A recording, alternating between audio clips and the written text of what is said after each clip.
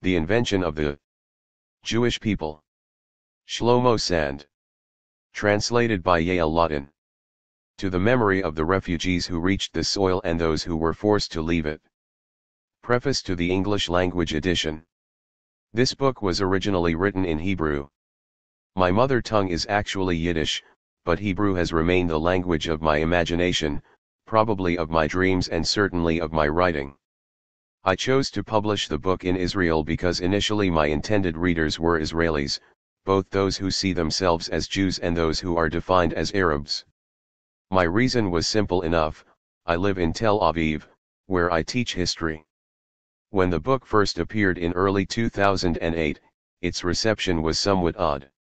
The electronic media were intensely curious, and I was invited to take part in many television and radio programs. Journalists, too, turned their attention to my study, mostly in a favorable way. By contrast, representatives of the authorized body of historians fell on the book with academic fury, and excitable bloggers depicted me as an enemy of the people. Perhaps it was this contrast that prompted the readers to indulge me. The book stayed on the bestseller list for 19 weeks. To understand this development, you have to take a clear-eyed look at Israel and forego any bias for or against. I live in a rather strange society.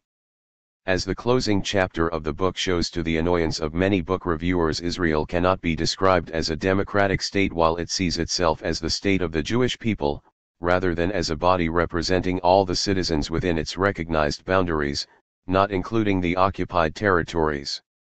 The spirit of Israel's laws indicates that, at the start of the 21st century, the state's objective is to serve Jews rather than Israelis, and to provide the best conditions for the supposed descendants of this ethnos rather than for all the citizens who live in it and speak its language. In fact, anyone born to a Jewish mother may have the best of both worlds, being free to live in London or in New York, confident that the state of Israel is theirs, even if they do not wish to live under its sovereignty. Yet anyone who did not emerge from Jewish loins and who lives in Jaffa or in Nazareth will feel that the state in which they were born will never be theirs. Yet there is a rare kind of liberal pluralism in Israel, which weakens in times of war but functions quite well in peacetime.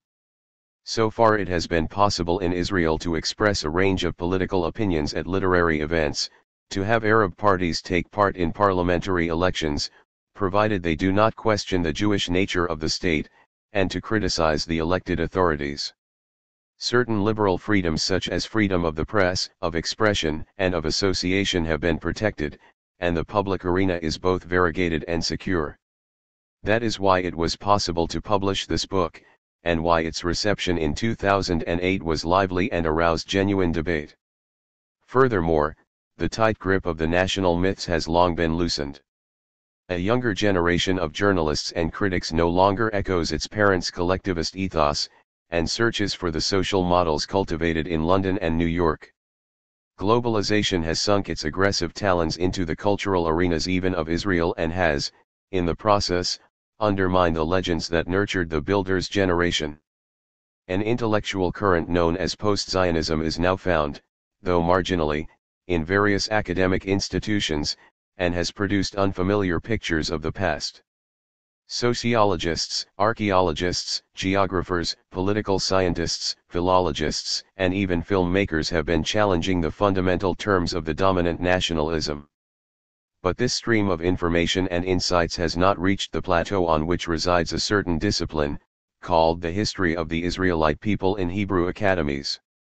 These institutions have no departments of history as such, but rather departments of general history such as the one I belong to, and separate departments of Jewish, Israelite, history. It goes without saying that my harshest critics come from the latter. Aside from noting minor errors, they chiefly complained that I had no business discussing Jewish historiography because my area of expertise is Western Europe. Such criticism was not leveled against other general historians who tackled Jewish history, provided they did not deviate from the dominant thinking. The Jewish people, the ancestral land, exile, diaspora, aliyah, Eretz Israel, land of redemption and so forth are key terms in all reconstructions within Israel of the national past, and the refusal to employ them is seen as heretical. I was aware of all this before I began writing this book. I expected my attackers to claim that I lacked a proper knowledge of Jewish history, did not understand the historical uniqueness of the Jewish people, was blind to its biblical origin, and denied its eternal unity. But it seemed to me that to spend my life at Tel Aviv University amid its vast collection of volumes and documents about Jewish history without taking time to read and tackle them would have been a betrayal of my profession. Certainly it is pleasant, as a well-established professor, to travel to France and the United States to gather material about Western culture, enjoying the power and tranquility of academe. But as a historian taking part in shaping the collective memory of the society I live in, I felt it was my duty to contribute directly to the most sensitive aspects of this task. Admittedly, the disparity between what my research suggested about the history of the Jewish people and the way that history is commonly understood not only within Israel but in the larger world shocked me as much as it shocked my readers. Generally speaking, educational systems teach you to begin writing after you have finished your thinking, meaning that you should know your conclusion before you start writing. That was how I obtained my doctoral degree. But now I found myself being shaken repeatedly as I worked on the composition. The moment I began to apply the methods of Ernest Gellner, Benedict Anderson, and others, who instigated a conceptual revolution in the field of national history, the materials I encountered in my research were illuminated by insights that led me in unexpected directions. I should emphasize that I encountered scarcely any new findings. Almost all such material had previously been uncovered by Zionist and Israeli historiographers. The difference is that some elements had not been given sufficient attention, others were immediately swept under the historiographer's rug, and still others were forgotten because they did not fit the ideological needs of the evolving national identity. What is so amazing is that much of the information cited in this book has always been known inside the limited circles of professional research, but invariably got lost en route to the arena of public and educational memory. My task was to organize the historical information in a new way, to dust off the old documents and continually re-examine them. The conclusions to which they led me created a radically different narrative from the one I had been taught in my youth. Unfortunately, few of my colleagues, the teachers of history in Israel, feel it their duty to undertake the dangerous pedagogical mission of exposing conventional lies about the past. I could not have gone on living in Israel without writing this book. I don't think books can change the world, but when the world begins to change, it searches for different books. I may be naive, but it is my hope that the present work will be one of them. Tel Aviv, 2009. Introduction, Burdens of Memory.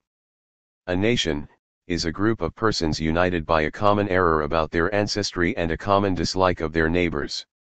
Karl Deutsch, Nationality and Its Alternatives, 1969. I do not think I could have written the book on nationalism which I did write were I not capable of crying, with the help of a little alcohol, over folk songs. Ernest Gellner, Reply to Critics, 1996. This book is a work of history. Nonetheless, it will open with a number of personal stories that, like all biographical writing, required a liberal amount of imagination to give them life. To begin like this is less strange than readers may at first imagine. It is no secret that scholarly research is often motivated by personal experiences. These experiences tend to be hidden beneath layers of theory. Here some are proffered at the outset. They will serve the author as the launch pad in his passage toward historical truth, an ideal destination that, he is aware, no one ever truly reaches. Personal memory is untrustworthy. We do not know the color of the ink with which it was written, and thus one should view the depiction of the following encounters as inexact and partly fictitious, though no more so than any other type of biographical writing. As for their possibly troublesome connection with the central thesis of this book, readers will discover it as they proceed. True, their tone is sometimes ironic, even melancholic. But irony and melancholy have their uses, and might jointly be suitable attire for a critical work that seeks to isolate the historical roots and changing nature of identity politics in Israel. Identity in Movement. The first story: two immigrant grandfathers. His name was Shulik. Later, In Israel, he was called Shaul. He was born in Lodz, Poland, in 1910. At the end of the First World War his father died of the Spanish flu, and his mother went to work as a laborer in a textile plant near the city. 2 of her 3 children were put up for adoption with the help of the local Jewish community. Only Shulik, the youngest, remained at home. He attended a heder for a few years, but his mother's straitened circumstances forced him out into the streets at an early age, and he began to do various jobs associated with the processing of textiles. That's how it was in Lodz, Poland's center of textile production. The young man shed his parents' ancient faith for fairly ordinary reasons. As his mother had been impoverished by his father's death, the local synagogue ordered her to sit in the back rows of the congregation. Hierarchy ruled in this traditional society. The reduction of financial capital almost always led to a rapid reduction in symbolic capital, and so the mother's distance from respectable social status was mirrored in her distance from the Holy Torah. Her son, carried along by the momentum of exclusion, found himself cast out of the house of prayer. Loss of faith among the young in the Jewish quarters of major cities was becoming widespread.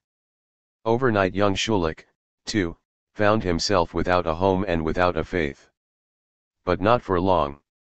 He joined the Communist Party, as was the fashion, which brought him in line with the cultural and linguistic majority of Polish society.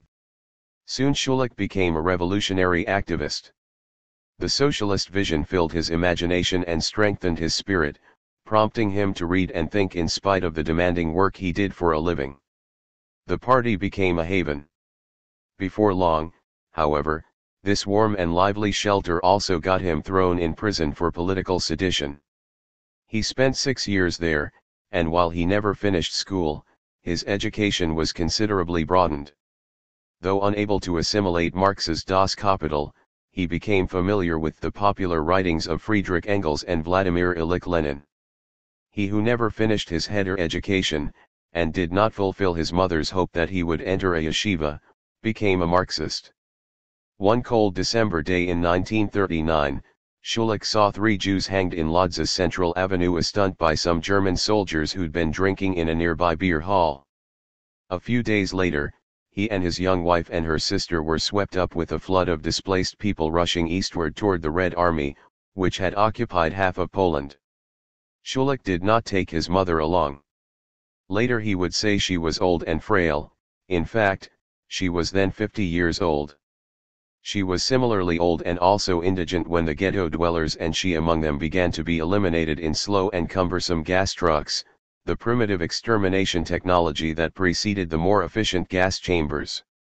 When the refugees reached the Soviet-occupied area, Shulik knew better than to reveal that he was a communist. Stalin had recently eliminated the leaders of Polish communism. Instead Shulik crossed the German-Soviet boundary bearing an old-new identity, that of an avowed Jew. At the time, the USSR was the only country willing to accept Jewish refugees, although it sent most of them to its Asian regions. Shulik and his wife were fortunate in being sent to distant Uzbekistan. His sister-in-law, who was educated and spoke several languages, enjoyed the privilege of being allowed to remain in civilized Europe, which, sadly, had not yet been dubbed Judeo-Christian. So it was that in 1941 she fell into the hands of the Nazis and was dispatched to a crematorium. In 1945, Shulik and his wife returned to Poland, but even in the absence of the German army the country continued its rejection of the Jews. Once again the Polish communist was left without a homeland, unless we count communism, to which, despite all his troubles, he remained loyal. He and his wife and 2 small children found themselves in a camp for displaced persons in the mountains of Bavaria. There he met one of his brothers, who, unlike Shulik, disliked communism and favored Zionism. History looked on their fates with an ironic smile.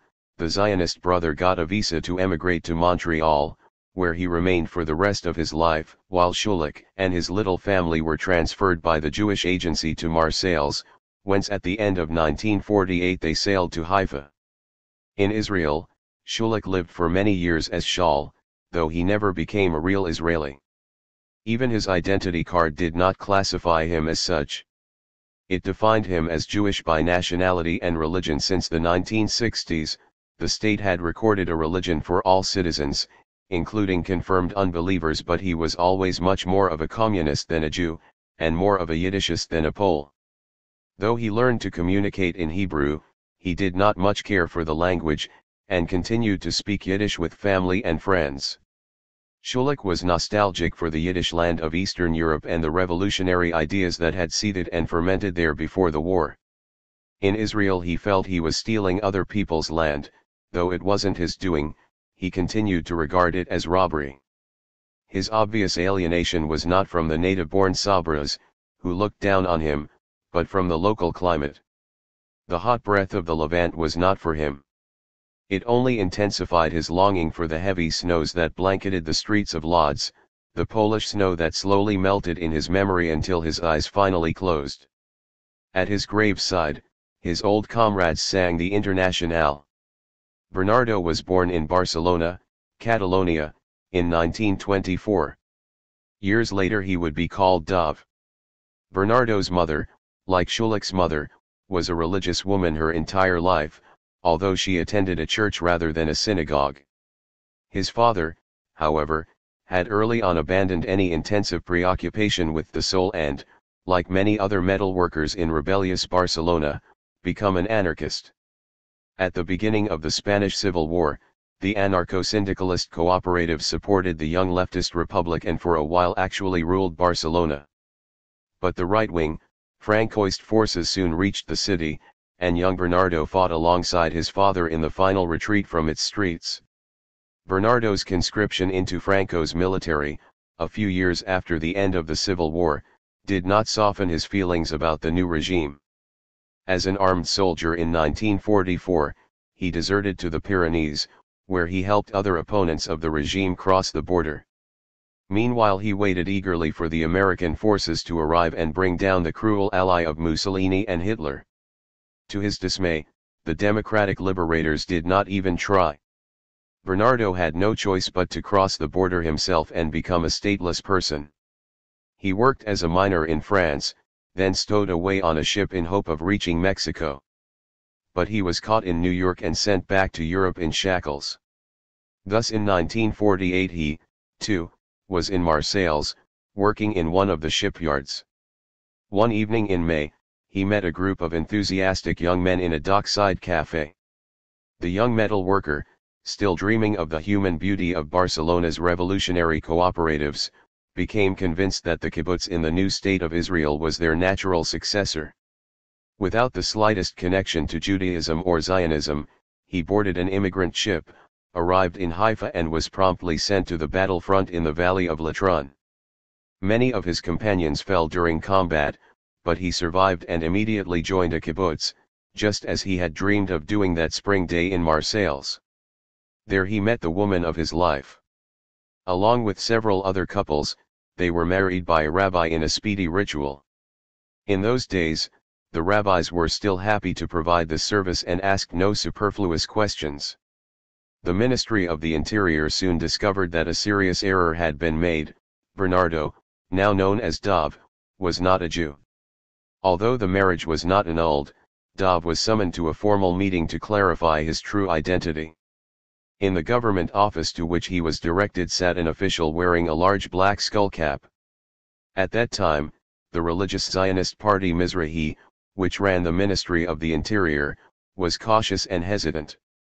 It was not yet insistent about national territories or the politics of identity exclusion. The exchange between the two men went more or less as follows. "You are not a Jew, sir," said the official. "I never said I was," replied Dov. "We shall have to change your registration," the official said casually. "No problem," Dov agreed. "Go right ahead. What is your nationality?" "Israeli," Dov suggested. "There is no such thing," stated the official. "Why?" "Because there is no Israeli national identity," the ministry official said with a sigh. "Where were you born?" "In Barcelona." "Then we'll write nationality, Spanish." "But I'm not Spanish." I'm a Catalan, and I refuse to be categorized as Spanish. That's what my father and I fought about in the 1930s. The official scratched his head. He knew no history, but he did respect people. So we'll put nationality, Catalan. Very good, said Dov. Thus Israel became the first country in the world to officially recognize the Catalan nationality. Now, sir, what is your religion? I'm a secular atheist. I can't write atheist. The state of Israel does not recognize such a category. What was your mother's religion? The last time I saw her, she was still a Catholic. Then I shall write religion, Christian, the official said, relieved. But Dov, normally a calm man, was growing impatient. I won't carry an identity card that says I'm a Christian. It's not only opposed to my principles, it offends the memory of my father, who was an anarchist and set fire to churches in the Civil War. The official scratched his head some more, weighed the options, and found a solution. Dov left the ministry office with a blue identity card that declared both his nationality and his religion to be Catalan. Over the years, Dov took pains not to let his national and religious identity adversely affect his daughters. He knew that Israeli school teachers often referred to us Jews, despite the fact that some of their pupils, or the pupils' parents, might not be among that group. Since Dov was anti-religious, and his wife was opposed to his being circumcised, conversion to Judaism was not on the cards. At some point he searched for some imaginary link to the Marranos, forced converts, of Spain. But when his daughters grew up and assured him that his being a non-Jew did not trouble them, he abandoned the search. Fortunately for him, the graveyards of kibbutzim do not bury Gentiles outside the fence or in Christian cemeteries, as all other Israeli communities do. Dov, therefore, is buried in the same plot of land as the other members of the kibbutz. His identity card, however, has disappeared, though he could hardly have taken it with him on his final journey. In due time, the two immigrants, Shulik and Bernardo, shared Israeli granddaughters. Their father was a friend of two men whose stories begin here. The second story, two native friends. Mahmoud I, both protagonists in this story are named Mahmoud, was born in Jaffa in 1945. In the 1950s there were still some Arab neighborhoods whose inhabitants had not fled to Gaza during the fighting and were permitted go on living in their native city. This Mahmoud grew up in the impoverished alleys of the city, which was almost entirely settled by Jewish immigrants. Unlike the population in the Sharon Plain and the Galilee, the Palestinians of Jaffa had been left depleted and orphaned. Too few of the city's original inhabitants remained to carry forward an independent culture, and the immigrant society refused to become involved or integrated with them. One outlet from the small, narrow ghetto of Arab Jaffa was the Israeli Communist Party. Young Mahmoud joined its youth movement, in which he met Israelis his own age. The movement also enabled him to learn Hebrew well and to travel in and become familiar with Eretz Israel, which was still quite small. Moreover, the movement took him beyond the scanty education he had received at the Arab school, and, like Shulik of Poland, he studied Engels and Lenin and tried to read communist writers from around the world. His Israeli youth guides liked him, and he was always willing to help his comrades. Mahmoud befriended an Israeli boy a year younger than he was. They shared an outlook, and Mahmoud helped his friend cope with the intense, challenging street life of Jaffa. His physical strength made the younger lad feel safe, while the latter's sharp tongue sometimes served Mahmoud well. They grew very close. They told each other their deepest secrets. The friend learned that Mahmoud dreamed of being called Moshe and of being accepted as one of the boys. Some evenings as they wandered about the streets, Mahmoud introduced himself as Moshe and succeeded in convincing peddlers and shopkeepers of his Jewishness. But he could not maintain the other identity for long, and always reverted to Mahmoud. Nor did his pride allow him to turn his back on his family. One advantage Mahmoud enjoyed as an Arab was exemption from military service. His friend, however, received a conscription notice, which threatened to separate them. One weekend in 1964, they sat on Jaffa's beautiful beach and speculated about the future.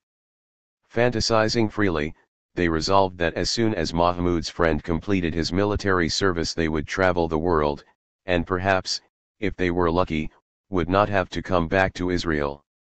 To cement this fateful resolution, they carefully cut their palms and pressed them together and, like a pair of silly little boys, swore to make the great journey together. Mahmud waited for the younger man to complete his national service. It lasted more than 2.5 years. But the friend came back changed in love, emotionally shackled, confused. Though he remembered their pact, he became hesitant. Tel Aviv's vibrancy attracted him. Its abundant temptations were too great to resist. Mahmud waited patiently but finally had to admit that his friend was very attached to the excitement of Israeliness and would not be able to break away from it. So Mahmud gave up, saved his money, and left. He crossed Europe slowly, putting Israel farther and farther behind him, until he reached Stockholm. Despite Sweden's unfamiliar cold and blinding white snow, he tried hard to adapt. He began working for an elevator company and became an expert installer. But during the long northern winters he still dreamed of Jaffa. When he wanted to marry, he returned to the place that had once been his homeland but that history had decided, when he was 3, would not be his. He found a suitable woman, took her back to Sweden, and raised a family with her there. Somehow the Palestinian from Jaffa became a Scandinavian, and his children grew up speaking Swedish. They taught their mother their native tongue. Long ago, Mahmud stopped wishing his name were Moshe. The other Mahmud was born in 1941 in a small village, now long extinct, near Acre. In 1948 he became a refugee when his family fled the fighting to Lebanon, and his birthplace was erased. A thriving Jewish village rose on its ruins. One moonless night, a year after the war, Mahmud and his family quietly crossed back across the border and made their way to the house of relatives in the village of Jadida, in the Galilee. In this way, Mahmud came to be included among those who for many years were classified as present absentees, refugees who remained in their country of birth but had lost their land and possessions. This second Mahmud was a dreamy, gifted child who used to amaze his teachers and friends with his eloquence and imagination. Like the first Mahmud, he joined the Communist Party and soon became famous within its ranks as a journalist and poet. He moved to Haifa, which was then the biggest mixed Jewish-Arab city in Israel. There he met young Israeli men and women, and his poetry attracted a growing public. His bold poem Identity Card, written in 1964, excited an entire generation of young Arabs, both inside Israel and beyond its borders. The poem opens with a proud challenge to an official of the Israeli Ministry of the Interior. Record: I am an Arab. And my identity card number is 50,000. I have 8 children. And the 9th is coming after the summer. Will you be angry? Israel compelled its indigenous non-Jewish citizens to carry an identity card in which their nationality was listed neither as Israeli nor Palestinian, but as Arab. Paradoxically, it thus became one of the very few countries in the world that recognized not only Catalan but Arab nationalities. Early on, the poet foresaw that the growing number of non-Jewish residents in Israel would begin to worry the authorities and politicians. Mahmud was soon labeled seditious.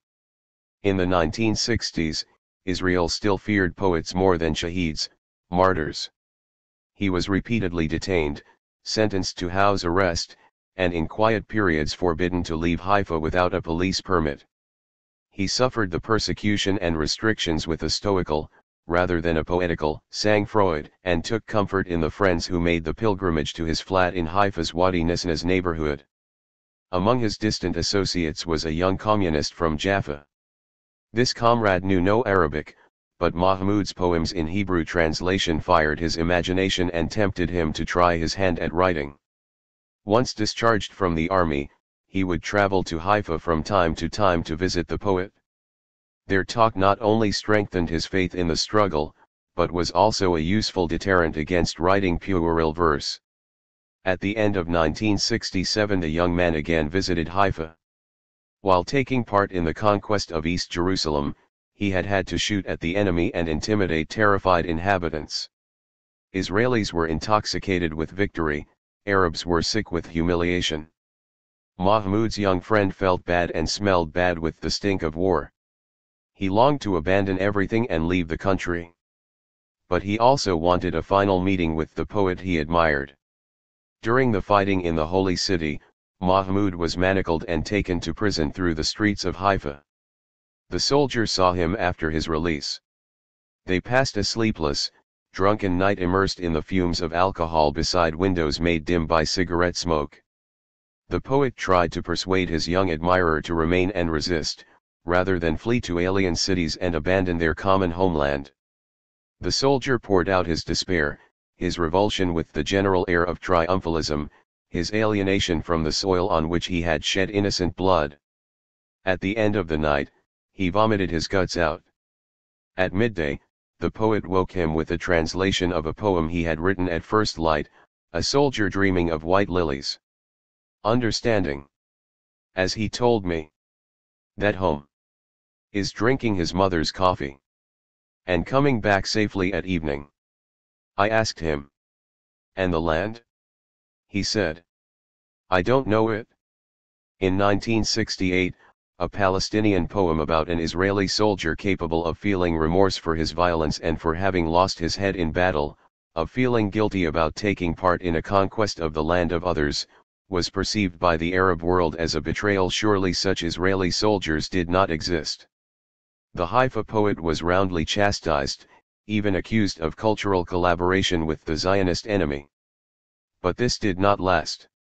His prestige continued to grow, and he soon became a symbol of the proud resistance of the Palestinians in Israel. Eventually the soldier left the country, but the poet had left before him. He could no longer bear being suffocated by the police, subjected to continual persecution and harassment. The Israeli authorities quickly abrogated his questionable citizenship.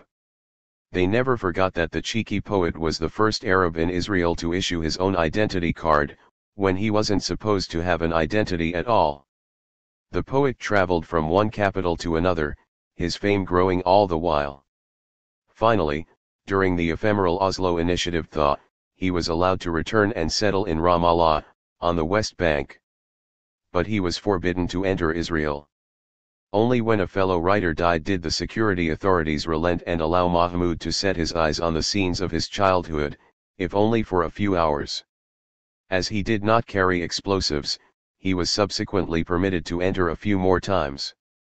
The soldier, meanwhile, spent many years in Paris, strolling its beautiful streets and studying. Finally he weakened.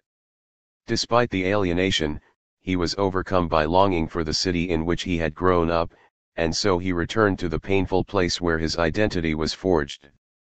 His homeland, claiming to be the state of the Jewish people, received him willingly. As for the rebellious poet who had been born on its soil, and the old friend who had dreamed of being Moshe, the state was too narrow to include them. The third story too, non-Jewish students. Named Giselle, after her grandmother, she was born and brought up in Paris.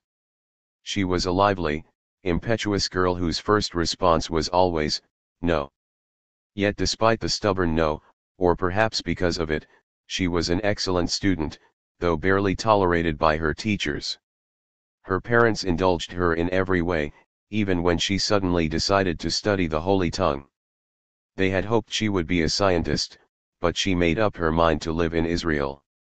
She studied philosophy at the Sorbonne and learned Yiddish and Hebrew at the same time. Yiddish she chose because it was the language spoken by her grandmother, whom she never knew, and Hebrew because she wanted it to be the language of her future children. Her father had been imprisoned in the camps. Owing mainly to the help of German fellow prisoners, he was saved, and thus was fortunate enough to return to Paris after the war. His mother, Gisela, who was taken with him in the summer of 1942, was sent directly from Drancy to Auschwitz. She did not survive. He joined the French Socialist Party and there met his future wife. They had two daughters, one of whom was named Giselle. By the time she was in secondary school, Giselle was already a wild anarchist, associating with the remnants of the legendary groups of May '68. When she turned 17, she abruptly announced she was a Zionist. At the time, there were not yet many books in French about the fate of the French Jews during the Nazi occupation, and Giselle had to be content with general writings about the period, which she read avidly. She knew that many of those who survived the death camps had gone to Israel, but that her grandmother Gisela had perished. Giselle sought out Jewish women who resembled her, and prepared to undertake Aliyah. In the winter of 1976 she took an intensive Hebrew course given by the Jewish Agency in the heart of Paris. Her teacher was an irritable, sensitive Israeli. She annoyed him with her questions and did not hesitate to correct him on tricky verb declensions. Although her critical remarks displeased him, she intrigued him and he did not strike back. She was the best student in the class, and he could not help but respect her. Before the end of the year, however, Giselle suddenly stopped attending the course. The Hebrew teacher wondered if he had unwittingly offended her during one of their disputes in class. A few weeks later, as the course was coming to an end, she suddenly turned up, haughtier than ever but with a touch of melancholy in her eyes. She informed him that she had decided to stop studying Hebrew. Giselle had been to the Jewish Agency to arrange her travel to Israel. There she was told that she could study at the Hebrew University in Jerusalem and could receive the usual immigrant benefits, but that she would not be considered Jewish unless she converted. Giselle, who always insisted she was a Jew and was proud of her typically Jewish surname, had known that her mother, despite her wholehearted identification with her husband, was a Gentile. She also knew that in the Jewish religion the child's religious identity is derived from the mother's, but she had considered this only a minor bureaucratic detail. Being young and impatient, and also convinced that the history of her father's family provided sufficient grounds for her self-identification, she had expected these matters to be easily resolved. Impertinently, in French, she had asked the Jewish Agency official if he was a believer. No, he replied. Then she asked him how a non-religious person who regarded himself as a Jew could advise another non-religious person who regarded herself as a Jew to convert in order to join the Jewish people and their country. The representative of the Jewish people replied drily that this was the law, adding that in Israel her father would not have been able to marry her mother, as only religious marriage was allowed. Suddenly Giselle understood that she was, so to speak, a national bastard. Though she thought of herself as a Jew, and since becoming a Zionist was also seen by others as a Jew, she was not enough of a Jew to satisfy the state of Israel. Giselle refused to consider conversion. She could not bear clerics of any persuasion, and having heard about the embarrassment and hypocrisy involved in conversion to Orthodox Judaism, she recoiled in disgust. There were still traces of radical anarchism in her personality, and she promptly eliminated Israel from her list of desirable destinations. She decided not to migrate to the state of the Jewish people, and gave up learning Hebrew. Having conducted her final talk with her Israeli teacher in French, she ended it by saying, in strongly accented Hebrew, "Thanks for everything, so long and perhaps goodbye." The teacher thought he could discern a Yiddishist intonation in her voice. She had, after all, learned Yiddish. He never heard from her again. Years later, he came across her name in a respected Paris newspaper. She'd written an article about Israel's conduct in the occupied territories. Beneath her name, it was noted that she was a psychoanalyst. No doubt many French Jews immediately classified her as a self-hating Jew, while the anti-Semites probably thought hers was a typically Jewish profession. The other student, whose name was Larissa, was born in 1984 in a small town in Siberia. Soon after the collapse of the Soviet Union, in the early 1990s, her parents migrated to Israel, where they were sent to a so-called development town in the Upper Galilee. There Larissa was brought up amid a balance of immigrant and Israeli children, and appeared to integrate well. She began to speak Hebrew like a Sabra and was content with herself and with daily life in Israel. Sometimes she was upset when called a Russian and teased because of her golden hair, but that was how local youngsters treated newly arrived children. In the year 2000, at age 16, she went to the Ministry of the Interior office to obtain her first identity card. She was received cordially by a woman clerk and given an application form to complete. When it came to the question of nationality, she asked, naively, if she could write Jewish. The clerk looked through the information she had already entered and explained, apologetically, that she could not. She would be in the same category as her mother, and thus bear the taunting title Russian. Later she would say at that moment she felt the same pain as when she began to menstruate, something that occurs in nature and can never be got rid of. Larissa was not the only girl in the town who bore this mark of Cain. At school they even formed a sorority of non-Jewish girls.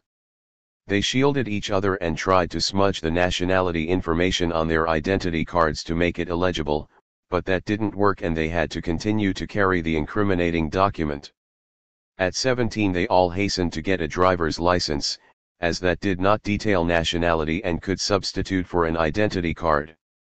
Then came the school's roots trip to the death camps in Poland. A problem arose. To obtain a passport, Larissa had to bring her identity card to school. Fear that the entire class would discover her secret, as well as her parents' limited means, made her forego the trip. So she didn't get to see Auschwitz, which has gradually been replacing Masada as the site of formative memory in modern Jewish identity. She was, however, conscripted into national military service, and although she tried to use her Russian national status to avoid the draft, even writing a long letter to the recruiting office about it, her request was turned down. Military service actually did Larissa some good. Fumbling for the Bible during the swearing-in ceremony, she trembled and even shed tears. For a moment she forgot the little cross she had received from her maternal grandmother upon leaving Russia as a little girl. Once in uniform, she felt she belonged, and was convinced that from now on she would be taken for an Israeli in every way. She turned her back on the detested, faltering Russian culture of her parents, choosing to date only Sabras and avoiding Russian men. Nothing pleased her more than to be told she did not look Russian, despite the suspicious color of her hair. She even considered converting to Judaism. Indeed, she went so far as to seek out the military rabbi, but then desisted at the last moment. Though her mother was not devout, Larissa did not want to abandon her to an isolated identity. After her military service, Larissa moved to Tel Aviv. Fitting into the lively, carefree city was easy. She had a new feeling that the nationality detailed on her identity card was insignificant, and that her persistent sense of inferiority was merely a subjective invention.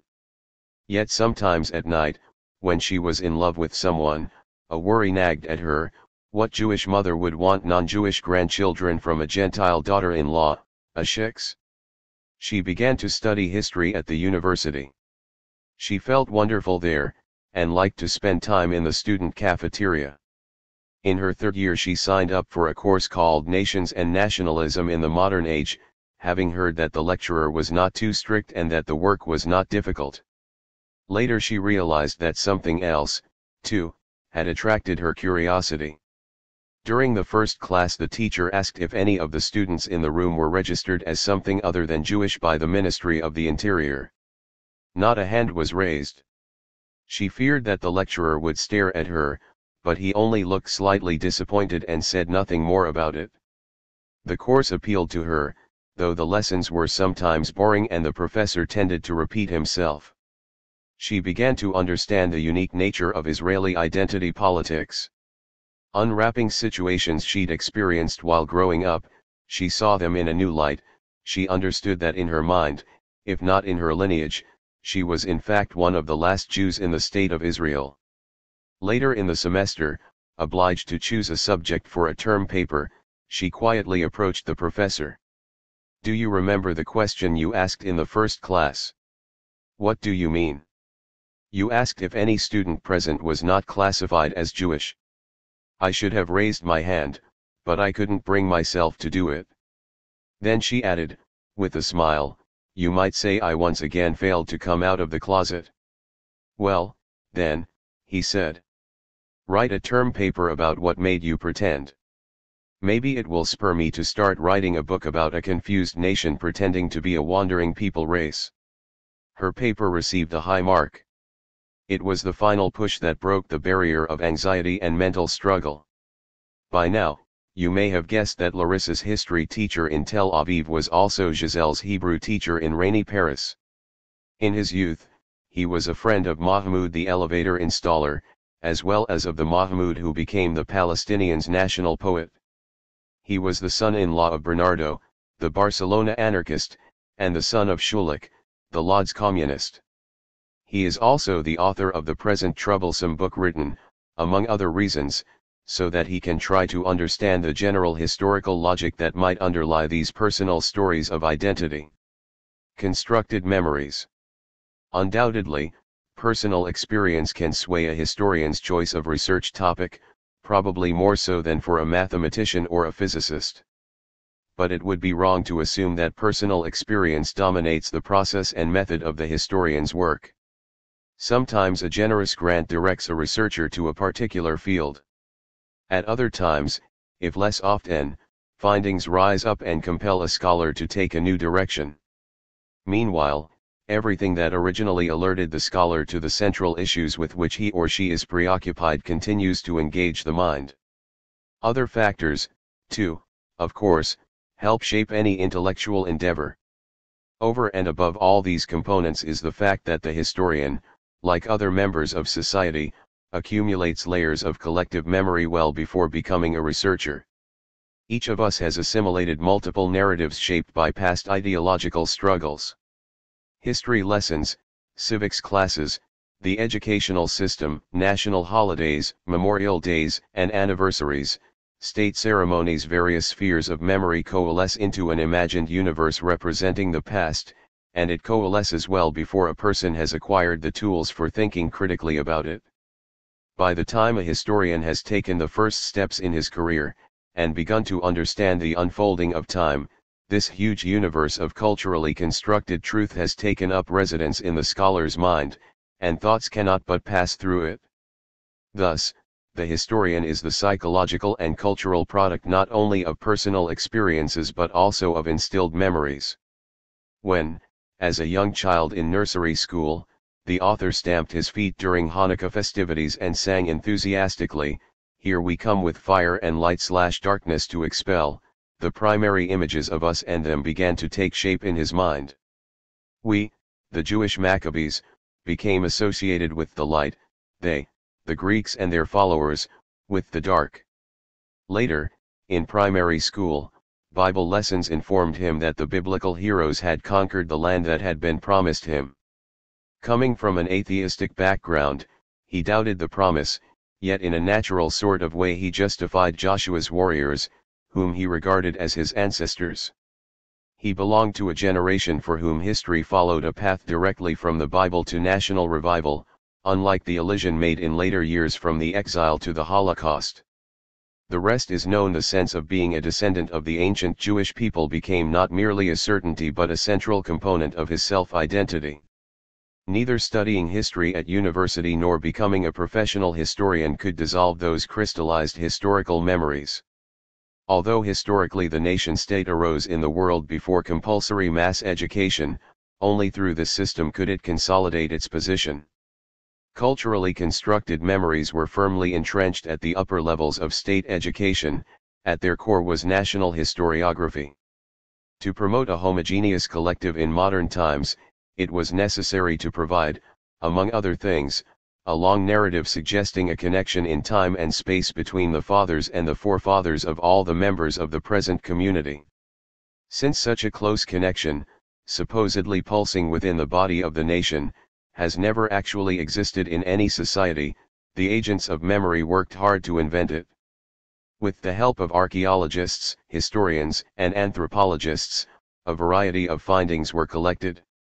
These were subjected to major cosmetic improvements carried out by essayists, journalists, and the authors of historical novels. From this surgically improved past emerged the proud and handsome portrait of the nation. 1. Every history contains myths, but those that lurk within national historiography are especially brazen. The histories of peoples and nations have been designed like the statues in city squares. They must be grand, towering, heroic. Until the final quarter of the 20th century, reading a national history was like reading the sports page in the local paper. Us and all the others was the usual, almost the natural, division. For more than a century, the production of us was the life's work of the national historians and archaeologists, the authoritative priesthood of memory. Prior to the national branching out in Europe, many people believed they were descended from the ancient Trojans. This mythology was scientifically adjusted at the end of the 18th century. Influenced by the imaginative work of professional students of the past, both Greeks and other Europeans, the inhabitants of modern Greece saw themselves as the biological descendants of Socrates and Alexander the Great, or, alternatively, as the direct heirs of the Byzantine Empire. Since the end of the 19th century, influential textbooks have transformed the ancient Romans into typical Italians. In the schools of the French Third Republic, Gallic tribes who rebelled against Rome in the time of Julius Caesar were described as true Frenchmen, though of a not quite Latin temperament. Other historians chose King Clovis's conversion to Christianity in the 5th century as the true birth of the almost eternal French nation. The pioneers of Romanian nationalism drew their modern identity from the ancient Roman colony of Dacia. Given this exalted origin, they called their new language Romanian. During the 19th century, many Britons began to view Queen Boudicca, leader of the Celtic tribe of Iceni, who fiercely resisted the Roman conquerors, as the first Englishwoman. A glorified statue of her stands in London. German authors seized eagerly on Tacitus's account of Arminius leading the ancient tribe of the Cherusci, and depicted him as the father of their nation. Even Thomas Jefferson, the third president of the United States and owner of many black slaves, insisted that the state seal of the United States bear the images of Hengist and Horsa, who led the first Saxon invaders of Britain during the century in which Clovis was baptized. The reason he gave was that it was they from whom we claim the honor of being descended, and whose political principles and form of government we have assumed too. Much the same went on in the 20th century. After the collapse of the Ottoman Empire, the inhabitants of the New Turkey found that they were white Aryans, the descendants of the Sumerians and the Hittites. Arbitrarily mapping the boundaries of Iraq, a lazy British officer drew a dead straight line. Those who had overnight become Iraqis soon learned from their authorized historians that they were the descendants of the ancient Babylonians as well as of the Arabs, descendants of Saladin's heroic warriors. Many Egyptian citizens had no doubt that their first national state had been the ancient pagan pharaonic kingdom, which did not stop them from being devout Muslims.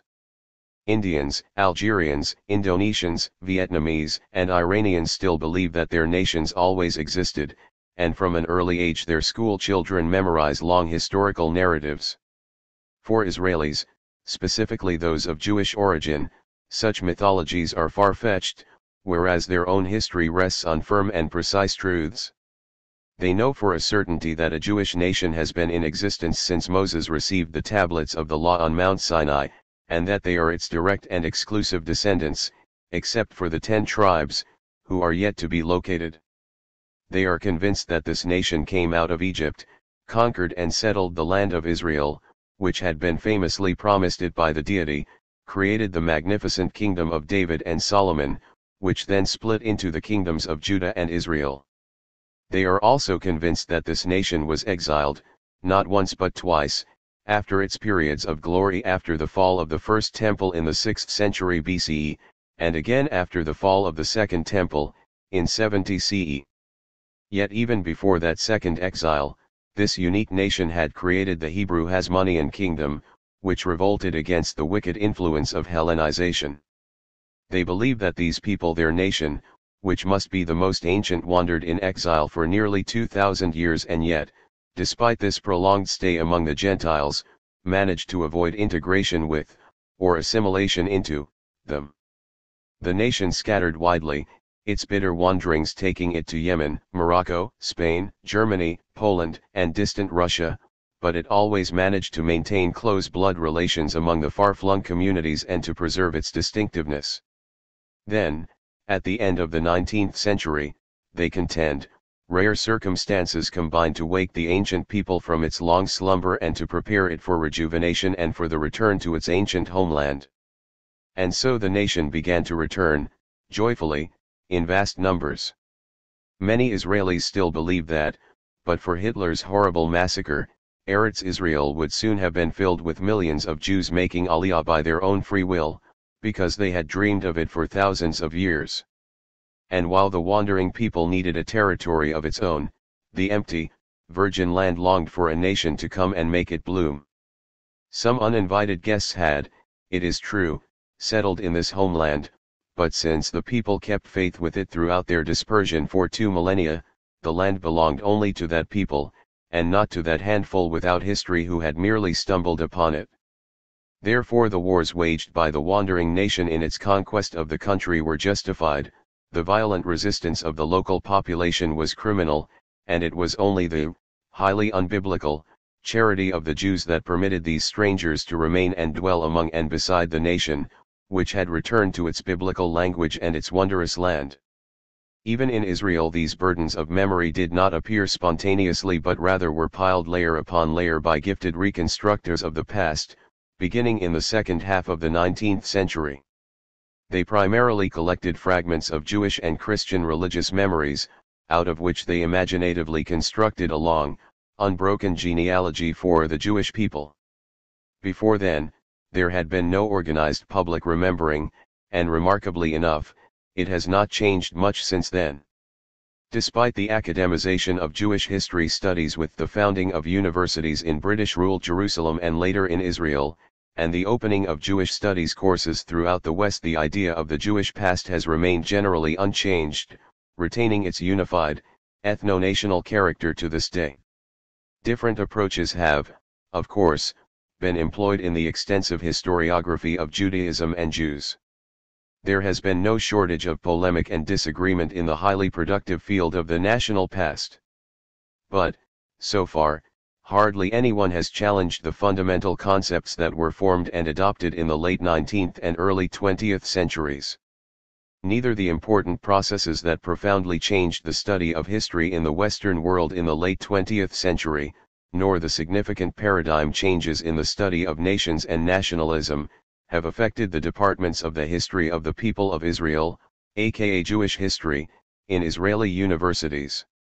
Nor, amazingly, have they left their imprint on the ample output of Jewish studies departments in American or European universities. When occasional findings threatened the picture of an unbroken, linear Jewish history, they were rarely cited. When they did surface, they were quickly forgotten, buried in oblivion. National exigencies created an iron-jawed vice that prevented any deviation from the dominant narratives. The distinctive frameworks within which data about the Jewish, Zionist, and Israeli past is produced, namely, those exclusive departments of Jewish history that are completely isolated from the departments of General and Middle Eastern history, have also contributed much to the astonishing paralysis and stubborn refusal to open up to new historiography that would soberly investigate the origin and identity of the Jews. From time to time the question "who is a Jew?"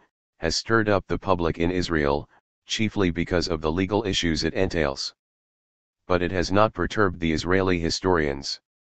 They have always known the answer: a Jew is a descendant of the nation that was exiled 2,000 years ago.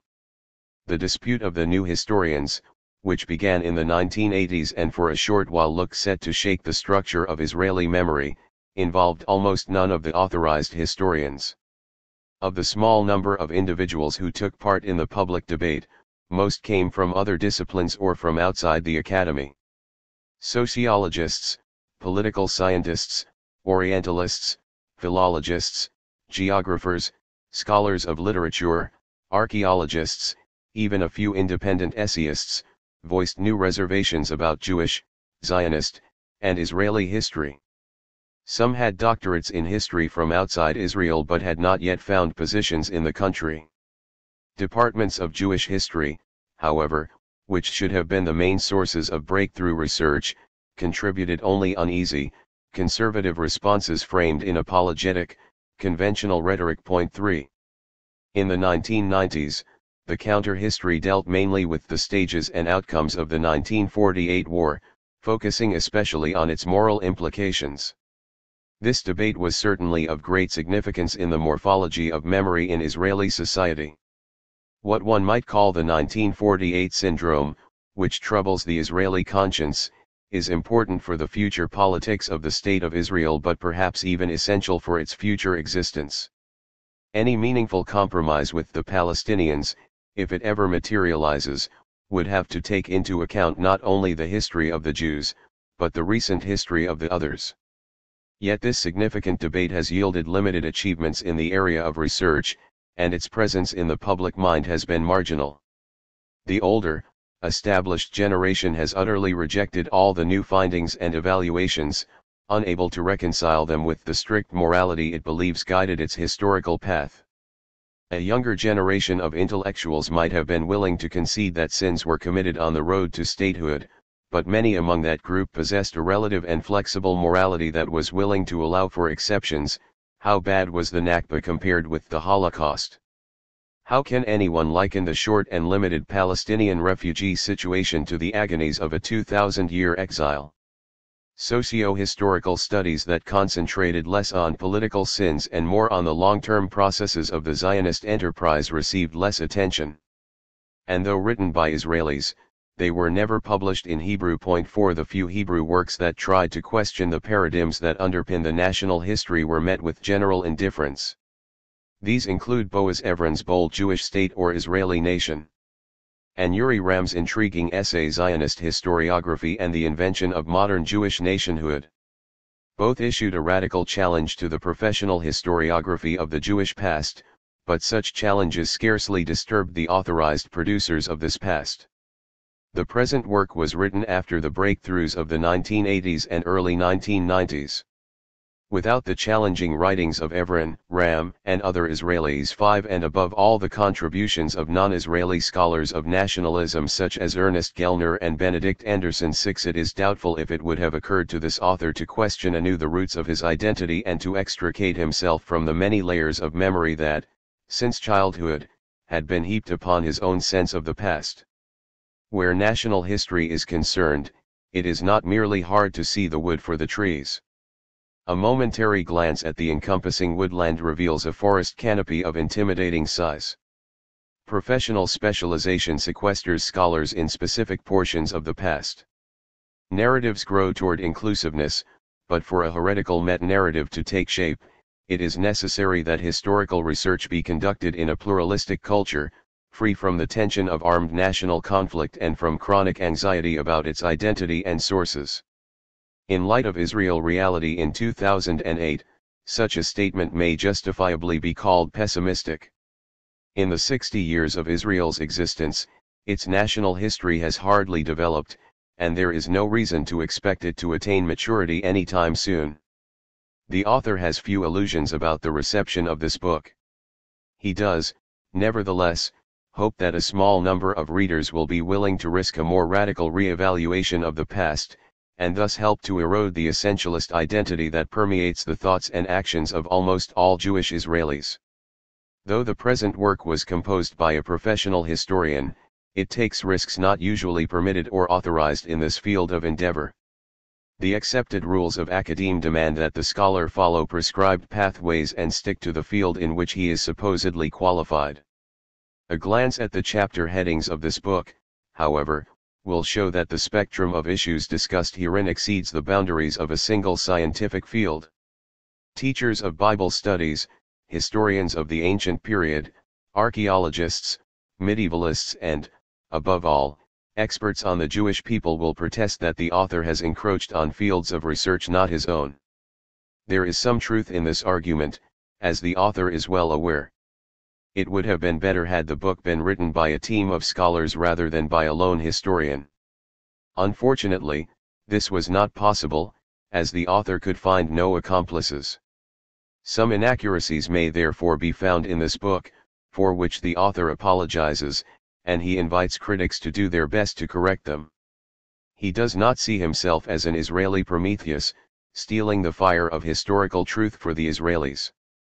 So he does not fear an omnipotent Zeus, in the shape of the professional corporation of Jewish historiography. He seeks only to draw attention to a well-known phenomenon that venturing outside a specific field, or walking on the fences between several of them, may occasionally yield unexpected insights and uncover surprising connections. At times, thinking beside, rather than thinking within, can fertilize historical thought, despite the drawbacks of being a non-specialist and of exercising a high degree of speculation. Because the recognized experts in Jewish history are not in the habit of confronting simple questions that at first glance may seem surprising yet are fundamental, it may be worthwhile doing it for them. For instance, has a Jewish nation really existed for thousands of years while other peoples faltered and disappeared? How and why did the Bible, an impressive theological library, though no one really knows when its volumes were composed or edited, become a reliable history book chronicling the birth of a nation? To what extent was the Judean Hasmonean kingdom, whose diverse subjects did not all speak one language, and who were for the most part illiterate, a nation-state? Was the population of Judea exiled after the fall of the Second Temple, or is that a Christian myth that not accidentally ended up as part of Jewish tradition? And if not exiled, what happened to the local people, and who are the millions of Jews who appeared on history's stage in such unexpected, far-flung regions? If world Jews were indeed a nation, what were the common elements in the ethnographic cultures of a Jew in Kiev and a Jew in Marrakesh, other than religious belief and certain practices of that belief? Perhaps, despite everything we have been told, Judaism was simply an appealing religion that spread widely until the triumphant rise of its rivals, Christianity and Islam, and then, despite humiliation and persecution, succeeded in surviving into the modern age. Does the argument that Judaism has always been an important belief culture, rather than a uniform nation culture, detract from its dignity, as the proponents of Jewish nationalism have been proclaiming for the past 130 years? If there was no common cultural denominator among the communities of the Jewish religion, how could they be connected and set apart by ties of blood? Are the Jews an alien nation race, as the anti-Semites have imagined and sought to persuade us since the 19th century? What are the prospects of defeating this doctrine, which assumes and proclaims that Jews have distinctive biological features? In the past it was Jewish blood, today it is a Jewish gene, when so many Israeli citizens are fully persuaded of their racial homogeneity. Another historical irony: there were times in Europe when anyone who argued that all Jews belonged to a nation of alien origin would have been classified at once as an anti-Semite. Nowadays, anyone who dares to suggest that the people known in the world as Jews, as distinct from today's Jewish Israelis, have never been, and are still not, a people or a nation is immediately denounced as a Jew hater. Dominated by Zionism's particular concept of nationality, the State of Israel still refuses, 60 years after its establishment, to see itself as a republic that serves its citizens. 1/4 of the citizens are not categorized as Jews, and the laws of the state imply that Israel is not their state nor do they own it. The state has also avoided integrating the local inhabitants into the superculture it has created, and has instead deliberately excluded them. Israel has also refused to be a consociational democracy, like Switzerland or Belgium, or a multicultural democracy, like Great Britain or the Netherlands, that is to say, a state that accepts its diversity while serving its inhabitants. Instead, Israel insists on seeing itself as a Jewish state belonging to all the Jews in the world, even though they are no longer persecuted refugees but full citizens of the countries in which they choose to reside. The excuse for this grave violation of a basic principle of modern democracy, and for the preservation of an unbridled ethnocracy that grossly discriminates against certain of its citizens, rests on the active myth of an eternal nation that must ultimately foregather in its ancestral land. It is difficult to formulate a new Jewish history while looking through the dense prism of Zionism. The light that traverses it keeps breaking into sharply ethnocentric colors. Please note, the present work, which proposes that the Jews have always comprised significant religious communities that appeared and settled in various parts of the world, rather than an ethnos that shared a single origin and wandered in a permanent exile, does not deal directly with history. Given that its main purpose is to criticize a widespread historiographic discourse, it cannot avoid suggesting alternative narratives.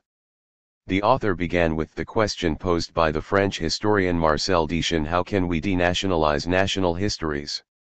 Echoing in his mind point 7, how can we stop trudging along roads paved mainly with materials forged in national fantasies? Imagining the nation was an important stage in the development of historiography, as indeed in the evolution of modernity. It engaged many historians from the 19th century onward. But toward the end of the 20th century the dreams of national identity began to disintegrate. More and more scholars began to dissect and examine the great national stories, especially myths of common origin, that had hitherto clouded the writing of history. It goes without saying that the secularization of history took place under the hammer blows of cultural globalization, which continually takes unexpected forms throughout the Western world. Yesterday's nightmares of identity are not tomorrow's identity dreams. Just as every personality is composed of fluid and diverse identities, so is history, among other things, an identity in motion.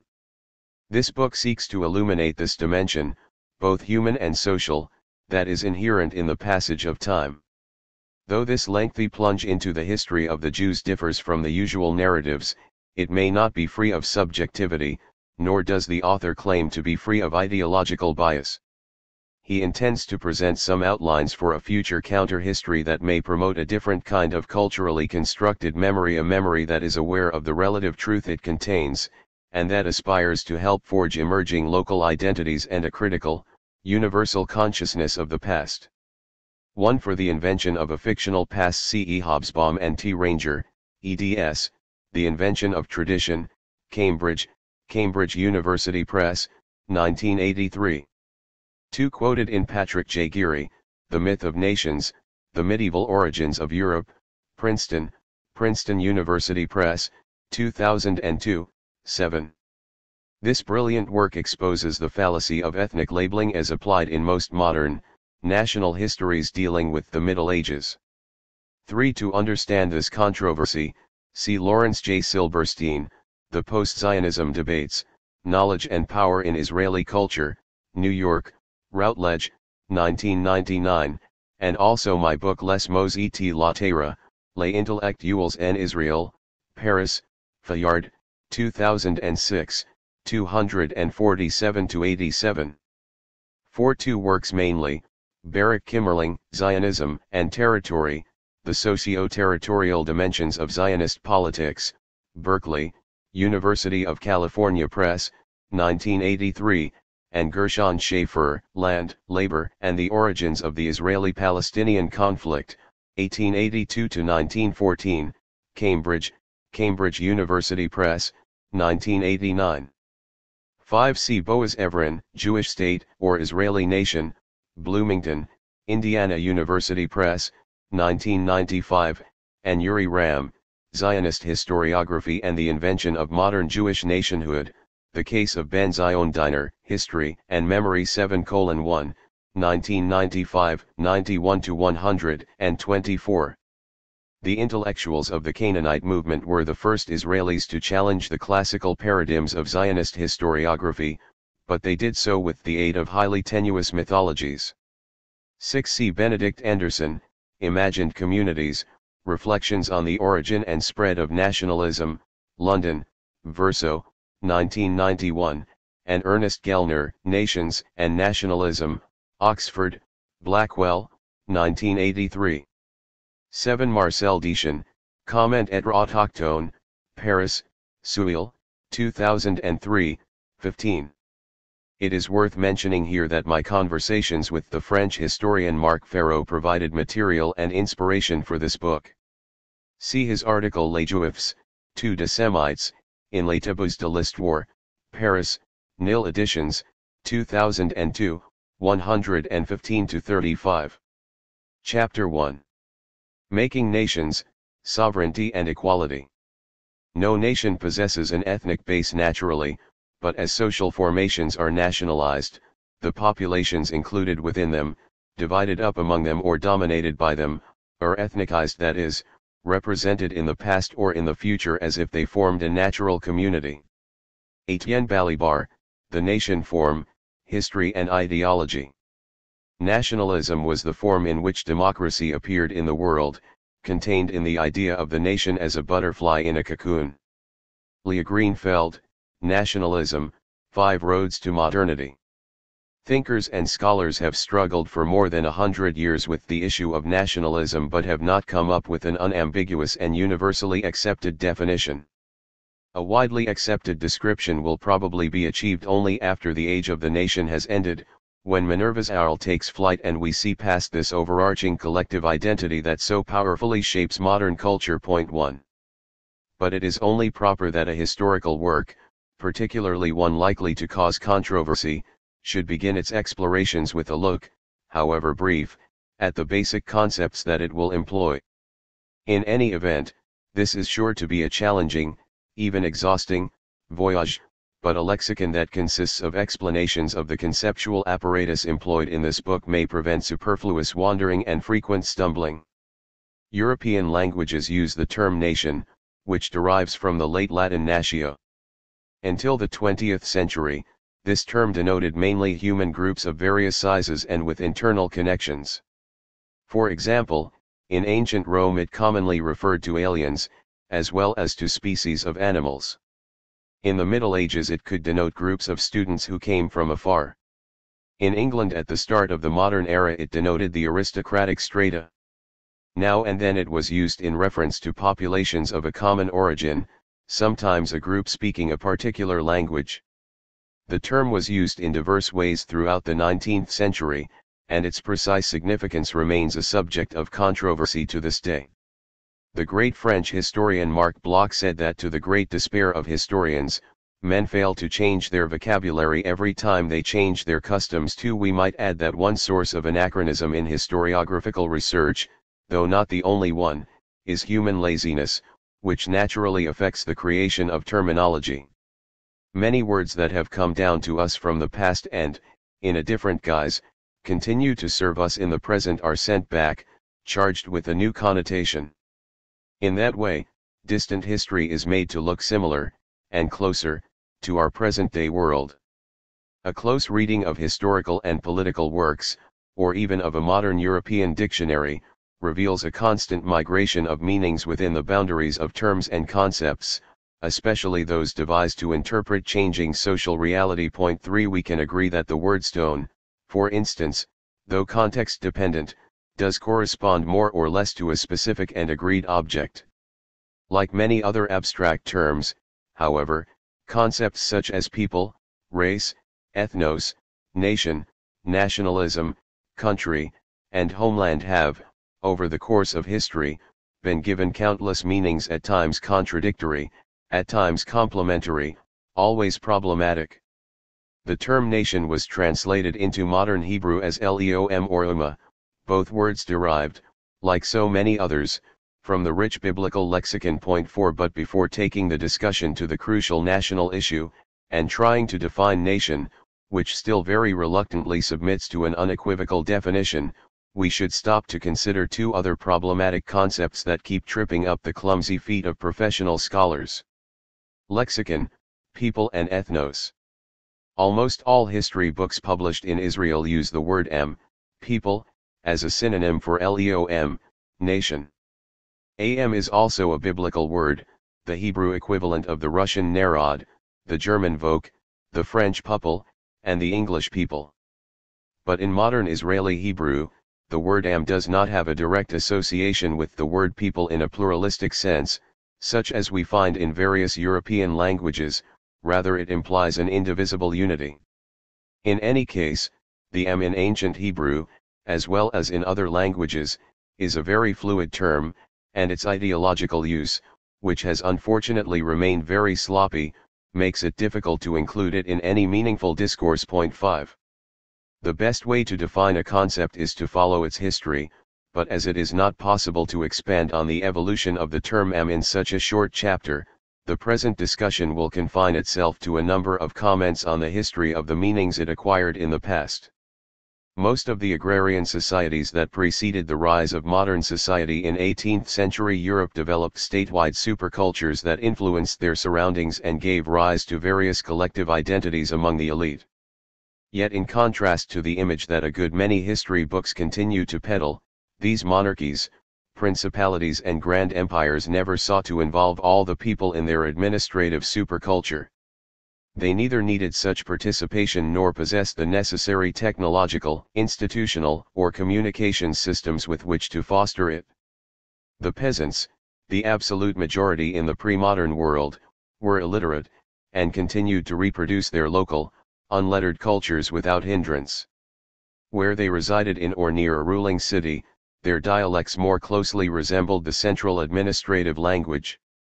These subjects represented what was then called the people, but for those who cultivated the soil in outlying regions, far from the political center, the connection between their dialects and the language of the central administration was quite weak. 6.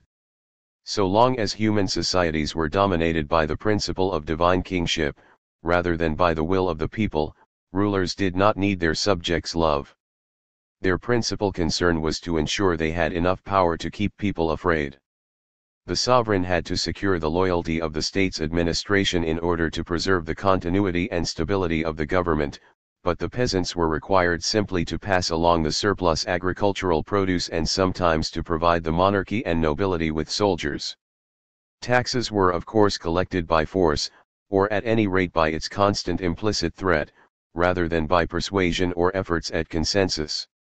Nevertheless, it must not be forgotten that the existence of this power also gave the valued producers of food a physical security, an added value granted them by the very presence of authority. The state apparatuses, occupied in collecting taxes and recruiting troops, subsisted mainly thanks to the integrated interests of the upper strata, the nobility and the politically powerful. The continuity and relative stability of these apparatuses, not only the crowning of a sovereign, but the invention of dynastic monarchies, had already been achieved by means of certain ideological measures. The religious cults that flourished around the centers of government reinforced the loyalty of the upper levels of the hierarchy through unearthly legitimation. This is not to say that the polytheistic or, later, the monotheistic religions came into being as direct functions of government. The circumstances of their rise were more complex, for otherwise they would have been unnecessary, but that they almost always, though not invariably, served to reproduce power. The consolidation of belief around the ruling power created a slender, though important, social stratum that grew within the administrative apparatus, sometimes merging with it and later competing with it. This stratum, composed of priests, court scribes, and prophets and later clergymen, bishops, and the ulama, was dependent on the political centers but acquired its most important symbolic capital through both its privileged connections and its direct dialogues with the deity. In early agrarian societies its power and its methods of organizing the religion varied in time and place, but since its principal strength sprang from belief, it constantly sought to widen the demographic base of its following. Like the administrative state apparatuses, it did not have the means to create a broad, homogeneous mass culture, but it did develop a strong ambition to reach an ever-growing number of convinced subjects, and it succeeded in this aim. Neither the strategy of creating dominant collectives around the apparatuses of state power in agrarian societies nor the sophisticated technology employed by religious institutions resembled the identity politics that began to develop with the rise of nation-states at the end of the 18th century. However, as stated before, laziness in coining new terms, along with the ideological and political interests that paralleled this terminological slackness, completely blurred the profound differences between past and present, between the ancient agrarian universes and the new commercial, industrial worlds in which we still live. In pre-modern writings, historical and otherwise, the term people was applied to a variety of groups. They might be powerful tribes, populations of tiny kingdoms or principalities, religious communities of various sizes, or low strata that did not belong to the political and cultural elites. In Hebrew these were called, in antiquity, the people of the land. From the Gallic people in late antiquity to the Saxon people in the Germanic area at the start of the modern era, from the people of Israel when the Bible was written to God's people or the Peuple de Dieu in medieval Europe, from peasant communities speaking a particular dialect to rebellious urban masses. The term people was casually attached to human groups whose identity profile was elusive and far from stable. In 15th century Western Europe, with the rise of the city and the beginning of more advanced forms of transportation and communication, firmer boundaries began to appear between broad linguistic groups, and the term people began to be applied mainly to these. With the rise of nationalism at the end of the 18th and early 19th centuries, this ideology and overarching identity, which in modern times embraces all cultures, has made constant use of the term people, especially to stress the antiquity and continuity of the nationality it sought to construct. Since the fundamentals of nation building almost always included some cultural components, linguistic or religious, that survived from earlier historical phases, clever engineering contrived to make them into hooks on which the history of nations could be skillfully hung. The people became a bridge between past and present, thrown across the deep mental chasm created by modernity, a bridge on which the professional historians of all the new nation-states could comfortably parade. To complete the analysis of the term people, it is necessary to add some caveats. In the 19th century, national cultures often tied the soft people to the rigid and problematic race, and many regarded the two words as intersecting, supporting, or complementary.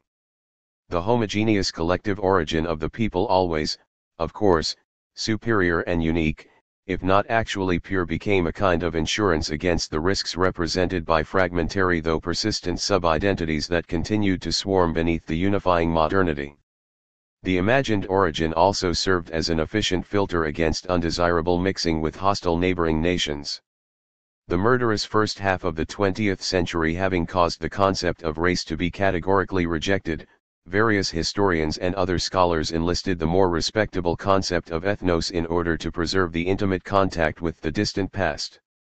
Ethnos, meaning people in ancient Greek, had served even before the Second World War as a useful alternative to, or a verbal intermediary between, race and people. But its common, scientific use began only in the 1950s, after which it spread widely. Its main attraction lies in its blending of cultural background and blood ties, of a linguistic past and a biological origin. In other words, its combining of a historical product with a fact that demands respect as a natural phenomenon. 7. Far too many authors have used this concept with intolerable ease, sometimes with astonishing intellectual negligence, though some of them do apply it to some pre-modern historical entity, some mass of shared cultural expressions from the past, that despite its dissolution persists in a different form. The ethnic community is, after all, a human group with a shared cultural linguistic background, not always well defined but capable of providing crucial materials for a national construction.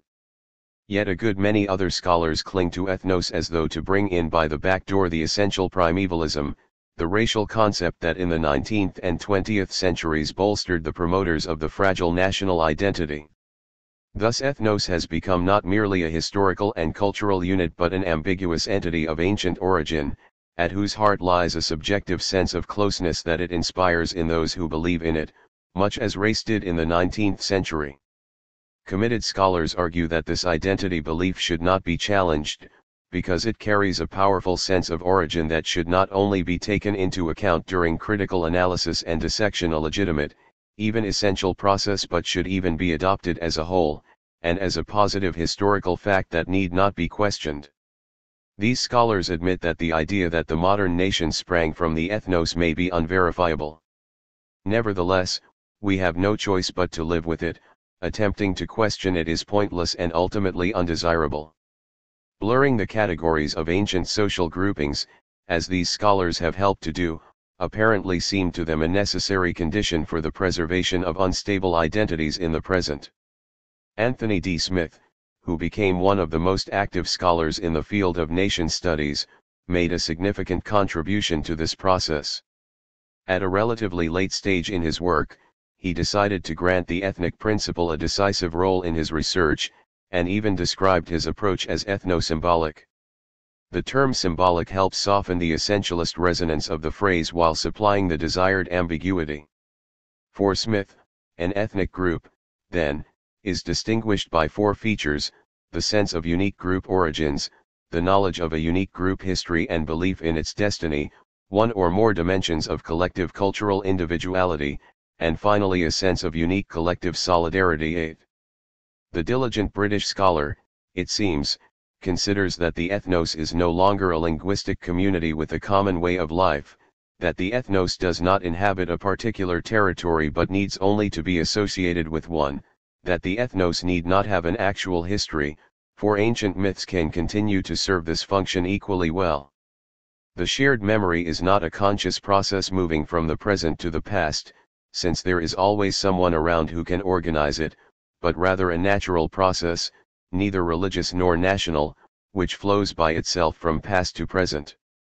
Smith's definition of ethnos, therefore, matches the way Zionists see the Jewish presence in history. It also matches the old concept of Pan-Slav identity, or that of the Aryans or Indo-Europeans, or even of the Black Hebrews in the United States, but is quite unlike the accepted connotation among the traditional community of anthropologists. 9.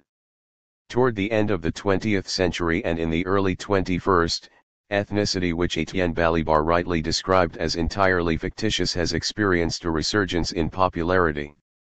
This French philosopher has reiterated that nations are not ethnic, and that even what is deemed to be their ethnic origin is dubious. It is in fact nationalization that creates a sense of ethnic identity in societies represented in the past or in the future as if they formed a natural community. 10. Unfortunately, this critical approach, which warns against ethnobiological or ethnologist definitions, has not had sufficient impact. Various theoreticians of nationality, like nationality-supporting historians, continue to thicken their theories and hence their narratives with essentialist, ethnicist verbiage. The relative retreat of the classic sovereign nationalism in the Western world in the late 20th century and the beginning of the 21st has not weakened this trend, indeed, in some ways it has strengthened it. Be that as it may, if the present work sometimes errs and occasionally uses the term people though not the term ethnos, on account of its biological resonances, it will be pointing very cautiously to a fairly fluid human community, usually a pre-modern one and especially one in the early stages of modernization. The cultural and linguistic structures held in common by such a group have never been very strong, but arose because of a particular administrative communication that gradually blended, under kingdoms or principalities, with lower cultures. The people is therefore a social group that inhabits a defined territory and exhibits at least the outlines of shared norms and secular cultural practices, related dialects, foods, clothing, music, and so on. Such linguistic and ethnographic features, which predate the nation-states, were not rigidly consolidated, and the boundary between them and the comparable features of other groups was not essential or unequivocal. It is precisely the accidental history of interstate relations that in many cases determine the location of the barrier between peoples. Sometimes, as has already been stated, such a people has served as the Archimedean point for the launching of a new nation, a point that has often been worn down in the nationalizing enterprises of modern culture. The culture of the English people became hegemonic in Britain much as the culture of the Isle de France and the administrative language of the Bourbon monarchs came to dominate their realm. By contrast, the Welsh people, the Breton, Bavarian, Andalusian, even the Yiddish people, have been almost entirely shredded in the process. Constructing a nation can also lead to the opposite outcome. Cultural linguistic minorities, which had not been sharply defined before the era of nationalism, begin to acquire, owing to hasty engineering dictated from the center, or to alienating discrimination, a new, distinguishing sense of identity. Modernization can intensify subtle differences. In such cases the reaction, especially among the intellectual elites of the group excluded from the hegemon, can harden, turning amorphous distinctions into an essentialist basis for a struggle for self-rule, namely, for national separation. This issue will be more fully addressed below. Another comment, of special relevance to the present work, where the common denominator of a pre-modern human group consisted solely of religious norms and practices, cults, rituals, precepts, prayers, religious symbols, and the like.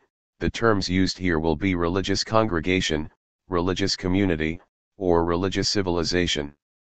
I may as well add that, prior to the national era, peoples both emerged and disappeared, just as kingdoms did, in the unfolding of history. Again, I shall return to this matter below. Religious communities, on the other hand, usually persisted in the longue durée, to use the well-known term coined by Fernand Braudel, because they preserved and reproduced tradition-minded intellectual strata. At times, even religious cultures when weakened yet still relatively stable, or even when disintegrating served, much as did popular folklore or the language of state administration, as valuable raw material for the forging of nations. Belgium, Pakistan, Ireland, and Israel, despite manifold differences, serve as good illustrations. In all these cases, we find a common denominator in the form of national construction, even when the starting point was a religious community or people. Despite the major importance of religious elements in the ways a nation is created, we must not forget that nationality has helped define the contours of the emergent modern religious temperament. There must, therefore, be a significant decline in the intensity of religious fatalism when large human groups, mainly their political and intellectual elites, take control of their destiny and begin to make national history. Point 11. Peoples, populations, native populaces, tribes, and religious communities are not nations, even though they are often spoken of as such. To be sure, as cultural building materials they have been vital in the fashioning of the new national identities, but they lack the decisive characteristics that total modernity, falling upon them like a raptor, carries below its wings. The nation, boundaries and definitions. Much has been written about the fact that the issue of nationality did not produce its own Tocqueville, Marx, Weber, or Durkheim on the social thinking behind it. Class, democracy, capitalism, and even state were quite closely diagnosed, but nation and nationalism have been neglected, starved of theoretical calories. The main, though not sole, reason for this is that nations, as a synonym for peoples, were perceived as primary, almost natural, entities in existence since time immemorial. A good many authors, including scholars of history, noted the developments that had taken place in the human groups designated as nations, but these were perceived as minor changes in entities regarded as primeval. Most of these thinkers lived in emerging national cultures, so they tended to think from within them and were unable to examine them from outside.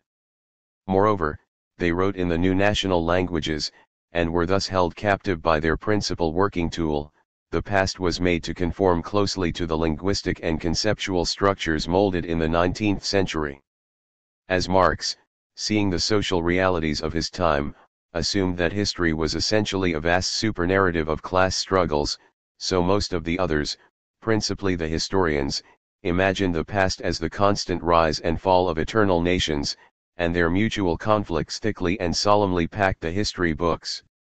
The new nation-states naturally encouraged and generously funded such imagery and writing, thereby helping to reinforce the contours of the new national identities. Reading the works of the British philosopher John Stuart Mill or the French philosopher Ernest Renan, we encounter some divergent insights, unusual for their time. As early as 1861, Mill wrote, "A portion of mankind may be said to constitute a nationality, if they are united among themselves by common sympathies, which do not exist between them and any others, which make them cooperate with each other more willingly than with other people, desire to be under the same government, and desire that it should be government by themselves or a portion of themselves, exclusively." Point 12. Renan, on the other hand, declared in 1882, "A nation's existence is, if you will pardon the metaphor, a daily plebiscite, just as an individual's existence is a perpetual affirmation of life. The nations are not something eternal. They had their beginnings and they will end. A European confederation will very probably replace them." Point 13. Though both brilliant thinkers were capable of contradictions and hesitations, their awareness of the democratic core in the formation of a nation showed that they understood they were dealing with a modern phenomenon. There was a good reason that these two liberal writers, who viewed mass culture with some trepidation, nevertheless accepted in principle the idea of government by the people. Unfortunately, neither writer went on to publish extensive, methodical inquiries into nationhood. The 19th century was not ready for this. Such famous thinkers on this subject as Johann Gottfried Herder, Giuseppe Mazzini, and Jules Michelet did not fully fathom the cunning of national reason, which they mistakenly considered to be ancient or even, at times, eternal. The first to deal with this issue in terms of theory were Marxists of the early 20th century. For ideologues such as Karl Kautsky, Karl Renner, Otto Bauer, Vladimir Ilyich Lenin and Joseph Stalin, nationalism was a sucker punch. In its presence, history, the permanent proof of their rightness, seemed to betray them. They had to contend with the strange phenomenon that the prognosis of the great Marx failed to envision. A wave of national demands in Central and Eastern Europe forced them to engage in a discussion that produced intricate analyses as well as hasty conclusions that were always subjected to immediate party exigencies. 14. The Marxists' significant contribution to the study of the nation was to call attention to the close connection between the rise of the market economy and the crystallization of the nation-state. They argued that the advance of capitalism destroyed autarkic markets, severed their specific social links and opened the way to the development of new species of relations and consciousness. Laissez-faire, laissez-aller, the first war cry of capitalist commerce, did not in its early stages lead to sweeping globalization, but enabled the conditions for the rise of market economies within the framework of the old state structures. These economies formed the basis for the rise of nation-states, with their uniform language and culture. Capitalism, the most abstract form of property control, required, above all, a system of law that sanctified private property, as well as the state power that ensured its enforcement. Significantly, the Marxists did not ignore the psychological aspects of the national changes. From Bauer to Stalin, they involved psychology in their central polemics, though in simplistic terms. For Bauer, the famous Austrian socialist, the nation is the totality of men tied by the community of destiny to the community of character. 15. Stalin, on the other hand, summed up the discussion in more definite terms. A nation is a historically constituted, stable community of people, formed on the basis of a common language, territory, economic life, and psychological makeup manifested in a common culture. 16. This definition is undoubtedly too schematic and not especially well phrased. Nevertheless, this attempt to characterize the nation on the basis of an objective historical process, though not entirely satisfactory, remains intriguing. Does the lack of one element prevent the formation of a nation? And, as is no less relevant to our discussion, is there no dynamic political dimension that accompanies and shapes various stages in the process? The Marxists' devotion to the theory that holds class struggle to be the key to understanding all of history, as well as their bitter rivalry with national movements in Central and Eastern Europe, which were rapidly outflanking them, prevented their producing more on the national issue than the simplistic rhetoric whose main purpose was to confront rivals and recruit followers. 17. Other socialists who might not have significantly advanced the discussion used their sharp senses to discern the attraction and promise of popular democracy in the formation of the nation. It was they who discovered the seductive symbiosis between socialism and nationalism. From the Zionist Berborikov and the Polish nationalist Joseph Pilsudski to the Red Patriots Mao Zedong and Ho Chi Minh, the formula of nationalized socialism proved triumphant. In the field of pure research there have been discussions about the nation, as we shall see, but only in the 1950s do we encounter fresh intellectual efforts to deal with the social dimension in the rise of a nation. It was no accident that it was an immigrant who revived the debate.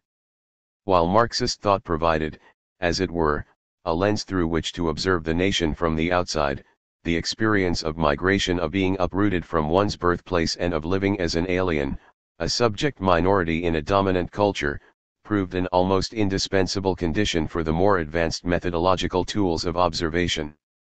Most of the leading researchers in the field of national ideology were bilingual in their childhood or youth, and many were children of immigrant families. Karl Deutsch fled from the Czech Sudetenland region with the coming of the Nazis, and in time found a place in the American academic world. Although his book Nationalism and Social Communication did not attract much attention, it was a significant stage in the further discussion of the concept of the nation. 18 Deutsch had insufficient data, and his methodological apparatus was awkward, but he showed extraordinary intuition in discerning the socio-economic processes of modernization that underlie the formation of the nation. The need for a new kind of communication for the alienated urban masses, uprooted from the array of agrarian forms of communication, prompted the integration or disintegration of national groupings. Mass democratic politics, he argued, completed the consolidation. In Deutsch's second work on the nation, published 16 years later, he continued to develop the thesis in a historical description of social, cultural, and political aggregations that underlay the process of nationalization. 19. 3 decades passed after Deutsch's first book before another breakthrough was made in this field of research.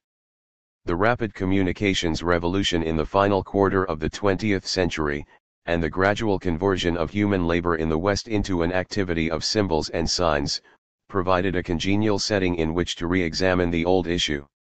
It is possible, too, that the first signs of the declining status of classical nationalism, in precisely the territory that had first produced national consciousness, contributed to the appearance of the new paradigms. 2 landmark books on the subject appeared in Britain in 1983, Benedict Anderson's Imagined Communities and Ernest Gellner's Nations and Nationalism. From then on, the issue of nationalism would be examined primarily through a socio-cultural prism. The nation became an unmistakable cultural project. Anderson's life, too, was one of wandering across large cultural linguistic expanses. Born in China to an Irish father and an English mother, he was taken to California as a child but was educated mainly in Britain, where he graduated with a degree in international relations, a discipline that led him to divide his time between Indonesia and the United States. His life story resonates in his book on national communities, which critically rejects any position that smacks of Eurocentrism. This attitude led him to assert, though not very convincingly, that the pioneers of national consciousness in modern history were the Creoles, the locally born offspring of settlers in the Americas. For the present purpose, it is the original definition that he offers in his book that is most significant. The nation is an imagined political community, and imagined as both inherently limited and sovereign. 20 Indeed, every community that is bigger than a tribe or a village is imagined, because its members do not know one another. Such were the great religious communities before modern times. But the nation has new tools for people's imaginary belonging to it that were unavailable to the old societies. Anderson reiterates that the advent of the capitalism of printing in the 15th century began to dissolve the long historical distinction between the high sacred languages and the various local vernaculars used by the masses. The language of administration in the European kingdoms also expanded significantly with the advent of printing, laying the groundwork for the future formation of the national territorial languages we know today. The novel and the newspaper were the first players in the new world of communications that began to demarcate the rising national boundaries. The map, the museum, and other cultural amenities would later complete the task of national construction. For the contours of the nation to harden, the religious commonwealth and the dynastic kingdom, the two long-standing historical frameworks that preceded the nation, had to be significantly downgraded, both institutionally and conceptually. Not only had the status of the great imperial systems and the church hierarchies been relatively weakened, but a significant break had occurred in the religious perception of time, which also affected traditional belief in the divine right of kings. The citizens of the nation, as distinct from the subjects of kingdoms or the tenant farmers in principalities, began to see themselves as equals and, moreover, as rulers of their own destinies, as sovereigns. In other words, Ernest Gellner's Nations and Nationalism may be read as largely complementing Anderson's project. In his writings, too, the new culture is depicted as the principal catalyst in the creation of the nation, and he also viewed the processes of modernization as the source of the new civilization. But before we proceed to Gellner's ideas, we may note that the rule of the outsider, of writing from the margins, applies to him as well. Like Deutsch, he was a young refugee compelled to leave Czechoslovakia with his family on the eve of the Second World War. His parents settled in Britain, where he grew up and became a successful British anthropologist and philosopher. All his writings include the comparative analysis of cultures that marked all his intellectual endeavors.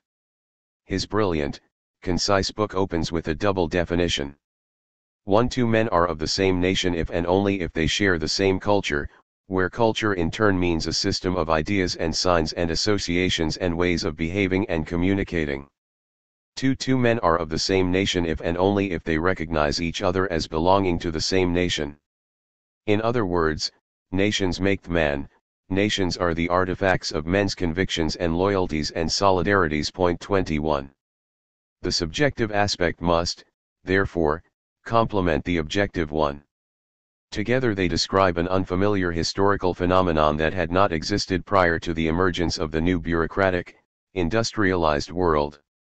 Agrarian societies contained discrete cultures that existed side by side for hundreds or thousands of years. The more advanced division of labor, however, in which human activity is less physical and more symbolic, and occupational mobility keeps increasing, undermine the traditional partitions. The world of production demanded for its actual operation homogeneous cultural codes.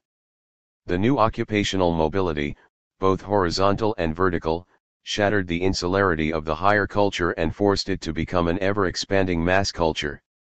Universal primary education and literacy were the essential conditions for a developed, dynamic industrial society.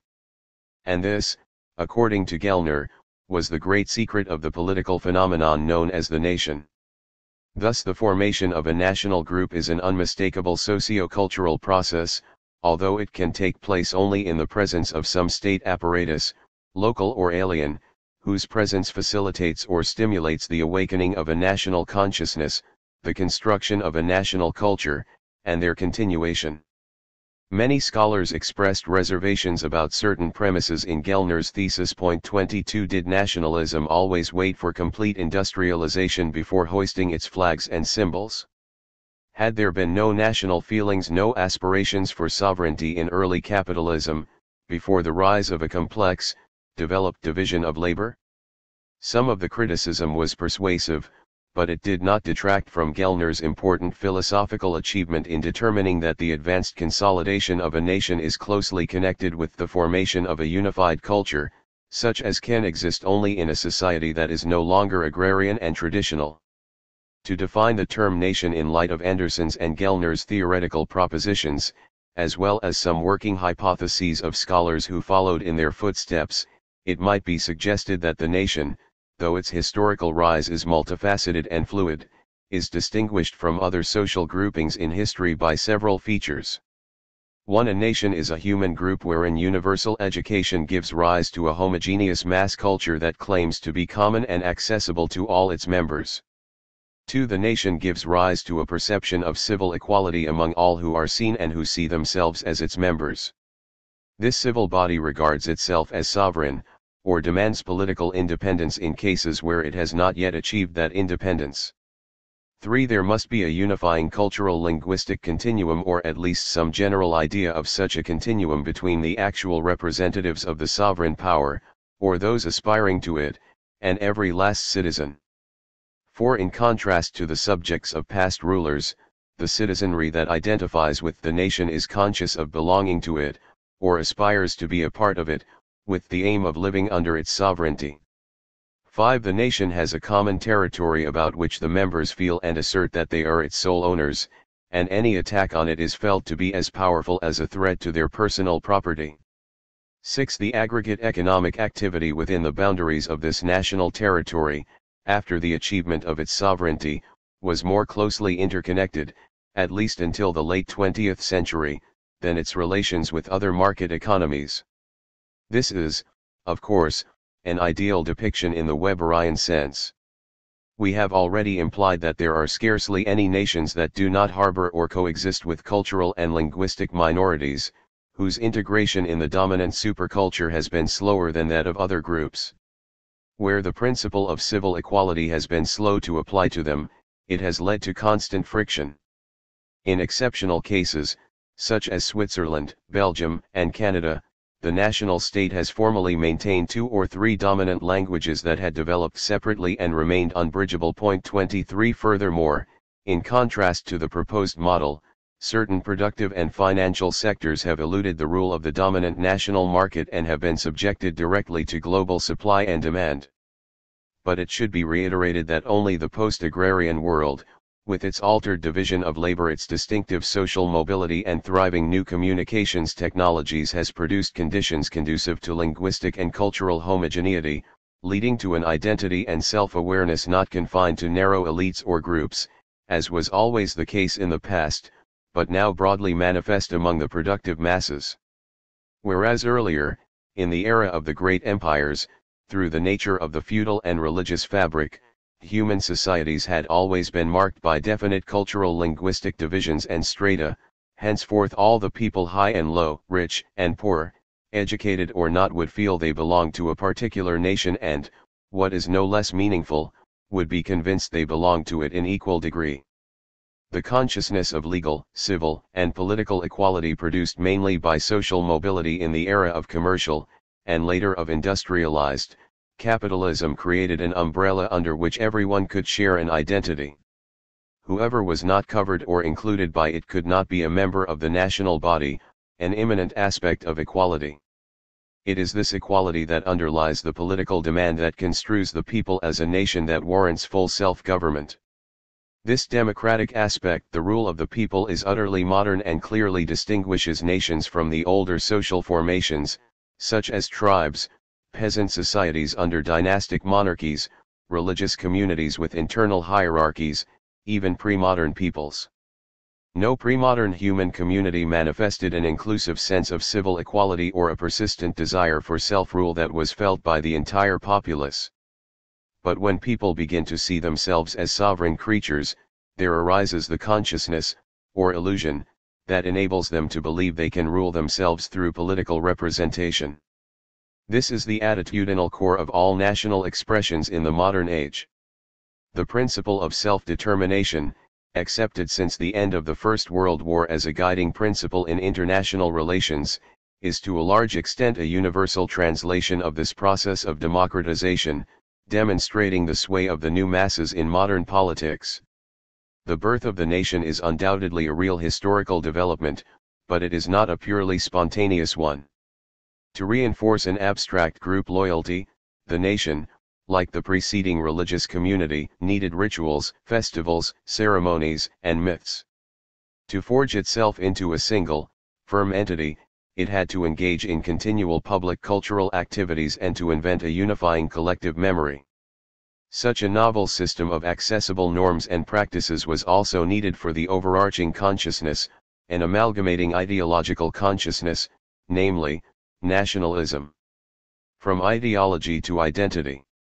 For a long time, scholars, especially historians, regarded nations as an ancient, indeed primeval, phenomenon. Reading their writings today, one sometimes gets the impression that history began with the rise of national groups. These thinkers stirred together past and present, and projected their contemporary, homogeneous, and democratic cultural world onto perished civilizations. They based their arguments on historical documents produced by the higher political and intellectual powers of traditional societies, translated them into standard contemporary languages, and adapted them to their own conceptualized national world. Because in their view, nations have always existed, they regarded as a new phenomenon the rise of nationalism as a formulated idea. Gellner's theoretical landmine shook most scholars.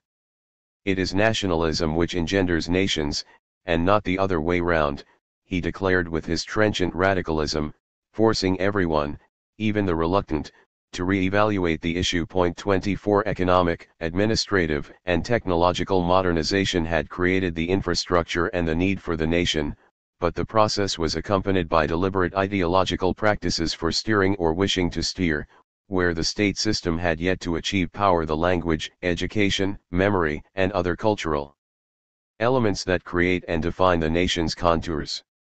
The supreme reasoning uniting all these ideological practices required that the political and the national unit should be congruent. 25. Gellner was prominently followed by Erich Hobsbawm, whose book Nations and Nationalism since 1780 examined how and when political systems, or movements that sought to found states, produced national entities out of blends of existing cultural, linguistic, and religious materials. But Hobsbawm appended a warning to Gellner's theoretical audacity, writing that nations are dual phenomena, constructed essentially from above, but which cannot be understood unless also analyzed from below, that is in terms of the assumptions, hopes, needs, longings and interests of ordinary people. 26. It is not easy to discover what ordinary people thought in historical times, because they left almost no written sources, the supposedly trustworthy testimonies on which historians base their work. But the willingness of citizens of the new nation-states to join armies and fight in wars that became all-out confrontations, the masses' intoxicating enthusiasm for international sports events, their eagerness during state occasions, their political preferences in the most decisive elections throughout the 20th century, all of these tend to demonstrate that nationalism has been a captivating success story. And rightly so, since only in the national democratic state are the citizens both formally and mentally the legitimate proprietors of the modern state. Historical kingdoms belong to the monarchs, princes, and nobility, not to the societies that bore these persons on their productive backs. Modern democratic political entities, by contrast, are perceived by the masses to be their collective property. The imagined ownership of the new state is also seen as proprietorship of the national territory. Printed maps, which were not of course available in pre-modern times, familiarize people with the exact dimensions of their state, the boundaries of their common and eternal property. Hence the appearance of, among other things, passionate mass patriotism and the impressive willingness to kill and be killed, not only for the abstract homeland but for every inch of its ground. It is true that nationalism has spread in different ways through different social classes, and it has certainly not fully erased earlier collective identities, but its victorious hegemony in the modern era is beyond question. The assumption that it was national ideology that created, invented, or shaped the forms of identity and the envisioning of the nation does not imply that this ideology was the accidental invention or the whim of evil rulers and thinkers. We are not dealing here with a dark world of conspiracies, nor even with an industry of political manipulation. Although ruling elites did foster the development of a national identity by the masses, primarily in order to maintain their loyalty and obedience, nationalism is an intellectual and emotional phenomenon that exceeds modernity's basic power relations. It springs from the intersection of various historical processes that began in the developing capitalist West about 3 centuries ago. It is both ideology and identity, embracing all human groupings and providing them with an answer to a variety of needs and expectations. If identity is a lens through which the individual makes sense of the world, and is in fact a condition of subjecthood, national identity is a modern lens through which the state makes sense of a diverse population, making it feel it is a homogeneous and unique historical subject. The early stages of modernization, the destruction of agrarian dependency relations, the collapse of the associated traditional communal connections, and the decline of the religious beliefs that had provided comforting frameworks of identity already presented conceptual breaches through which nationalism could enter at an accelerating rate. The breakdown in the forms of solidarity and identity of the small human communities in the villages and towns caused by occupational mobility and urbanization, and by the abandonment of extended family homes and of familiar objects and spaces produced cognitive lacerations that only a total identity politics, such as nationalism, could heal, through powerful abstractions given shape by the dynamic new means of communication. We find the early buds of national ideology, though still hidden in religious foliage, beginning to flower in the political spring of the Puritan Revolution in 17th century England. Perhaps they had been pollinated by the new Church of England, in its break with the Roman papacy. 27 Following that upheaval, these buds proceeded to open and then spread east and west, along with the process of modernization. The revolutionary period of the late 18th century saw their fullest flowering. A national consciousness was beginning to flourish among North American and French revolutionaries, hand in hand with the idea of the people's sovereignty, the mighty war cry of the new era. The famous phrase "no taxation without representation," taken up against Britain by the bold settlers of America, already presented this advancing entity's Janus face of nationalism and democracy. When the Abbé Sieyès wrote his famous essay in 1789, "What is the Third Estate?" the still virginally shy national democratic ideology could be glimpsed between the lines. 3 years later, it was borne aloft through the turbulent streets of France. The cult of the national state, with its rituals, festivals, and anthems, began to seem natural and obvious in the eyes of the Jacobin revolutionaries and their successors. Napoleon's conquests undermined the traditional monarchist structures and accelerated the spread of what might be described as the central ideological virus of political modernity. The national democratic bug entered the hearts of France's soldiers when they came to believe that each one of them might be carrying a marshal's baton in his knapsack. Even the circles that sought to oppose the Napoleonic conquests, even the democratic movements that began to challenge the traditional kingdoms, soon became nationalistic. The historical logic of this spreading phenomenon was plain to see: government by the people could only be realized in the national state. There was more.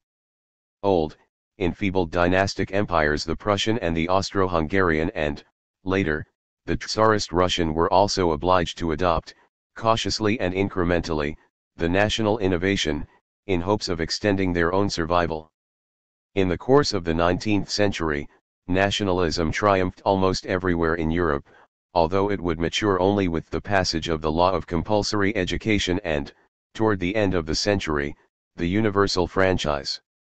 These two major projects of mass democracy also helped shape the national structures. Nationalism was further invigorated in the 20th century. The repressive enterprises of colonialism produced many new nations. From Indonesia to Algeria, Vietnam to South Africa, national identity became universal. 28 There are few human beings today who do not see themselves as members of a defined nationality, and do not aspire to complete self-governance for their home country. It was the American historian Carlton Hayes, arguably the first academic investigator of nationalism, who as early as the 1920s compared its force to that of the great traditional religions. 29 Hayes, who was probably a religious believer, assumed that nations had existed for a long time, but he also emphasized the inventive aspect and the structure of modern nationalism, and drew a comprehensive comparison between faith in the supreme deity and passionate belief in the supremacy of the nation. Although he was chiefly concerned with the history of ideas, Hayes argued that nationalism was a great deal more than simply another political philosophy expressive of a socio-economic historical process, because its potential for destruction is immense. He wrote his first book with the images of the First World War, and its millions of new, highly nationalistic casualties, filling his mind's eye. As Hayes saw it, the decline of Christianity in 18th century Europe did not reflect a complete disappearance of the ancient and persistent human belief in transcendental powers. Modernization merely replaced the former objects of religion. Nature, science, humanism, and progress are rational categories, but they also incorporate powerful external factors to which human beings are subject. The climax of the intellectual and religious transformation in the late 18th century was the advent of nationalism. Arising as it did from the heart of Christian civilization, it exhibited certain distinctive features from the start. Just as the Church organized the faith during the medieval era in Europe, the national state regiments it in the modern era.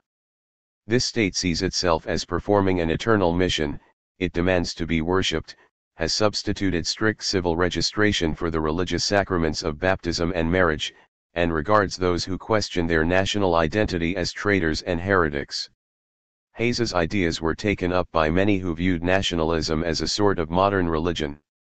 Benedict Anderson, for example, saw it as a type of faith that confronts the finality of death in a novel way. 30 Others defined nationalism as a species of religion that succeeds, amid modernity's fracturing upheavals, in endowing human life with new meaning.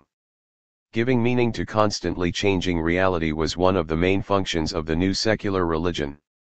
Still other scholars diagnosed nationalism as a modern religion whose function was to construct a permanent cultic scaffolding for the social order and the class hierarchy. However, if we accept these or other assumptions about nationalism's religious nature, we are left with a double question that is yet to be answered. Does nationalism really provide what may be described as a genuine metaphysics of the soul, and will it last as long as the monotheistic religions? There are significant differences between nationalism and the traditional religions. For example, the universalistic and proselytizing aspects that characterize a good part of the transcendental religions differ from the contours of nationalism, which tends to enclose itself. The fact that the nation almost always worships itself, rather than a transcendental deity, also affects the manner of rallying the masses for the state, not a permanent feature of the traditional world. Nevertheless, there is no doubt that nationalism is the ideology that most closely resembles the traditional religions in successfully crossing class boundaries and fostering social inclusion in a common system of relationships. More than any other worldview or normative system, nationalism has shaped both a personal and a communal identity, and despite its high degree of abstraction, has succeeded in bridging the gap and strengthening the union between the two. Identities of class, community, or traditional religion have not been able to resist it for long. They have not been erased, but their continued existence became possible only if they integrated into the symbiotic interconnections of the newly arrived identity. Other ideologies and political movements have likewise been able to flourish only insofar as they negotiated with the new national idea. This was the fate of all varieties of socialism, as well as of communism in the Third World, in occupied Europe during the Second World War and in the Soviet Union itself. We must not forget that fascism and National Socialism, before they became an oppressive answer to the conflict between capital and labor, were specific varieties of radically aggressive nationalism. The modern colonialism and imperialism of the liberal nation-states were almost always supported at the center by popular national movements, and nationalist ideology served them as the principal source of emotional and political credit in financing every stage of their expansion. So nationalism is a worldwide concept, born of the socio-cultural process of modernization and serving as a leading answer to the psychological and political needs of the immense human masses rushing into the labyrinth of a new world. Nationalism might not have literally invented nations, as Gellner asserted, but neither was it invented by them, or by the peoples who preceded them. Without nationalism and its political and intellectual instruments, nations would not have come into being, and nation-states would certainly not have arisen. Every step in defining the outline of the nation and determining its cultural profile was taken deliberately, creating and managing the apparatus for its implementation. The national project was, therefore, a fully conscious one, and the national consciousness took shape as it progressed. It was a simultaneous process of imagination, invention, and actual self-creation. 31. The forms of imagination and invention varied from place to place, hence also the boundaries of the new human divisions. Like all ideological and political phenomena, they depended on their particular histories. From ethnic myth to civil imaginary.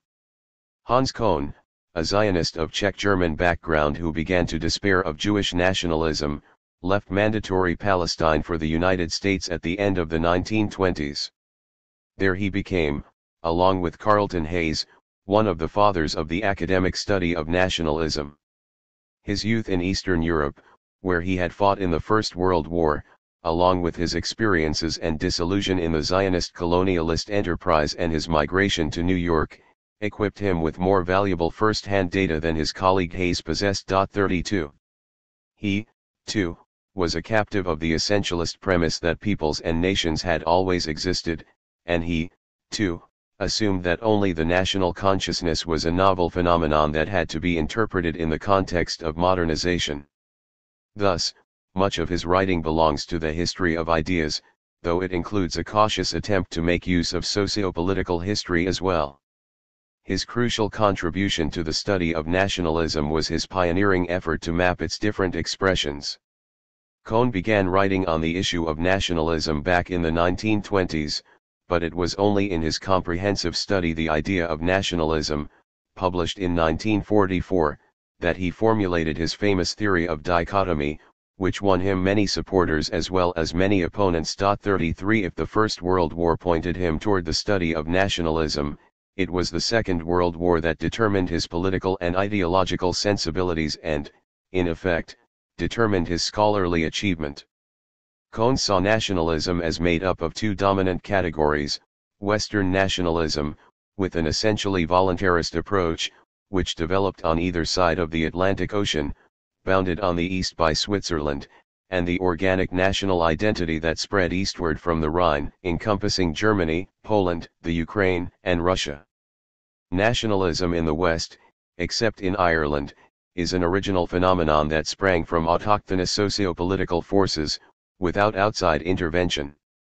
In most cases it appears when the state, which is engaged in modernization, is well established or is being established.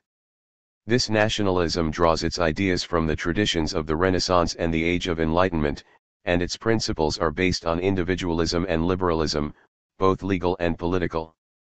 The hegemonic class that engenders this national consciousness is a powerful, secular bourgeoisie, and it constructs civil institutions with political power that play a decisive role in the formation of liberal democracy. It is a self-confident bourgeoisie, and the national politics it fosters tend generally toward openness and inclusiveness. Becoming a citizen of the United States, Britain, France, the Netherlands, or Switzerland depends not only on origin and birth but also on the will to join. For all the differences between national perceptions, anyone naturalized in these countries is seen, legally and ideologically, as a member of the nation, with the state as the common property of the citizenry. According to Cohn, the nationalism that developed in Central and Eastern Europe, the Czech case being something of an exception, was, by contrast, a historical product catalyzed principally from outside. It came into being during Napoleon's conquests and began to take shape as a movement of resistance against the ideas and progressive values of the Enlightenment. In these countries, the national idea arose before, and in fact unconnected with, the consolidation of a modern state apparatus. In these political cultures the middle classes were weak, and the civil institutions they founded were deferential toward the central and aristocratic authorities. The national identity they embraced was hesitant, it lacked confidence. As a result, it rested on kinship and ancient origin, and defined the nation as a rigid, organically exclusive entity. The national philosophies that flourished in the lands of the future state of Germany, of Poland to be, and of Russia, exclusive property of the Tsars, were reactionary and irrational. They foreshadowed the political tendencies that would develop in these regions. The mystique of blood and soil characterized German nationalism, much as conservative romanticism animated the national ferment in the Slav countries of Eastern Europe. Henceforth it would be impossible to join the emerging nations, because they were perceived as exclusive ethnobiological or ethnoreligious entities. The boundaries of the nation were congruent with the ethnic boundaries, which could not be entered at will. Such was the unmistakable historical product of this identity politics. Cohn's dichotomic theory, broadly sketched above without its finer nuances, was without doubt fundamentally normative and born chiefly in reaction to the rise of Nazism. The immigrant, who had already passed through several cultures and national movements, regarded the collective super-identity of the United States, his final refuge, as the highest realization of the universalistic aims that animated Western culture. By contrast, Germany and the East represented the terminus of all the myths and legends about ancient collectives, organic and ethnicist. 34. Certainly Cohn's idealization of the American concept of citizenship and Anglo-Saxon nationalism in general does not withstand present-day criticism, and so not unexpectedly found a good many opponents. But the criticism of Cohn's theory may be broadly classified as of two kinds. One noted his excessively schematic division and pointed out empirical weaknesses in its historical descriptions but did not reject the essential elements of his analysis. the other entirely rejected the fundamental basis of his distinction between political civil and ethnic organic nationalisms, with implicit apologetics for the latter. 35. In reality, an analysis of the development of Western societies, which Cohn classified as civil, voluntarist, inclusive nations, the United States, Britain, France, the Netherlands, reveals tensions and struggles among diverse tendencies. Throughout the 19th century, Protestant Anglo-Saxon identity formed the principal focus of American nationalism, so that Native Americans, Asian and Eastern European immigrants, and black African slaves often experienced hostility and strong identity anxieties. In the 1940s, when Cohn was writing his pioneering book, black citizens had not yet been imagined as an imminent part of the great democratic nation. 36. Although the British have always been proud of their mixed origins, Norman, Scandinavian, and so on, at the height of the liberal British Empire, political thinkers and leaders saw the inborn English character as the source of its greatness, and their attitude toward the inhabitants of the colonies was always contemptuous. Many Britons took pride in their Anglo-Saxon heritage, and viewed the Welsh and the Irish of pure Celtic origin as their inferiors, races alien to the chosen Christian people. In the course of the 19th century, during which national identity crystallized throughout the West, there were always Frenchmen who described themselves as direct descendants of the Gallic tribes, bolstering their hostility toward the Germans within the framework of the eternal struggle against the Frankish tribes invading from the east. At the same time, we find in Central and Eastern Europe not a few thinkers, currents, and movements that sought to devise an open, inclusive identity politics, bounded not by ethnobiological or ethnologious but by cultural and political boundaries. In Germany, the central object of Cohn's dichotomic model, there was not only the ethnocentric national tradition whose outstanding ideologists were Heinrich von Treitschke and Werner Sombart, there were also cosmopolitan writers such as Friedrich von Schiller and Johann Wolfgang von Goethe, national liberals such as Theodor Mommsen and Max Weber, as well as the great social democratic mass movement that viewed Germanity as a hospitable culture and saw all who lived within its territory as its inherent parts.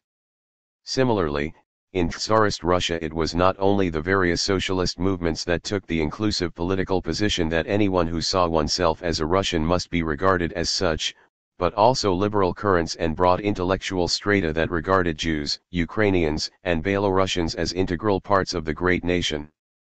Nevertheless, Cohn's primary intuition was correct and to the point. In the early phases of every Western nation, indeed in every emerging national ideology, ethnocentric myths surround the dominant cultural and linguistic group revered as the original people race. But in Western societies, for all their subtle variations, these myths fade, though they are never quite extinguished, slowly giving way to a complex of ideas and sensibilities that hold every citizen and naturalized immigrant to be integral parts of the nation. At some point, the hegemonic culture comes to see itself as belonging to all members of the nation, and the dominant identity aspires to encompass them all. This inclusive democratization is not an unbroken process. It experiences regressions and deviations, as well as political upheavals in times of instability and crisis. Yet despite such setbacks, all the liberal democracies have given rise to an imagined citizenship in which the future is more significant than the past. This imagined concept has been translated into legal norms and eventually permeates the state educational systems. This took place through the 19th and 20th centuries in the Anglo-Saxon countries, the Low Countries, France, and Switzerland. Not that racism vanished from these societies, or that contempt and conflict between different sectors within them ceased. But the processes of integration, sometimes through the absorption of divergent parts, sometimes by their suppression, were perceived as necessary, even as desirable. If hypocrisy is the tribute that vice pays to virtue, then citizenship nationalism is the relatively open culture in which the racist, or the excluding ethnicist, is always forced to apologize. By contrast, in Germany, Poland, Lithuania, the Ukraine, and Russia, despite considerable movements supporting a definition of national identity on the political basis of citizenship, it was the groups that continued to cultivate myths about an ancient homogeneous origin that carried the day. Such old concepts about a rigid ethnic entity that remained unchanged through history, a genealogy of a primeval and unique people, effectively barred anyone from joining the nation or, for that matter, from quitting it. Hence, Germans or Poles and their offspring in the United States would remain forever, in the eyes of nationalists, members of the German or the Polish nation. The Gallic tribes were depicted in the French educational system as a kind of historical metaphor. Even the children of immigrants repeated at school that their ancestors were Gauls, and their teachers took pride in these new descendants. 37 Whereas the Teutonic Knights, or the ancient Aryan tribes, increasingly became toward the end of the 19th century the idealized forebears of the modern Germans. Whoever was not considered a descendant of theirs was not regarded as a true German. Similarly, in the Poland that arose after the First World War, whoever had not been conceived in a purely Catholic womb, who happened to be the child of Jews, Ukrainians, or Ruthenians, even if a citizen, was not regarded as a member of the noble, long-suffering Polish nation. 38 Likewise, to many Slavophiles, subjects who had not been born within the bosom of the Orthodox Church and were not authentic Slavs were therefore not part of the Holy Russian people and were not to be included within Greater Russia. The life of linguistic or religious minorities in these countries was immeasurably harder than in the West, even if we leave to one side for the moment the pogroms against Jews in Russia and the murderous campaigns of the Nazis. It is enough to look at the character of the national entities that arose after the collapse of Yugoslavia, and the fragile criteria for membership in them, to perceive the connection between ethnologist definitions and the outburst of intercommunal xenophobia. These entities resorted to almost extinct religion in order to assert their national ethnos, which had never had much of an existence.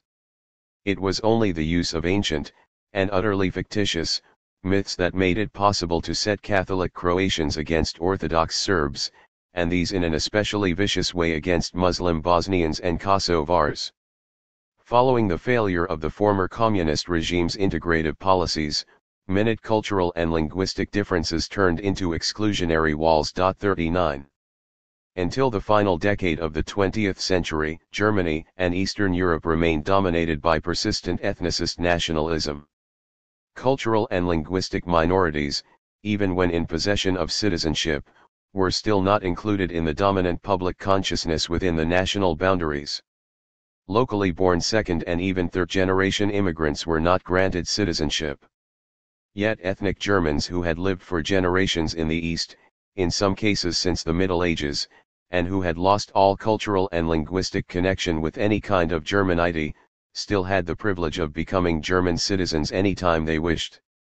Only as the European community grew, and traditional nationalism somewhat declined, did ethnocentric identities begin to weaken in Central and Eastern Europe, as it silently submitted to the requirements of full democratic citizenship in the new, unified Europe. It must not be forgotten that ethnicist nationalism meant that democracy, namely, government representing the entire population equally, was always imperfect because not all citizens were held to be legitimate members of the national body. The historical origin of this difference lies in the unresolved division between the process that matured into a political nationalism based on citizenship, which one could call citizenship nationalism, as opposed to a nationalism based on an allegiance to ethnicity, which one could call ethnic nationalism. Unfortunately, Hans Kohne's explanations were not entirely satisfactory. For example, Italy's unification came late, paralleling that of Germany, and, as in Germany, the weak middle class did not accelerate its nationalization. In both countries national movements arose some time before actual unification, and in both it was the monarchies, rather than bourgeois strata with mass support, that created the states. Yet in Germany it was the ethnic, or ethnobiological, version of nationalism that triumphed, while in Italy by the end of the 19th century the political citizenship version had won. The difficulty in understanding this contrast can be further highlighted by comparing the later movements German National Socialism and Italian Fascism. Both were strongly nationalistic, and among their various projects was popular unification, which had not been fully accomplished by the monarchies. Both movements were authoritarian, both viewed the nation as a collective greater than the sum of its parts, the individuals of which it was composed, and both despised Western individualism. But National Socialism adopted the ethno-biological heritage on which it had been nurtured from the start, whereas Italian fascism continued to draw, at least until 1938, on the inclusive political nationalism of Italy's legendary founders, Giuseppe Mazzini and Giuseppe Garibaldi. German speakers in northern Italy, Jews in the urban centers, and Croatians annexed by war were all perceived as parts of the Italian nation, or future members of it. Even the historian Hobsbawm's interesting chronological classification is only partially convincing. He noted that the nationalist phenomenon had two hues. The first appeared during the revolutionary era of the late 18th and early 19th centuries, bearing liberal democratic characteristics. The latter surged in a new form at the end of the 19th, based on reactionary ethno-linguistic and racist markers. 40 While it is true that toward the end of that century the processes of urbanization and migration in Eastern Europe intensified, and the friction between them produced resentment and racism, Hobsbawm's analysis cannot account for the German development. Moreover, Greece, which attained national independence in the first half of the 19th century and won the sympathy of all the Democrats and liberals in Europe at that time, preserved almost to the end of the 20th century its rigid ethno-religious nationalism. By contrast, the nature of Italian nationalism, which matured later, was quite political and citizen-focused. Likewise, Czech nationalism resulting in a nation-state, together with the Slovaks, that was attained only after the First World War displayed a certain inclusiveness, though not toward German speakers, which was quite rare among the other nationalities that arose with the fall of the Habsburgs. Leah Greenfeld, a noted scholar in the field of nationalism, as a child she emigrated from the USSR to Israel, and then left it to further her academic career in the United States, has tackled the issue with the tools of comparative sociology borrowed from Max Weber. 41 She accepted in broad terms the division between citizenship and ethnic nationalism, but chose to include the collectivist touchstone. If Britain and the United States are individualistic states, the state of France born from the Great Revolution links civil identity with reverence for the body politic. Hence its culture is more homogeneous and less tolerant and liberal toward resident minorities than that of its Western neighbors. However, the countries between the Rhine and Moscow developed a more problematic nationalism, being both collectivist and ethnicist. In these countries the nation is seen as an unchangeable primeval body, to which people can belong only by virtue of genetic inheritance. For Greenfeld, the difference between the strategies of national identity formation was caused principally by the character of the historical subject responsible for them. In the West, broad social strata adopted and internalized the national consciousness. In England, it was the minor aristocracy and the fairly literate urban population; in North America, the generality of settlers, and in France, the strong bourgeoisie. In the East, however, quite narrow strata led the way in the adoption of nationalism. In the Germanic cultural world it was small circles of intellectuals who sought a rise in status at the heart of the conservative social hierarchy, while in Russia it was the weak aristocracy that adopted a new modern identity through which it hoped to preserve its remaining privileges.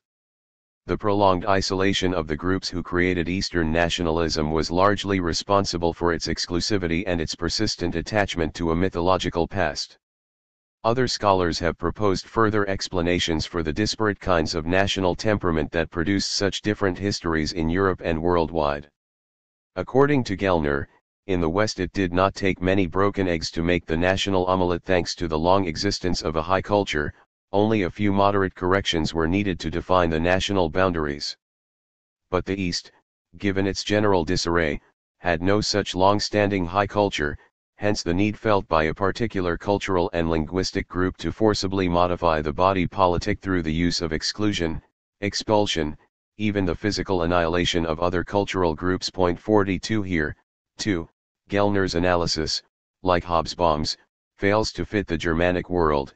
Although it had a high culture ever since the Reformation, outright ethnocentric nationalism ultimately won. Rogers Brubaker, an American sociologist who conducted a thorough methodical comparison between the development of nationhood in France and in Germany, also concluded that the complex mosaic of, and sharp frictions between, cultural linguistic groups on the Germanic-Slavic frontiers were among the main causes of their differences. For a long time, there had not been a strong nation-state capable of Germanizing Poles and others who lived among speakers of German dialects. Nor did a revolutionary regime arise, as in France, capable of unifying all the ethnic Germans surrounded by other linguistically defined cultures. 43. To this day, no agreed synthesis has been proposed that accounts for the spectrum of national expressions and for their development over the past 2 centuries. Socioeconomic, psychological, and demographic factors, geographic location, even political and historical contingencies, the explanations remain partial and incomplete. Nor has a satisfactory answer been found thus far to the question of why certain nations preserved ethnocentric myths for a long time and used these in their self-definition, while other nations grew up relatively fast and so succeeded in establishing mature democracies. It appears that further research is required, as well as additional empirical findings. A primeval ancestral identity, an image of a biological genealogy, and the idea of a chosen people/race did not spring up in a vacuum. For the consolidation of a national consciousness, civil or ethnocentric, it was always necessary to have a literate elite.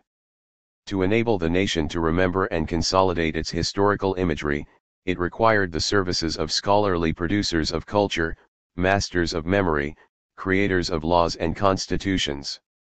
While diverse social strata utilized or derived various advantages from the rise of the nation-state, the central agents in the formation of national entities, those who perhaps derived the greatest symbolic profit from them, were, above all, the intellectuals. The intellectual as the nation's prince. Carlton Hayes, who painstakingly researched national ideas in the classic texts of modern thought, had concluded in the 1920s that the upshot of the whole process is that a nationalist theology of the intellectuals becomes a nationalist mythology for the masses. 44. To this Tom Nairn, a much later scholar, no less original and, significantly, a Scot, added, the new middle-class intelligentsia of nationalism had to invite the masses into history, and the invitation card had to be written in a language they understood. 45. These 2 working hypotheses can stand, insofar as we succeed in shaking on the long scholarly tradition of viewing the ideas of its leading thinkers as the causes, or points of departure, for the actual historical development. Nationalism is not a theoretical product that germinated in scholars' studies and was then adopted by the masses yearning for ideology, thereby becoming a way of life. 46. To understand the way nationalism spread, we must define the role of intellectuals in this phenomenon, and perhaps begin by considering their differing socio-political status in traditional and in modern societies. There has never been an organized society, except perhaps in the early tribal stages, that did not produce intellectuals. While the noun intellectual is a fairly late one, born at the end of the 19th century, the most basic divisions of labor had already seen the rise of individuals whose main activity or livelihood was the production and manipulation of cultural symbols and signs. From the sorcerer or shaman, through the royal scribes and priests, to the church clerics, court jesters, and painters of cathedrals, cultural elites emerged in all agrarian societies. These elites had to be capable of providing, organizing, and disseminating words or images in 3 major areas: first, the accrual of knowledge; second, the development of ideologies that would preserve the stability of the social order; and third, the provision of an organizing metaphysical explanation for the seemingly magical cosmic order. Most of these cultural elites, as noted earlier, were in some ways dependent on and entangled with the politically and economically dominant strata. The dependence could be lesser or greater, here and there, a measure of autonomy, and even, given a solid economic basis, a degree of independence was achieved. Nor was the dependence one-sided. Political power, which in traditional societies intermeshed with the web of economic production differently than it does in modern societies, needed cultural elites in order to maintain control. By combining the explanation given by Antonio Gramsci for the various ways in which intellectuals exist in the world of production with Gellner's theory of modernization, we gain further insight into their role in the formation of nationalism and the nation.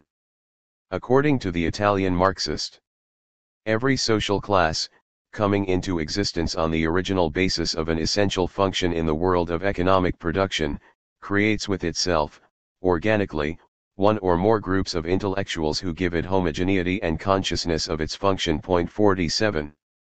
To retain control for a long time, it is not enough to possess visible power, it is necessary to produce ethical and legal norms. An educated stratum provides a hegemonic consciousness to underpin the class structure, so that it will not need to keep defending that structure by violent means. In the pre-modern world, the traditional intellectuals were the court scribes, artistic protégés of a prince or a king, and the various agents of religion. Above all, it was the clergy in historical societies who helped consolidate a consensual ideology.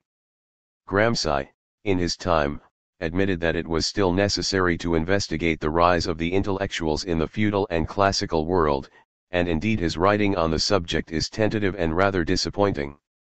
Gellner, on the other hand, ventured a more interesting hypothesis. As stated earlier, before the invention of printing, court scribes and priests did not have the means of communication to reach the masses, nor did they need them. The divine right of royalty conveyed ideological legitimacy primarily to the administrative circles and landed aristocracy, and these groups controlled the territory. It is true that the religious elite slowly began its effort to reach the generality, namely, the peasant population, but it also avoided close contact with it. Gellner gives a good description of the intellectual mechanism in agricultural societies. The tendency of liturgical languages to become distinct from the vernacular is very strong. It is as if literacy alone did not create enough of a barrier between cleric and layman, as if the chasm between them had to be deepened, by making the language not merely recorded in an inaccessible script, but also incomprehensible when articulated. 48. Unlike the relatively small priestly circles in the polytheistic royal courts around the ancient Mediterranean, the spreading monotheism gave rise to broader intellectual strata. From the ancient Essenes through the missionaries, monks, rabbis, and priests, to the ulama, there were increasing numbers of literate individuals who had extensive and complex contact with the masses of agricultural producers. One reason that the religions survived through the ages while empires, kingdoms, principalities, and peoples rose and fell. Religious bodies that did not fully blend with secular authorities acquired varying degrees of autonomy vis-a-vis the political and social classes. They cultivated lines of communication and were always perceived to be the servants of society as a whole, hence the impressive survival of the beliefs, cults, and icons they disseminated.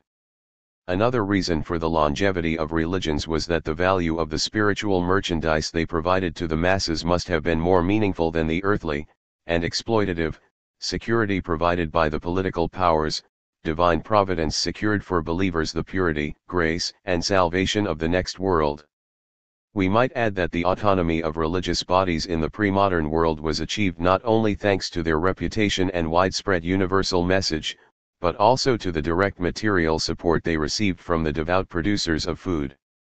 Moreover, many literate individuals combined physical labor with their spiritual occupations, and those who belonged to the upper reaches of the establishment became in time a socio-economic class and even a judicial establishment. For example, the Catholic Church. Despite the growing popularity of religious elites in the agrarian world, and their devotion to the human flock, they took good care of the working tool that enabled them to maintain their authority. Reading and writing, as well as the sacred tongue, were preserved by the book people, and there was neither the will nor the means to propagate these practices throughout the populace. Anderson puts it well, the bilingual intelligentsia, by mediating between vernacular and Latin, mediated between earth and heaven. 49. Not only did the religious elites know the sacred languages and, in some cases, the language of the administration, but they were also familiar with the peasant dialects. This mediating function of bilingual or trilingual intellectuals gave them a power they would not readily give up.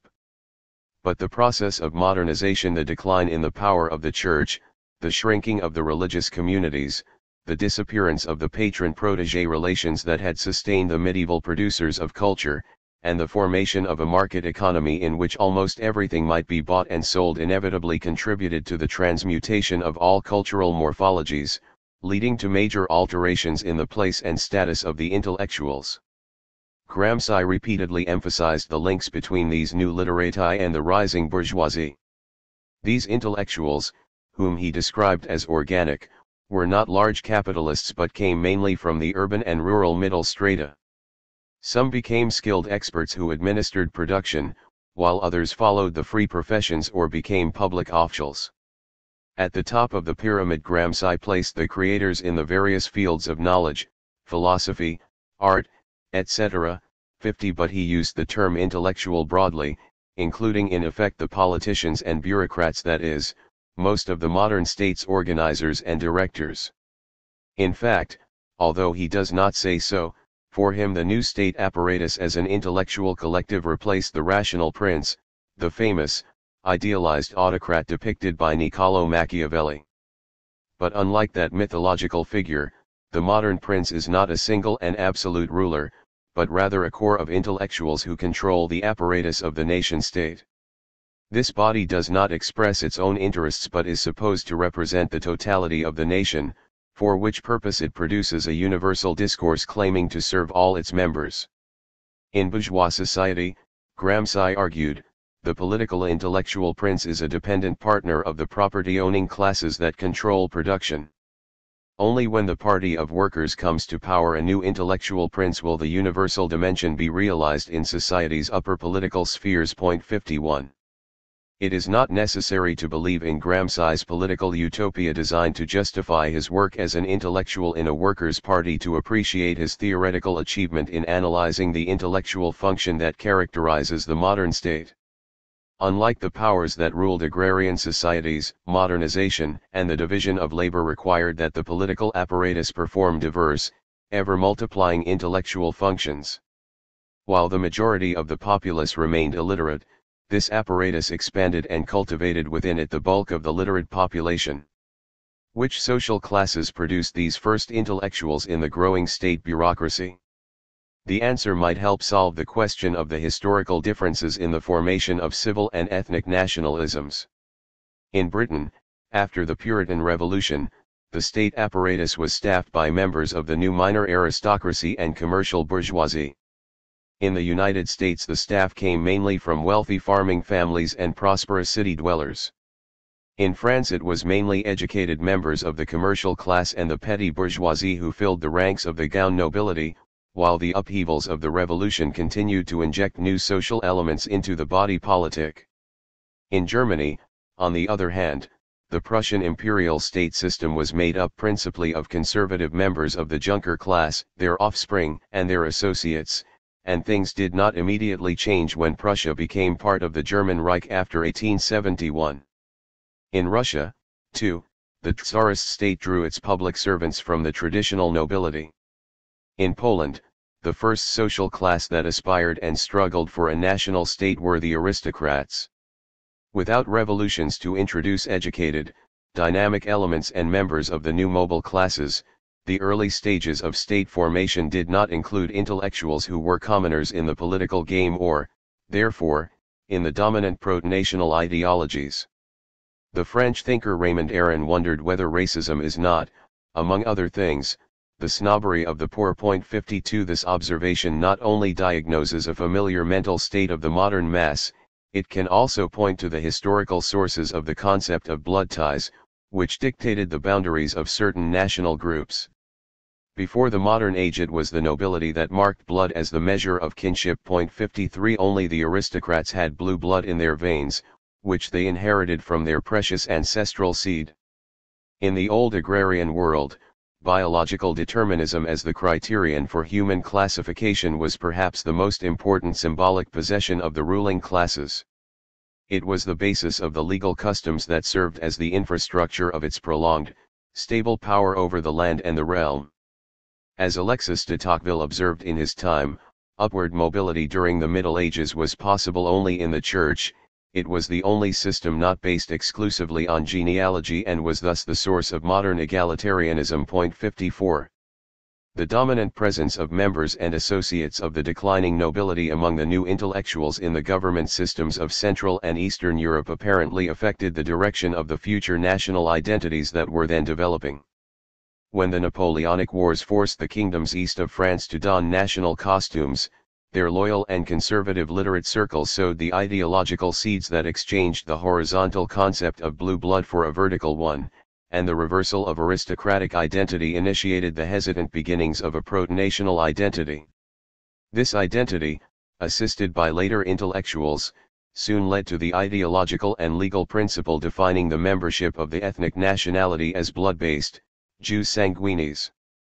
The national membership granted in the West on grounds of birth in the territory, jus soli, was entirely absent in the nation-states of Eastern Europe.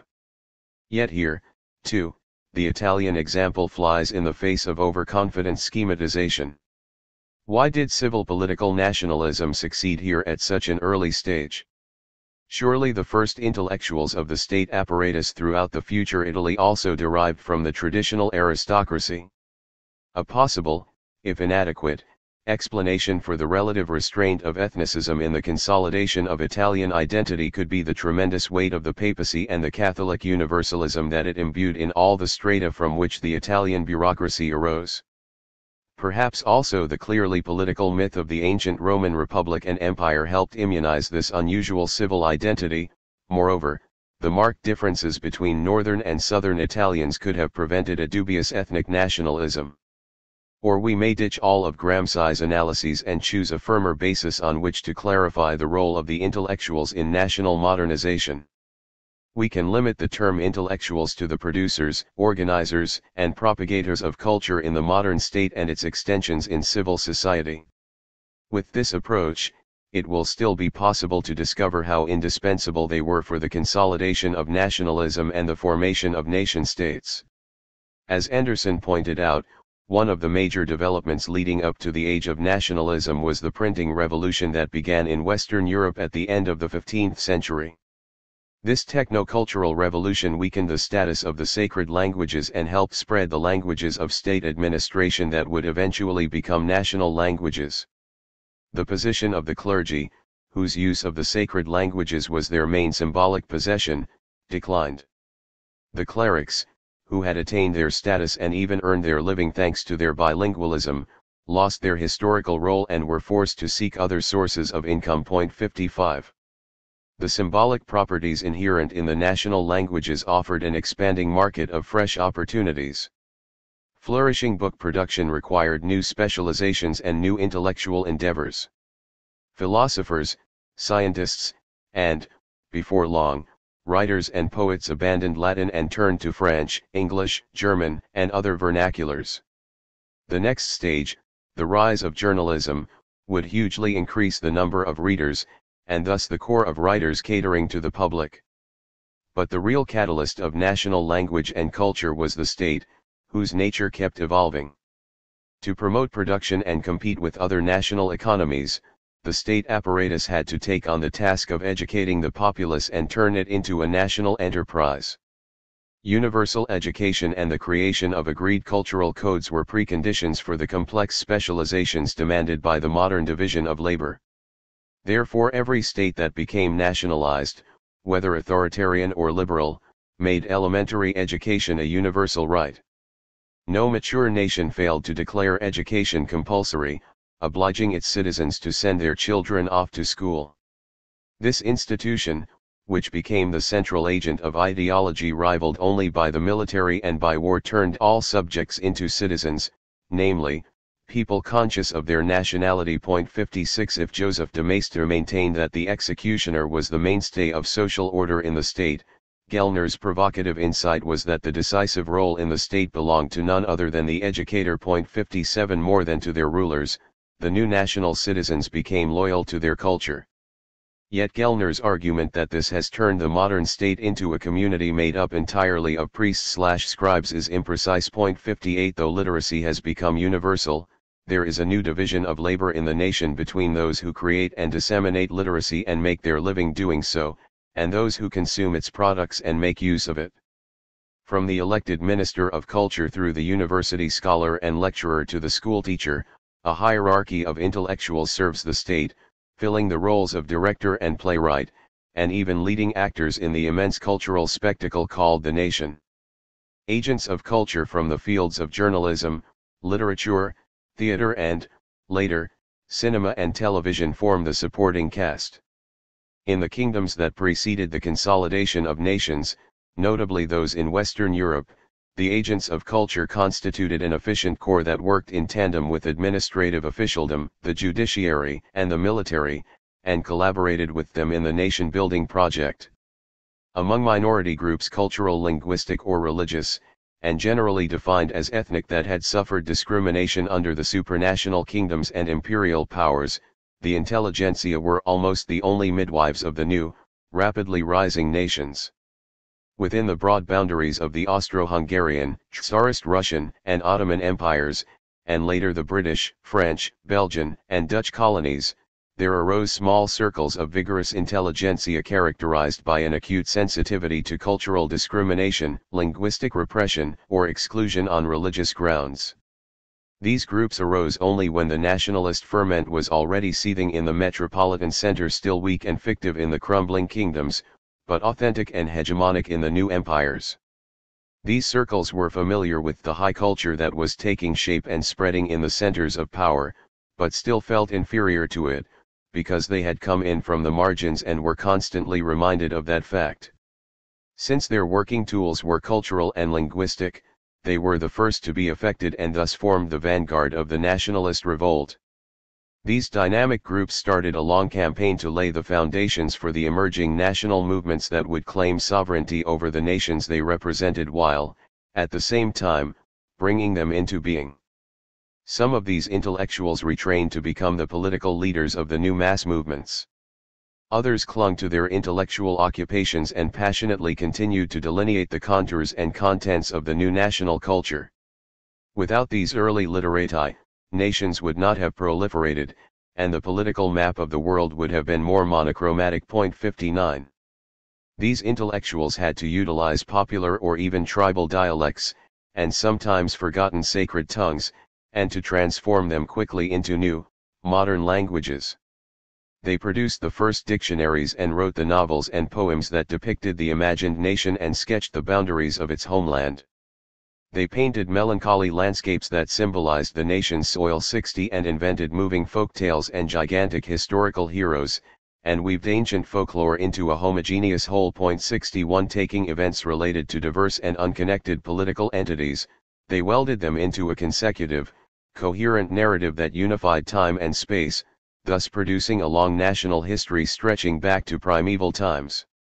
Naturally, specific elements of the various historical materials played a passive part in shaping the modern culture, but it was principally the intellectual sculptors who cast the image of the nation according to their vision, whose character was formed mainly by the intricate demands of the present. Most of them did not see themselves as the midwives of the new nation but as the offspring of a dormant nation that they were arousing from a long slumber. None wanted to see themselves as a baby left on a church doorstep without an identifying note. Nor did the image of the nation as a sort of Frankenstein's monster, composed of organs from different sources, especially disturb its devotees. Every nation had to learn who its ancestors were, and in some cases its members searched anxiously for the qualities of the biological seed that they propagated. Genealogy gave added value to the new identity, and the longer the perceived past, the more the future was envisioned as unending. No wonder, then, that of all the intellectual disciplines, the most nationalistic is that of the historian. The rupture caused by modernization detached humanity from its recent past. The mobility created by industrialization and urbanization shattered not only the rigid social ladder but also the traditional, cyclic continuity between past, present, and future. Previously, agrarian producers had no need for the chronicles of kingdoms, empires, and principalities. They had no use for the history of large-scale collectives, because they had no interest in an abstract time unconnected to their concrete existence. Lacking such a concept of development, they were content with the religious imagination that comprised a mosaic memory devoid of a tangible dimension of progressive movement. The end became a beginning, and eternity bridged life and death. The secular, upsetting modern world, however, turned time into the main artery through which symbolic and emotional imagery entered social consciousness. Historical time became inseparable from personal identity, and the collective narrative gave meaning to the national existence, whose consolidation required heavy sacrifices. The suffering of the past justified the price demanded of citizens in the present. The heroism of the receding world prophesied a brilliant future, perhaps not for the individual but certainly for the nation. With the help of historians, nationalism became an essentially optimistic ideology. This, more than anything else, was the secret of its success. Chapter 2. Mythhistory. In the beginning, God created the people. From what has been said, it is thus clearer than the sun at noonday that the Pentateuch was not written by Moses, but by someone who lived long after Moses.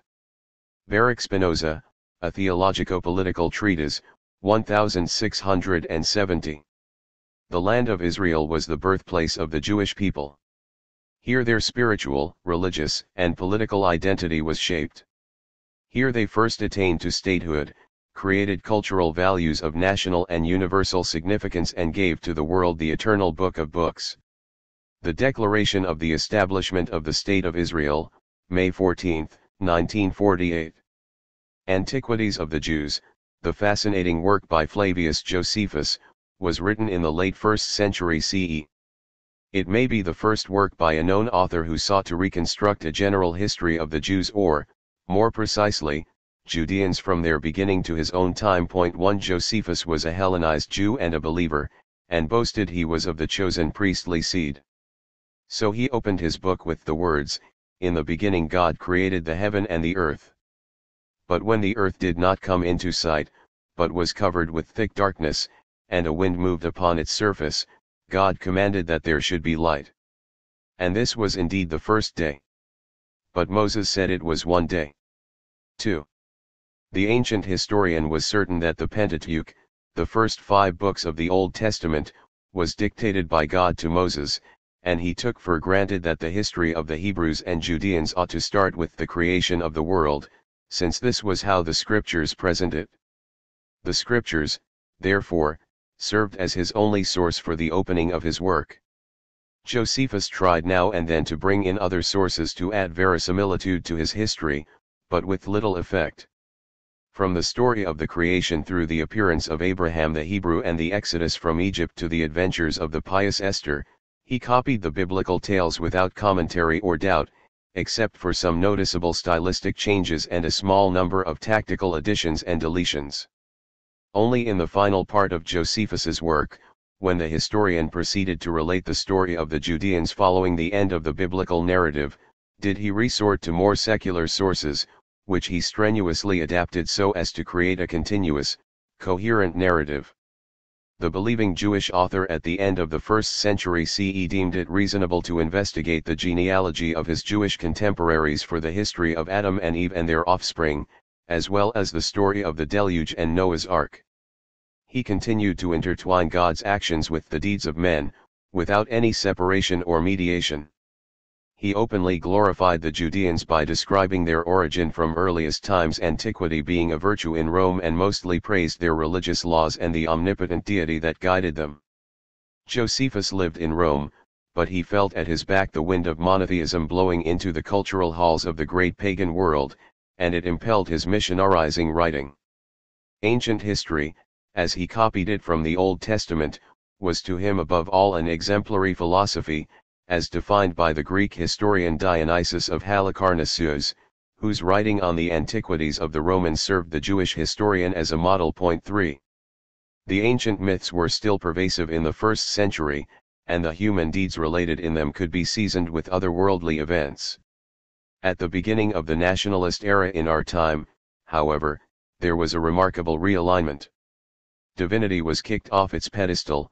Thenceforth, truth came to be confined to the biblical stories that dealt with the deeds of humanity. But how did it happen that the miraculous works of providence were suddenly rejected as untrue, while the human story that was closely intertwined with them was upheld as historical fact? It should be remembered that the distilled biblical truth was not a universal narrative about the history of humanity, but the story of a sacred people whom a secularized modern reading turned into the first nation in human history. The early shaping of Jewish history.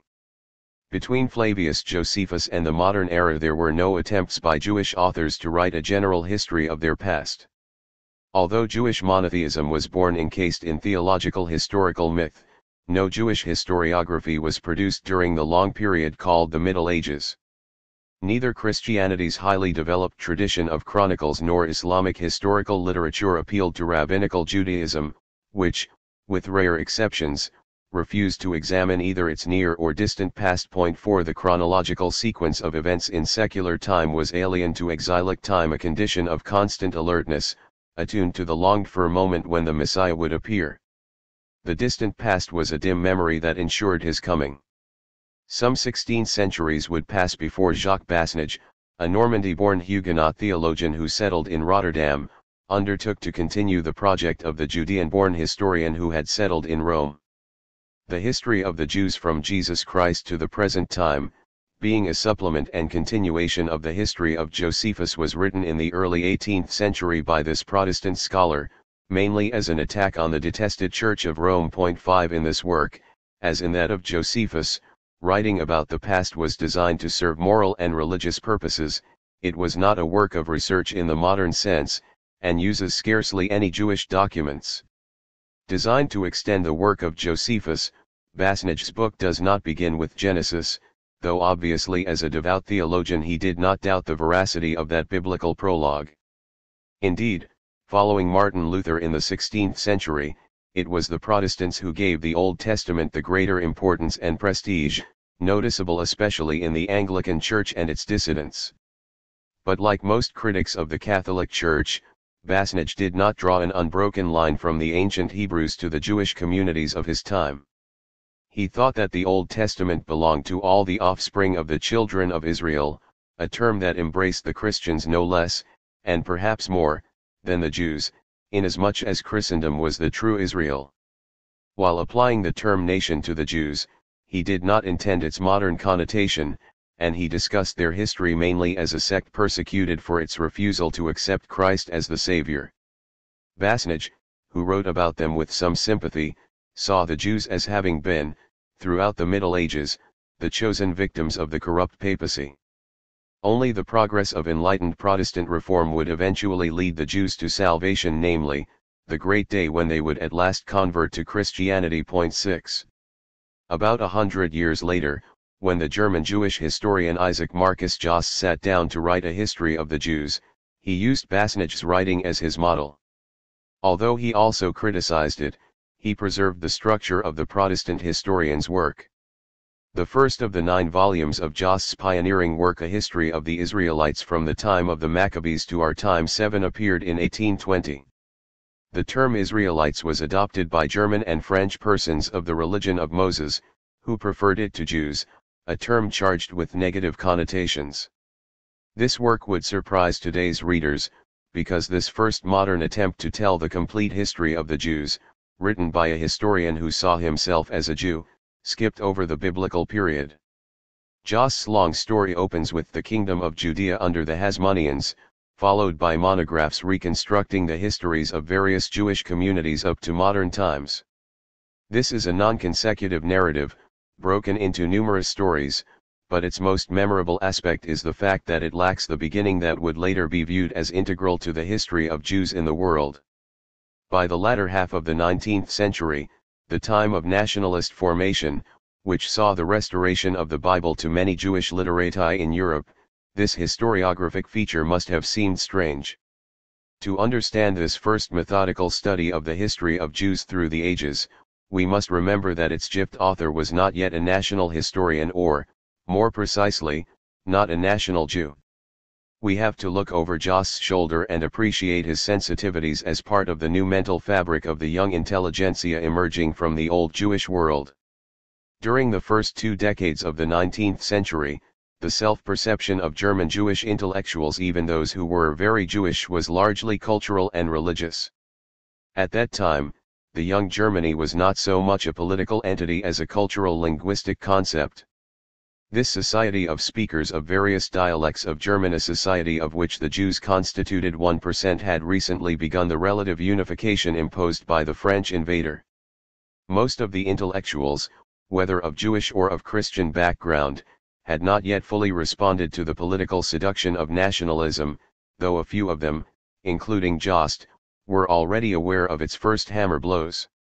Most literati of Jewish background were gripped by the project of emancipation, namely, the process of achieving equal civil rights, that had begun to be implemented in part in various German principalities and kingdoms in the second decade of the century, and was a crucial element in the nationalization of politics. Everyone was hoping that the longed-for German state would break away from its clerical foundations and completely privatize all its religions. Jost was born in Bernburg in central Germany, 2 years before the founder of critical historiography, Leopold von Ranke. He started his literary career as a typical Enlightenment liberal. He was raised as a Jew, attended a rabbinical school, and continued to cherish certain aspects of Jewish religious culture. Nevertheless, he favored the rising tide of reform, and believed that his life and the life of his community could be harmonized with the emerging historical political vision of German citizenship. With a number of friends and colleagues, all of Jewish background, he took part for a short while in creating a science circle, out of which would emerge the important current that would come to be known as the science of Judaism, Wissenschaft des Judentums, in German. His movement influenced all Jewish studies in modern times. The members of the circle and their successors were quite conflicted about their identity, and experienced some distress over this issue. 8 These literati belonged to the first generation of German Jews to study at the universities, although their exceptional religious background barred them from academic posts. They subsisted as teachers, journalists, or reform rabbis and worked on their philosophical or historical studies in their spare time.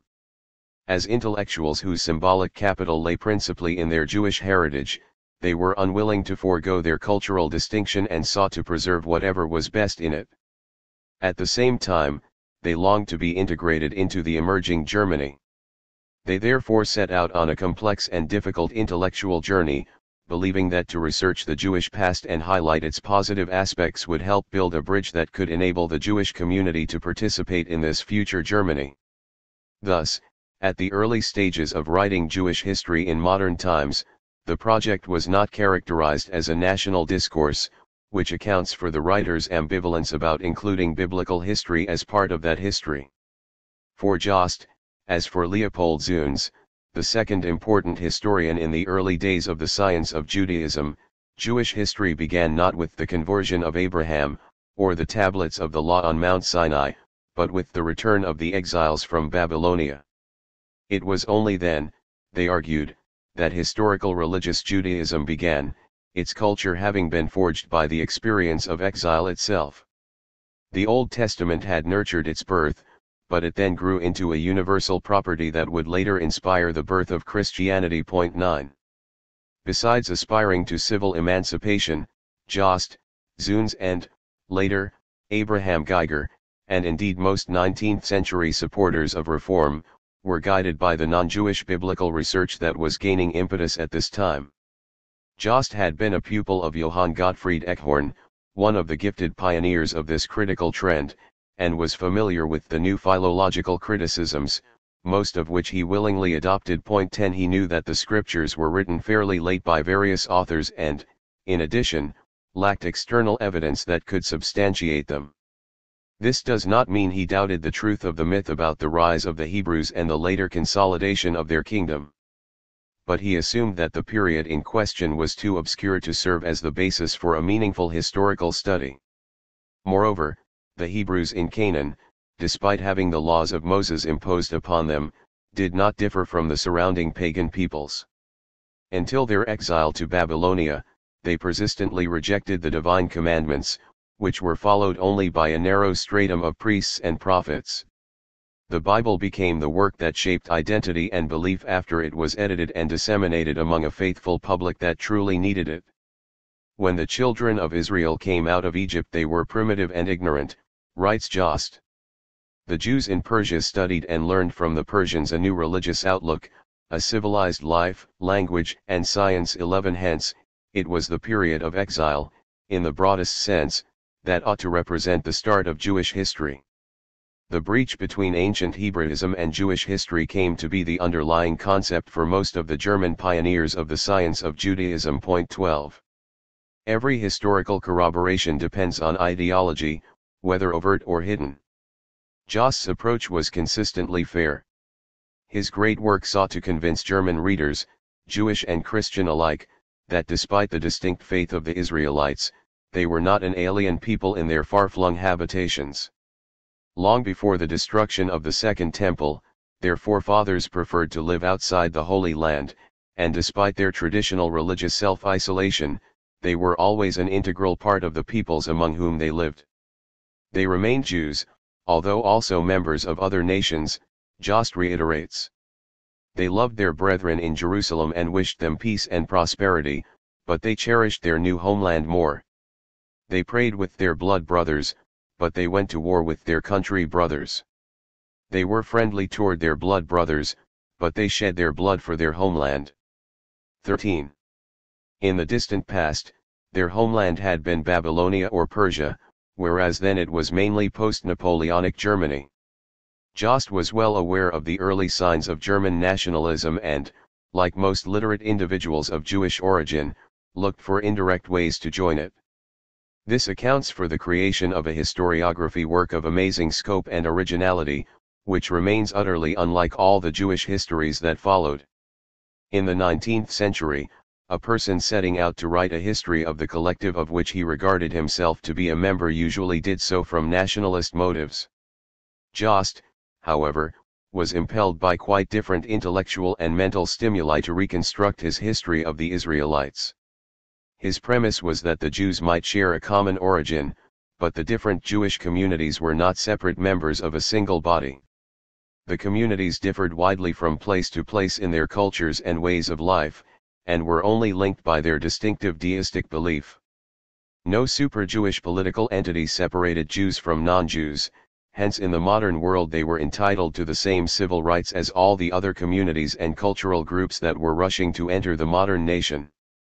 Writing to a friend when his first volume appeared, Jost revealed the political thinking that underlay and motivated his historiographic work.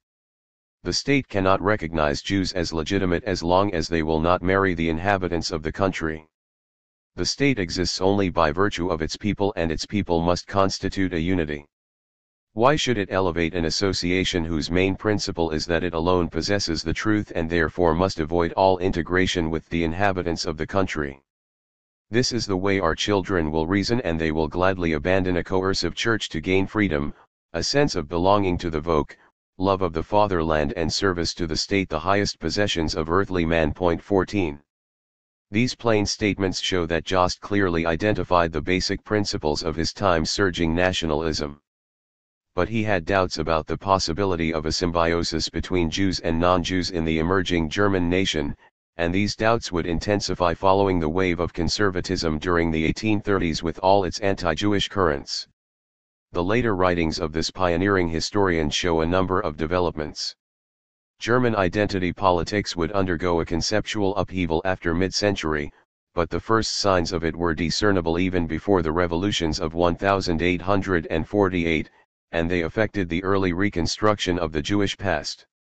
Already in his General History of the Israelite People, Jost's short second book that appeared in 1832, the biblical period occupies a larger portion of the story, while the Jews are presented as a unit with a tighter historical sequence. 15 From here on, the tone is rather political, though not yet nationalistic, and the Old Testament becomes a more legitimate source in the narrative of the Israelite people.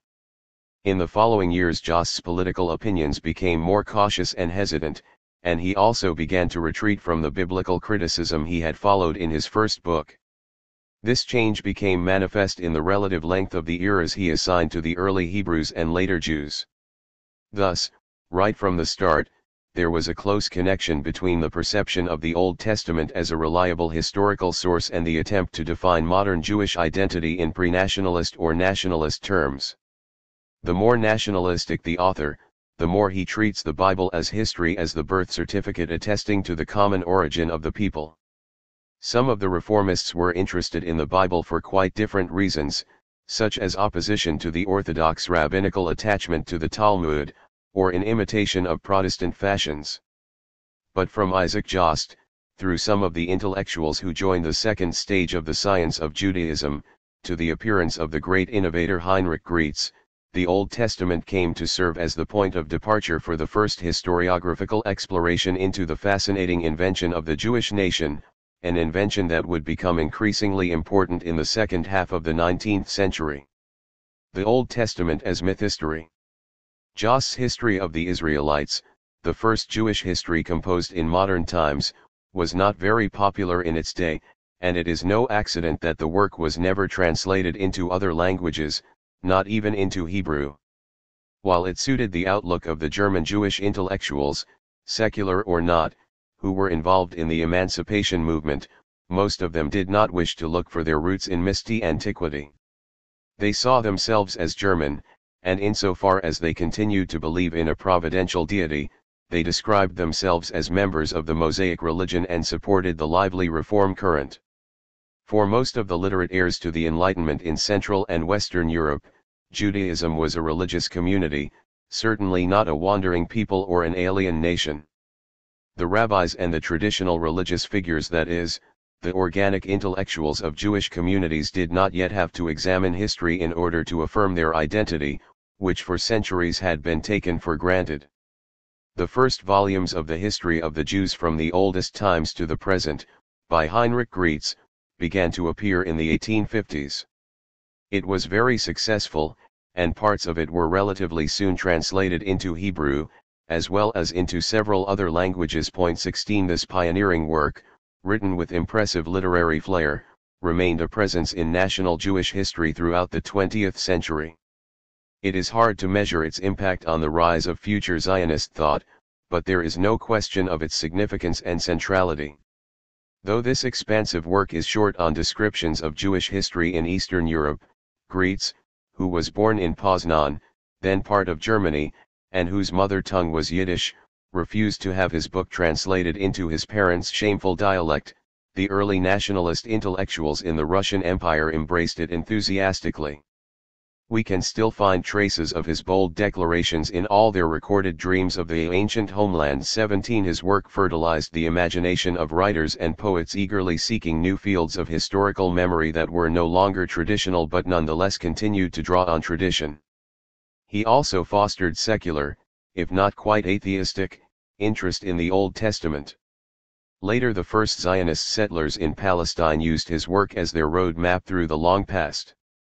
In today's Israel there are schools and streets named after Graetz, and no general historical work about the Jews omits mention of him. The reason for this massive presence is clear: this was the first work that strove, with consistency and feeling, to invent the Jewish people, the term people signifying to some extent the modern term nation. Although he was never a complete Zionist, Graetz formed the national mold for the writing of Jewish history. He succeeded in creating, with great virtuosity, a unified narrative that minimized problematic multiplicity and created an unbroken history, branching but always singular. Likewise, his basic periodization, bridging chasms of time, and erasing gaps and breaches in space, would serve future Zionist historians, even when they renovated and reshaped it. Henceforth, for many people, Judaism would no longer be a rich and diverse religious civilization that managed to survive despite all difficulties and temptations in the shadow of giants, and became an ancient people or race that was uprooted from its homeland in Canaan and arrived in its youth at the gates of Berlin. The popular Christian myth about the wandering Jew, reproduced by rabbinical Judaism in the early centuries of the Common Era, had acquired a historian who began to translate it into a pre-national Jewish narrative. To create a new paradigm of time, it was necessary to demolish the faulty and harmful previous one. To begin the construction of a nation, it was necessary to reject those writings that failed to recognize its primary scaffolding. It was for this reason that Graetz accused his predecessor Jost of tearing holes in the history of the Jews. He tore to shreds the heroic drama of thousands of years. Between the old Israelites, the ancestors and contemporaries of the prophets and psalmists, and the Jews, the disciples of the rabbis, Jost hollowed out a deep chasm, making a sharp distinction between them, as if the latter were not the descendants of the former, but of entirely scaffolding. Stock. Point 18. What stock produced so many Jews? The next chapter will address this question.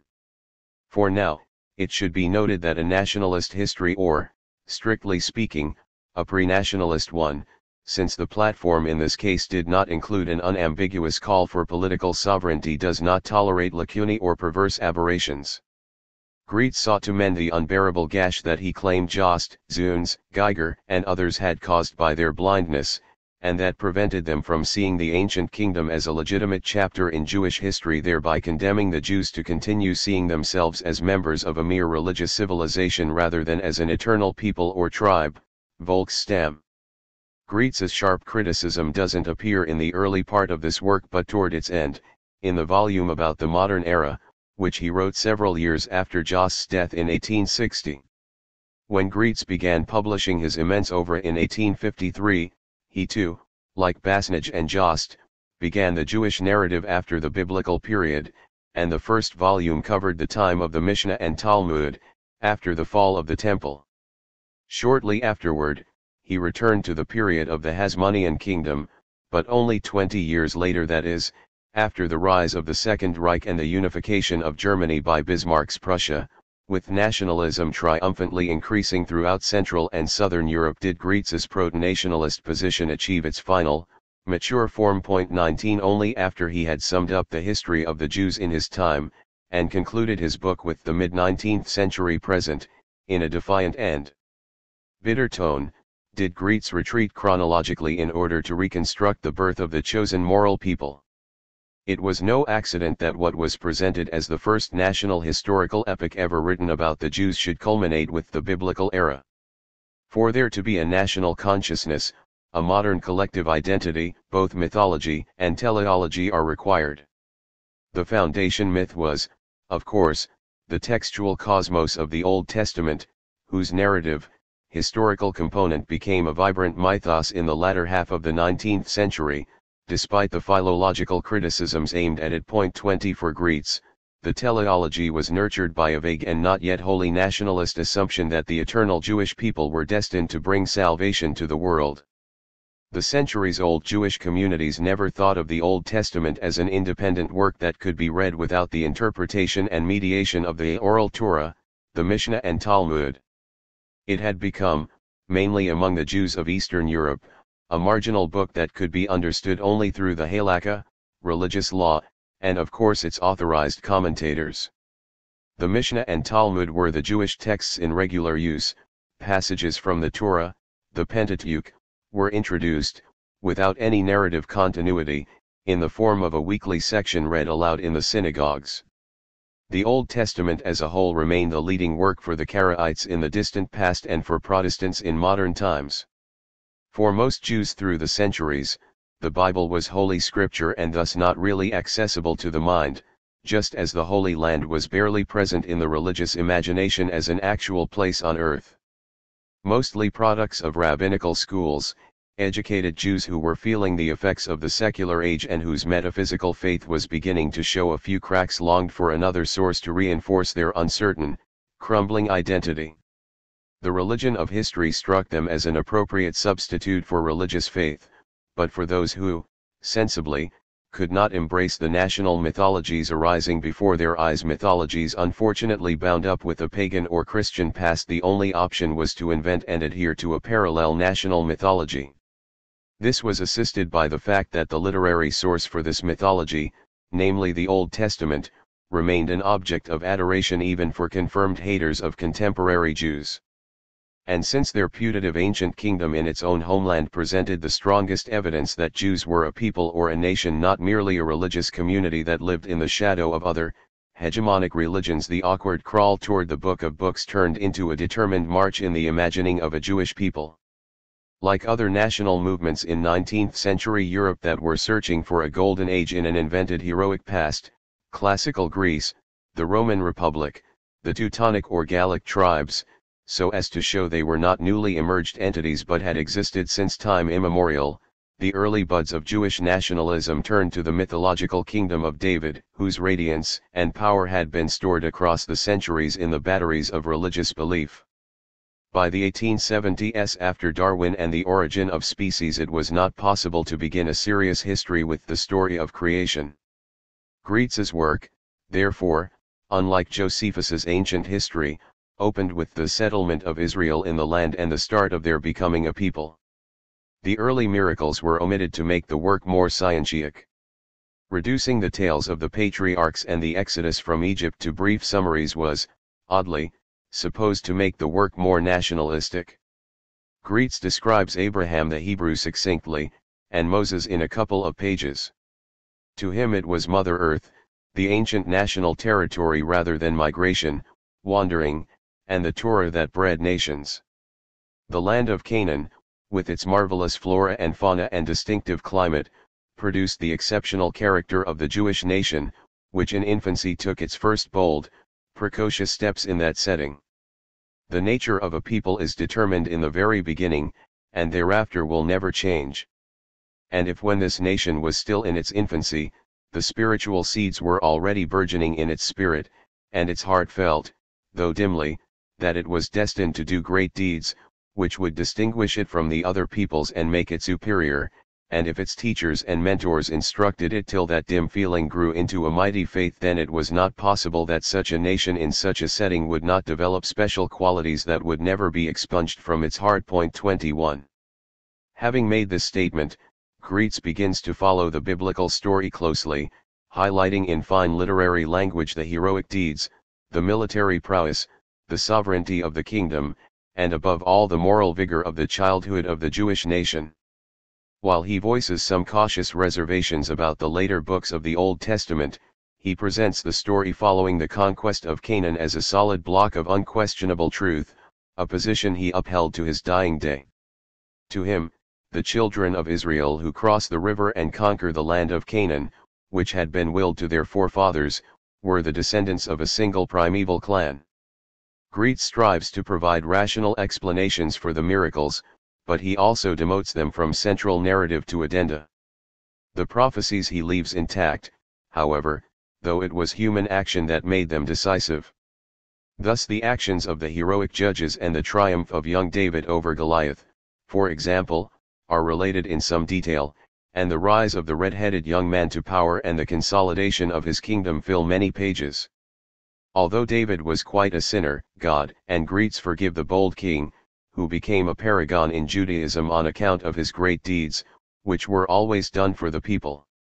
The kingdom of Solomon also receives a whole chapter, because it was a vast and mighty realm that could rival the greatest kingdoms on earth.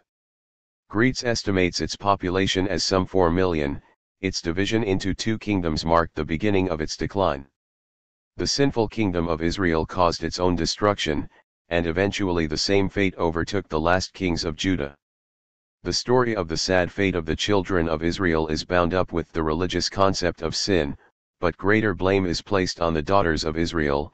It is a striking fact that Israelitish women, the appointed priestesses of chastity and morality, displayed a special inclination for the immoral worship of Baal and Astarte. 22 But fortunately, the ancient children of Israel also had prophets, who struggled with all their might to guide the people to a high, sublime morality, a unique ethos known by no other people. Greetz remains faithful to the central narratives and is always full of awe for the Old Testament. When he runs into contradictions in biblical ideology, he sometimes presents the different approaches without trying to reconcile them.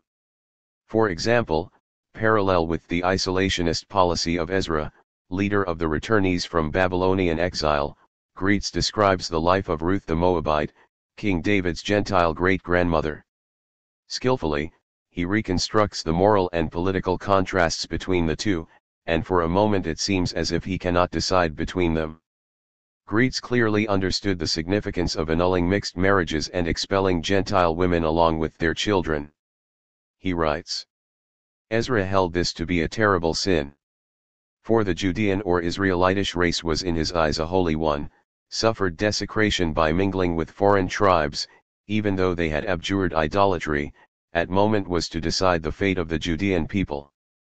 Ezra, and those who thought as he did, raised a wall of separation between the Judeans and the rest of the world. 23.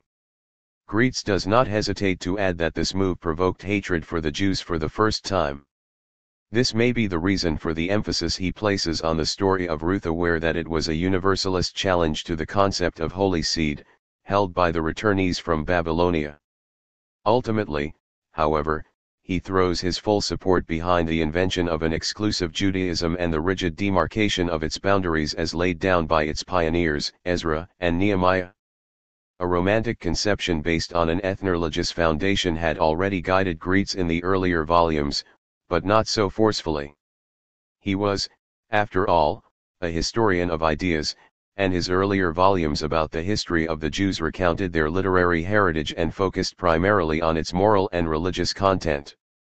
At the same time, the hardening of German nationalist definitions based on origin and race, especially in the formative years after the failure of the National Democratic Spring of the Nations in 1848, stirred new sensitivities among a small group of intellectuals of Jewish descent. Greets, for all his doubts and hesitations, was one of them. The sharpest senses belonged to Moses Hess, a leftist and a man of intellectual boldness, a former friend of Karl Marx, whose book Rome and Jerusalem, The Last Nationalist Question had appeared in 1862.24. This was an unmistakable nationalist manifesto, perhaps the first of its kind in being quite secular. Since his position was fairly decisive in shaping Greets's Jewish history, we should consider briefly the relations between the two. Race and nation. In the foreword to Rome and Jerusalem, Hess quotes Greets with enthusiasm. The Jewish historian's work, Volume 5, had informed him that even with the Talmud, the history of the Jews still possesses a national character. It is by no means merely a creed or church history one. This striking revelation was the answer to the mental struggles of the weary revolutionary, whose daily encounters with anti-Jewish expressions, political and philosophical, in Germany drove him to discover his national being. Throughout his work he makes no effort to hide his dislike of the Germans and does not cease to berate them. He prefers the French, and still more the authentic Jews. Driven out of Germany, Hess moved to France. The failure of the revolutions in Europe caused him, he said, to retire temporarily from politics and to concentrate on natural science. His intense pseudo-scientific reading introduced him to the racist theories that began to simmer in the 1850s. It was in 1850 that the Scotsman Robert Knox published his well-known book The Races of Man. 2 years later, James W. Redfield's book Comparative Physiognomy, or Resemblances Between Men and Animals, appeared in the United States. In 1853 Carl Gustav Caras' Symbolism of the Human Form appeared in Germany, as well as the first volume of the Frenchman Arthur de Gobineau's essay on the inequality of the human races. 2 These works were followed by other scientific books, and some of the leading thinkers in the second half of the 19th century began to paddle happily in the swamp of racist and Orientalist conventions. The fashion spread, gathering support among both the political left and prominent academics. Thinkers from Karl Marx to Ernest Renan published prejudiced writings about Jews, Africans, or the peoples of the Orient, which very quickly became the norm. To account for the popularity of race theory in the centers of Western culture, we must consider the European sense of superiority based on rapid industrial and technological development in the west and center of the continent, and how this was interpreted as reflecting biological and moral ascendancy. Furthermore, the progress made in the developmental sciences gave rise to comparative fantasies linking the life sciences with social studies and history. Racial theory came to be almost unquestioned and unchallenged until the 1880s.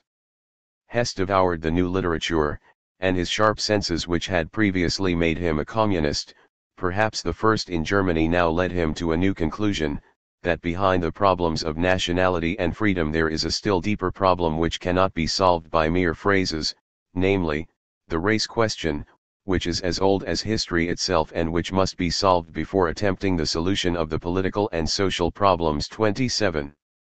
Past history consisted entirely of continuing stories of racial conflicts and class wars, but racial conflicts predominated.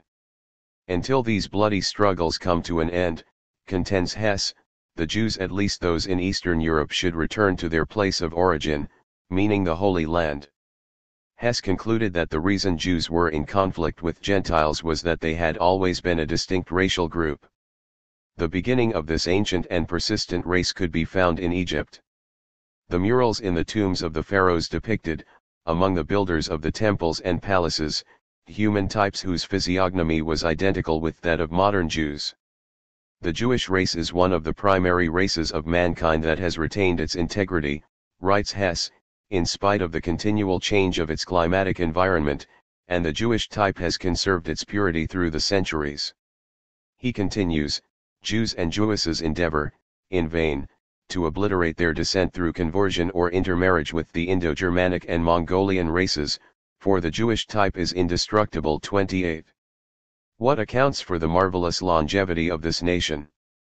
Hess reiterates throughout the book that the answer is, above all, its religion and faith. He disdains the reformists as much as he mocks the followers of emancipation in Germany. The Jewish religion is a national tradition that prevented the assimilation of the Jewish people. Assimilation was impossible to begin with, however. Make no mistake, for all its importance, religion was not alone in preserving the Jewish identity. Thus it is not theory that forms life, but race, and likewise, it is not doctrine that made the biblical patriarchal life, which is the source of Jewish cult, but it is the patriarchal life of the Jewish ancestors that is the creative basis of the religion of the Bible, which is nothing else but a national historical cult developed out of family traditions. 29. Much of this basic position about national origin religion is implied in the foreword to the first volume of Grietz's History of the Jews. Whereas Grietz's concept of history had until then tended to be dualistic, wavering between the spiritual and the material, Hess's racial materialism helped shift it to a still harder essentialist and nationalist position. By 1860 and the fifth, early, volume, which Hess praised in Rome and Jerusalem, Grietz depicted Jewish history before and even after the exile as made up of two essential elements. On the one hand, the apparently immortal Jewish tribe was the body, while the Jewish religion, no less eternal, was the soul. But from the late 1860s onward, Grietz's history presented the body as more decisive in the definition of the Jews, although divine providence continued to hover over them through history. Grietz read Rome and Jerusalem before meeting its author. That meeting began their close friendship and extensive correspondence, which went on till Hess's death in 1875. The two even planned to journey together to the old ancestral land, but eventually the historian traveled there on his own.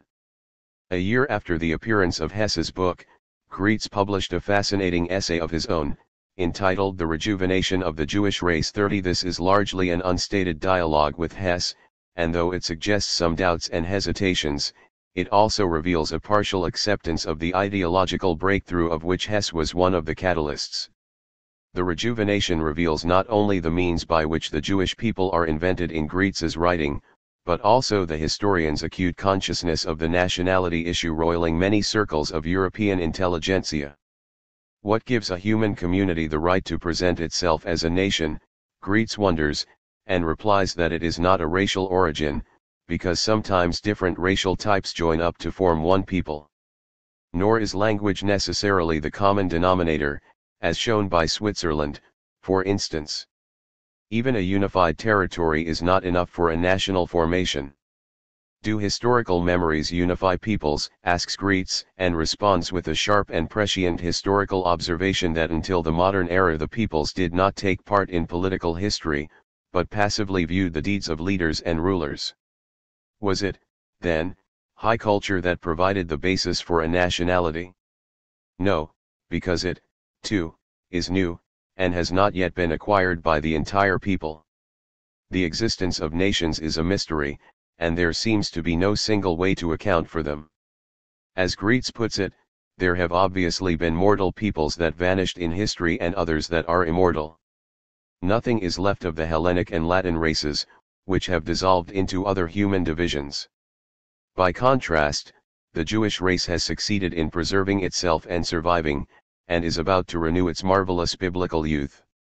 Its revival after the Babylonian exile and the return to Zion revealed its potential for renewal. Us, the people, are an organic body with a miraculous capacity for rebirth, which distinguishes them from ordinary biological organisms. The existence of the Jewish race had been unique from the start, which is why its history is a marvel. It is, in fact, a messianic people that will eventually save all of mankind. For Greeks, the teleology of the chosen people is more moral than political, retaining some dusty remnants of a crumbling traditional belief. Like all nation-fostering historians in the 19th century, Greeks assumed that the history of his nation was sublime and not to be compared with any other national history. We shall come across echoes of this, admittedly unoriginal, thesis in the final parts of the History of the Jews, written in the second half of the 1860s and early 1870s.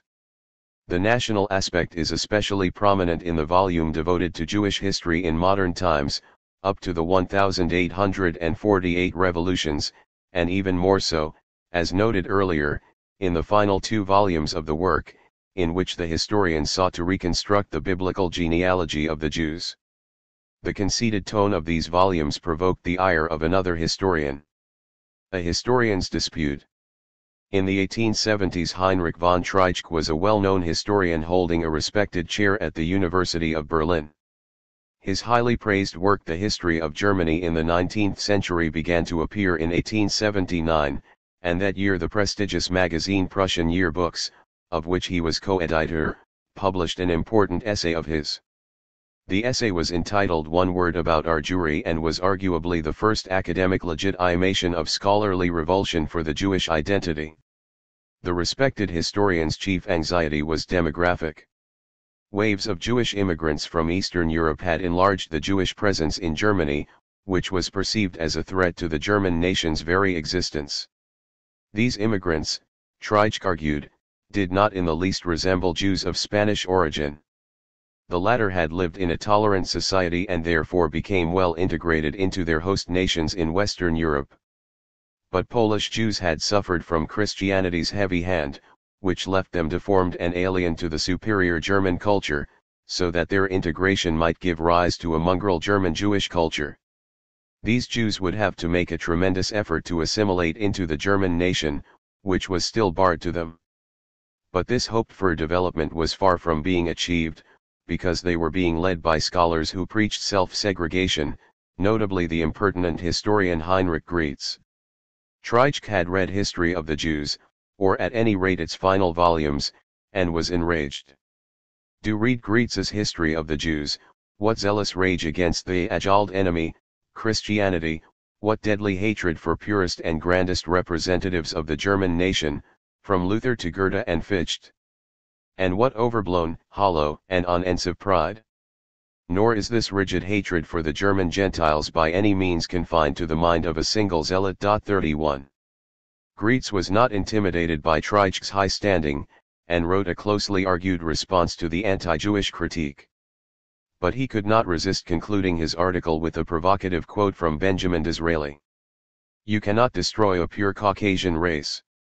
This is a psychological fact, a law of nature, that dismayed the kings of Egypt and Assyria, Roman emperors and Christian inquisitors. No punitive system, no physical torture, can cause a superior race to be consumed or destroyed by an inferior one." 32. Faced with such nationalist obstinacy, Treitschke heightened the tone and bared his historiographical teeth. A full merger of Jewry with the peoples of the West will never be achieved. It may only be possible to soften the opposition, since it is rooted in ancient history. 33. Moreover, he discerned in Graetz an aspiration to have Jewry acknowledged as a nation within the German nation, an aspiration that every authentic German had to reject out of hand. He went on to charge Graetz with nationalist Jewish conceit, and wondered at length if the latter saw himself as a German in any way. No, he concluded, Graetz was an alien in his accidental homeland, an Oriental who neither understands nor wants to understand our nation. He and we have nothing in common, except that he possesses our citizenship and uses our mother tongue, though only in order to curse and swear at us. Then the Prussian historian let rip. But if this racial conceit becomes public, if Jewry even demands recognition of its national status, it demolishes the legal foundation of emancipation. There is only one way to fulfill these aspirations: emigration, the creation of a Jewish state somewhere outside our country, and then it will see if it can win the recognition of other nations. There is no room for dual nationhood on Germany's soil. It took thousands of years of toil to construct the German states, and Jews had no part in that. 34. Treitschke's detestation of Jews' origin in the East would grow more extreme. For now, it was a middle-of-the-road position between civil nationalism and outright racial nationalism. Unlike more vulgar anti-Semites, such as Wilhelm Marr or Adolf Stürker, he did not rule out the possibility of Jews joining the German nation. But his long-term historical contrast between a Jewish people and a German people revealed his essentialist tendency to regard Jewishness and Germanity as two contradictory, hence irreconcilable, identities. Treitschke's nationalism was suffused with an ethnicist essentialist outlook, in which the Jew remained a Jew even if his culture and language were purely German.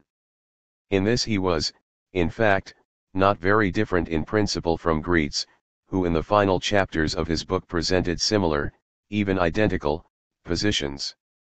While Greiz was not yet a full-fledged nationalist historian, his entire opus is imbued with an abstract, if ambiguous, longing for state sovereignty. Though he was one of the first thinkers who helped construct a new secular link between the Jews and their ancient homeland, he remained, unlike his opponent Treitschke or his friend Hess, skeptical about Jewish migration to that homeland. Despite his association with Hess, and his brief but emotional visit to the ancestral land, he was not actually a Zionist. That is why in his second response to Treitschke's challenge he retreated, evaded, and disingenuously denied that he had ever defined Judaism as a nationality. In the heat of the debate, and possibly in view of the harsh reactions of most German Jewish intellectuals, Greiz momentarily saw himself again as a thorough German who demanded nothing but equal rights. And since Treitschke disparaged Greiz's non-German origin, the author of History of the Jews repaid the Berlin historian with the same toxic currency. Is not Treitschke a Slavic name? The clash of the two ethnocentric historians exposed the significant inner struggle in the consolidation of German nationalism. For both Greiz and Treitschke, the nation was principally a matter of descent, the product of an ancient, linear, and prolonged history, supported by, respectively, Germanic mythology or the Old Testament. The nation is in effect a people race, originating in the distant past, whose weight determines and outlines collective identities in the present. Both historians were imbued with a folkish national outlook, whence their doubts about the possibility of symbiosis between Germans of Jewish background and Germans of Christian origin. Neither believed that there was much point in trying to bolster such interrelations, since in the imagined national roots of both groups there had never been a divorce between Jews and Germans, as there had never been a marriage. It should be noted that more than a few German intellectuals of non-Jewish origin disputed this pessimistic and deterministic position. As pointed out in the first chapter, it is a mistake to assume that all the proponents of German nationalism were of the folkish persuasion or anti-Semitic. Many liberals, as well as most social democrats, believed in the inclusive Republican identity, of which the German Jews were an integral part. Similarly, the German Jewish intelligentsia, which was naturally appalled by Treitschke's hostility, was sharply at odds with Greiz's national ethnicist position. From Moritz Lazarus, a professor of philosophy at Berlin University, through Harry Breslau, his colleague in the history department, to Hermann Cohen, Greiz's former student who became a well-known neo-Kantian philosopher at the University of Marburg, all were strongly critical of Greiz. They all agreed that there could not be two nationalities in a single state, but also maintained that there should be diversity within the unifying nation. Germanity itself was a historical product of various cultural elements, they argued, and it was flexible enough to continue absorbing them. The Jews, like other subjects of the empire, Protestants and Catholics, were first of all Germans and only secondarily Jews. No doubt some of the intellectuals of Jewish background believed in their distinct racial origin, but almost all decided that what mattered was the future national cultural project, and that project was German. The problem was that the elevated dispute among the historians was taking place in a murky atmosphere of low-level anti-Semitism that had spread through various parts of society. A series of economic crises during the 1870s, while it did not block the accelerating forces of industrialization, created a sense of economic insecurity that was immediately translated into anxieties of identity, a historical phenomenon that would become familiar in the 20th century. The decisive victory of 1870 and the unification of the Reich from above soon lost their unifying glory, and the people blamed for the crises were, as always, the others, the religious and racial minorities. The progress of mass democracy also stimulated the rise of political anti-Semitism, an effective means of rallying mass support in modern times. From the streets through the press to the corridors of imperial power, venomous propaganda was aimed at the Orientals who had come from the East and claimed to be Germans. There were open calls to repeal the emancipation. It was in this suffocating atmosphere that a public petition appeared in 1880, signed by 75 intellectuals and liberal public figures of non-Jewish origin, seeking to defuse and thwart the renewed wave of anti-Semitism. One of the most prominent and prestigious signatories was Theodor Mommsen. This great historian of ancient Rome was not content merely to append his signature, he chose to get involved in the debate about the Jewish question. He clearly understood that the issue was not just the status of the Jews, but the nature and quality of German nationality. A few months after the petition, he published a fascinating essay entitled Another Word About Our Jewry 35. It was a direct reply to his colleague Treitschke, and from then on, the debate of the historians involved three leading spokesmen. Make no mistake, both as a historian and a citizen, Mommsen was a nationalist. He supported the unification of Germany and even its forcible annexation of Alsace-Lorraine. But he was worried by the growing ethnicization of German nationalism in the 1870s, which prompted him to write, ironically, "We shall soon have a situation in which a full citizen will be only one who can look back on his origins and see himself as a descendant of one of the three sons of Mannus, secondly, who believes in the Gospels only as a priest interprets them, thirdly, who is skilled at plowing and sowing. 36. To construct a modern nation in the light of Tacitus's writings about ancient Germany would mean leaving out not only the German Jews but a good many other inhabitants of the Reich. The author of History of Rome, who had been a revolutionary Republican in his youth, always held to a civil concept of nationalism. Like all 19th-century historians, Mommsen assumed, naively, that nations and nationalism had existed since antiquity. But if Treitschke saw the origin of the German nation in the Teutonic kingdoms, and Graetz saw the source of the Jewish nation in the kingdom of David and Solomon, for Mommsen the supreme historical model was Rome in the time of Julius Caesar, with its open and flexible concept of citizenship. His imagined nation evolved from the dual source of his political past and his historiographic work. He detested the isolationism inherent in ancient identities, just as he despised the modern racism in his own political present. His knowledge of the ancient history of Judea came mostly through imperial Roman sources, although the first page of the chapter entitled Judah and the Jews in his History of Rome suggests that he was also well acquainted with Jost's writing. Mommsen did not think that the Judeans were necessarily the spiritual successors of the ancient Hebrews, and assumed that most of the Jews throughout the Roman Empire were not direct biological descendants of the inhabitants of Judea. 37. His anti-essentialist historical view of the development of nations came to the fore in the Treitschke-Graetz dispute. To Mommsen, the Jews were not an alien people race but one of the tribes or communities integral to the new Germany. They were no different, in principle, from the people of Schleswig-Holstein, Mommsen's birthplace, or the population of Hanover or Hesse. A modern nation is the result of the blending of diverse cultural components from different sources. He felt that the Jews should indeed integrate into their surroundings, shedding, to the best of their consciousness and ability, a significant degree of their isolationist distinctiveness, but that they ought to do so just as any of Germany's other tribes had to forego some elements of their pre-modern local culture. The Jews had entered the German nation through a different gate than Germany's other tribes, but this entrance gave them a distinctive quality. Without doubt, just as the Jews in the Roman Empire were an element that dismantled nations, they are an element dismantling tribalism in Germany.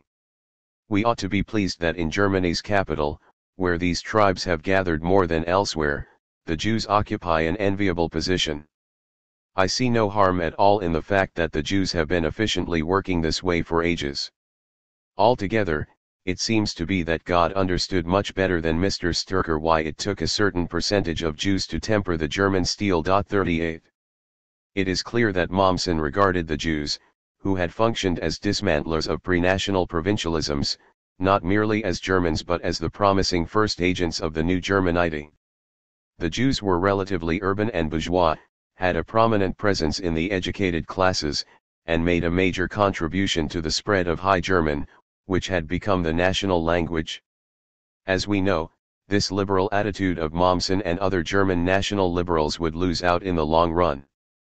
Not only was their model of civil nationalism defeated in the first half of the 20th century but, ironically, in 1933, at the conference of the National Socialist German Workers' Party, the scholarly Joseph Goebbels praised the great Mommsen's dismantling element as a model anti-Jewish position similar, in his view, to Richard Wagner's idea of the Jew. 39 Treitschke and Gretz did not respond publicly to Mommsen's intervention, though obviously neither one welcomed a third position that dismantled such a natural and logical ethno-national discourse.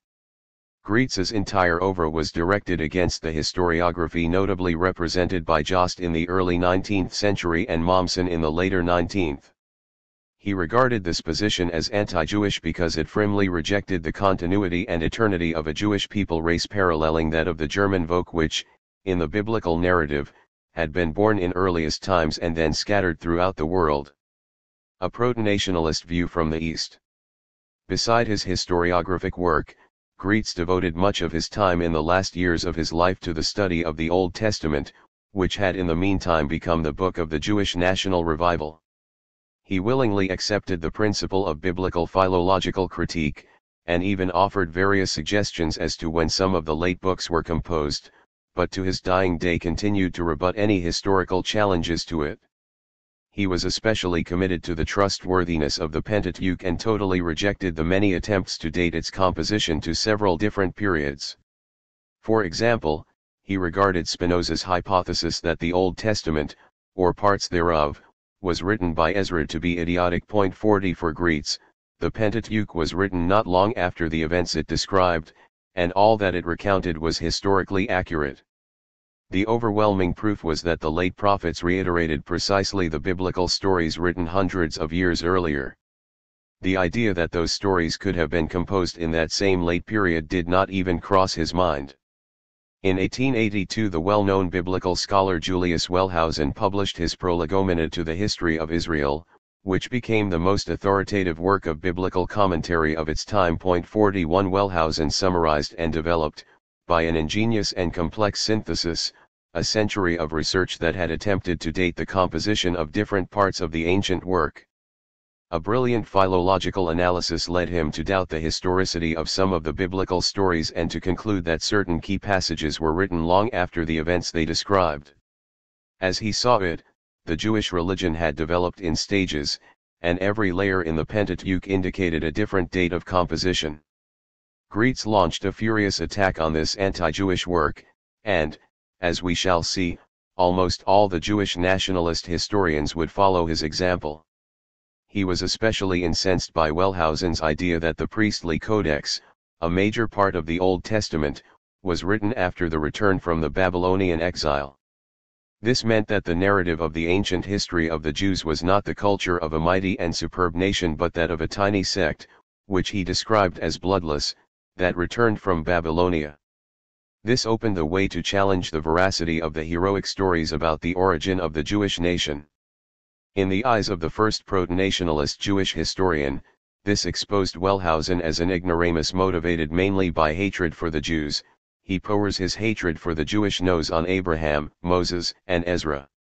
For that matter, the well-known French philologist and historian Ernest Renan, author of the History of Israel, also came in for fierce criticism from Greeks, who regarded him as no less ignorant and anti-Semitic than his German colleague Wellhausen. As far as Greeks was concerned, a scholar who was not a Jew could not understand the unique significance of Jewish history. When Greets died in 1891, Simon Dubnow, a native of Belorussia who had been educated in a rabbinical school but was otherwise self-taught, published a moving obituary in his honor. The young Dubnow even undertook to translate into Russian the biblical chapters from Greets's last work, Popular History of the Jews. 42. Although published, this book had been condemned and destroyed by the Russian censors, because the Pravoslav Church viewed Greets's would-be biblical national revisionism as an offense against sacred history. It was this labor of translation, as well as an early and enthusiastic reading of, oddly enough, the first volume of Renan's History of Israel 43 that prompted Dubnow to devote himself to the Jews and compose their history from the time they emerged from the desert to the modern era. It was no accident that Greets's successor was a product of the Yiddish-speaking population of Eastern Europe rather than an academic historian in a prestigious scholarly center in Berlin or Paris. Unlike the German Empire, the Russian Empire contained a vast Jewish population whose language differed from that of the majority. While the religion that had held it together for generations was weakening, it had a thriving secular culture of its own. Such a modernizing process had never taken place among the Jews of Central and Western Europe. The rise of nationalism in the surrounding societies, Russian, Ukrainian, Polish and others, in addition to the systemic discrimination in the Tsarist realm, worsened the situation of the growing Yiddishist community, whose more dynamic element was driven to migrate westward. The nationalist feelings that began to simmer in the remaining communities, especially after the wave of pogroms in the early 1880s, had no parallel in any contemporary Jewish community.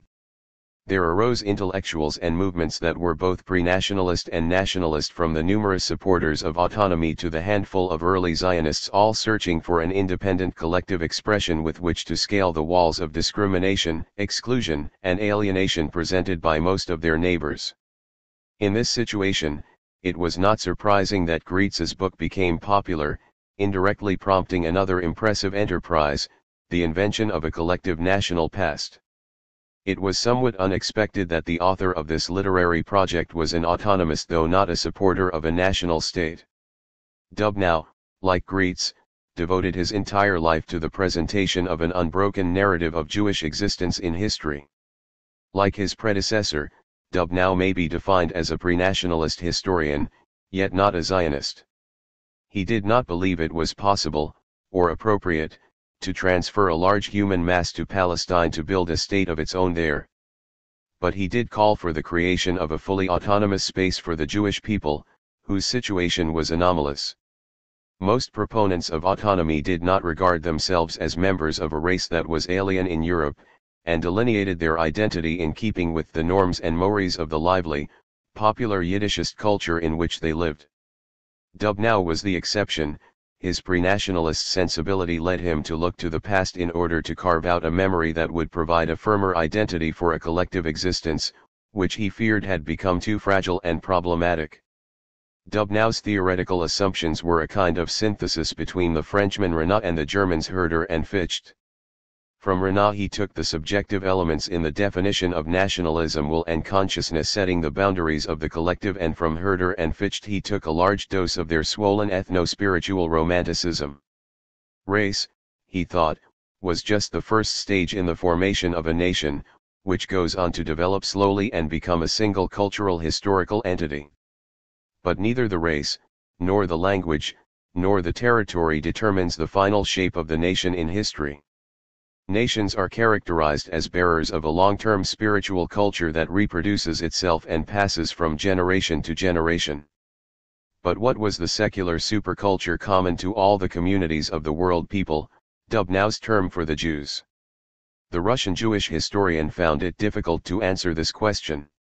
Hence, despite his consistent secularism and his sharp criticism of the faith, he could not avoid pointing to the preservation of the Jewish religion as an essential condition for the secular national culture. 44 The trend toward pragmatism, which later in Zionist historiography would make religious faith wholly instrumental in the definition of national identity, had found its first historian in Dubnow. But Dubnow felt uneasy about using a religious culture to define a modern nation, and this drove him to follow German Romanticism in search of a boundless and indefinable spirituality, beyond time and place, that rises like a mighty echo from an ancient source. As a subject of the vast Russian Empire, which could hardly become a nation-state, he never fully understood the role of the modern state in the creation of a national culture. Thus he could describe himself as an autonomist, leaning expressly on Herder's well-known populist essentialism. It should be kept in mind that the state is an outward social alliance, whose purpose is to secure the needs of its members, whereas the nation is an inward and natural association. The former, by its very nature, is accustomed to change, while the latter is fixed and unchanging. A nation that has lost its political liberty owing to a historical disaster should not also lose its national selfhood. 45.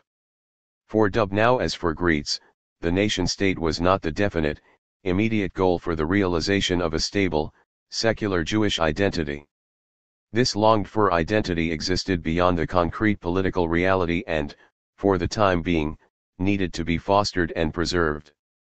A look at the mosaic of Jewish cultures in modern times was misleading, and certainly could not provide a suitable answer to the definition of the Jews as a united spiritual nation. Hence the best way to preserve the nation's unchanging essence was to foster the consciousness that knew and recognized it, a consciousness that could be achieved by developing the study of history and expanding knowledge of the shared origin. For Dubnow, in the absence of political sovereignty, the historian ought to replace the rabbi as the agent of memory and inherited identity. As a scholar, Dubnow was less pugnacious than Greets, because despite his romantic tendencies, he saw himself as a true man of science. At the end of the 19th century, on the threshold of the 20th, positivist science still held sway among European intellectuals, and so, in the transition from Greets to Dubnow, the writing of history as a sequence of novels was abandoned, at least in appearance, and the age of professional historiography began. Greets had had no real connection to the European tradition of meticulous investigation of the past, which had developed since von Ranke, but this tradition left a clearer imprint on Dubnow's work. Greets had completely isolated the history of the Jews from their surroundings, while Dubnow sought to connect it to the societies in which they lived. His books made effective use of the methodological tools that had been developed in the course of the 19th century in the various fields of historiography. Source references, supporting evidence, and cross-references had become standard elements of historical narrative. Dubnow's World History of the Jewish People, the wide-ranging book that he began to write early in the new century, begins not with the ancient Hebrews but with a broad survey of the Near East based on recent archaeological discoveries. 46 The findings at Tel El Amarna, the Elephantine Papyri, Hammurabi's Code of Laws, the Mesha Stela, all are cited to show that this was a scientific, or, as Dubnow called it, sociological, work. He used the word sociological to indicate a study of the history of the Jews based not on their ideas, namely their religion, but on their existence as a living national body. 47 The present living body was the totality of autonomous Jewish communities. Because of their common origin, together they constituted a single nation, rather than a scattering of religious communities, as Jost and his colleagues had thought. The national type had reached its finished form at the time of the first political downfall, Dubnow asserted, and this would be his guiding motif throughout the work. 48. The national body is present in Dubnow's work from a very early stage.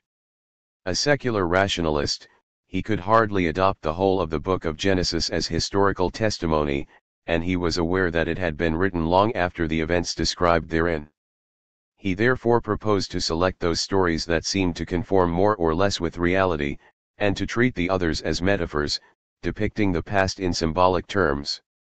For example, the story about Abraham the Hebrew symbolized the historical separation of the Hebrews from the nomadic Semites, and Isaac and Jacob represented the branching off of the people of Israel from the other Hebrew peoples. The biblical characters were collective prototypes.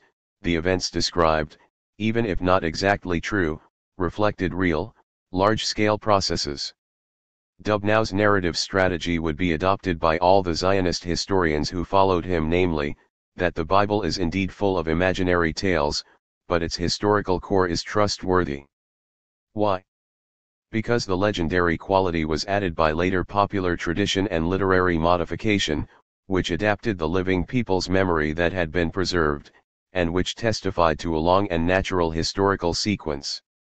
This embodiment of the people's memory constituted an authentic, indisputable testimony to the actual experiences of the nation. But when was the Old Testament actually written? It is most probable that the early events in the book were written in the time of David and Solomon, and their literary adaptation was done at the end of the Two Kingdoms, in about the 8th century. According to Dubnow. 49, the contradictions in the biblical text were entirely due to the fact that some parts were written by Judeans and others by Ephraimites.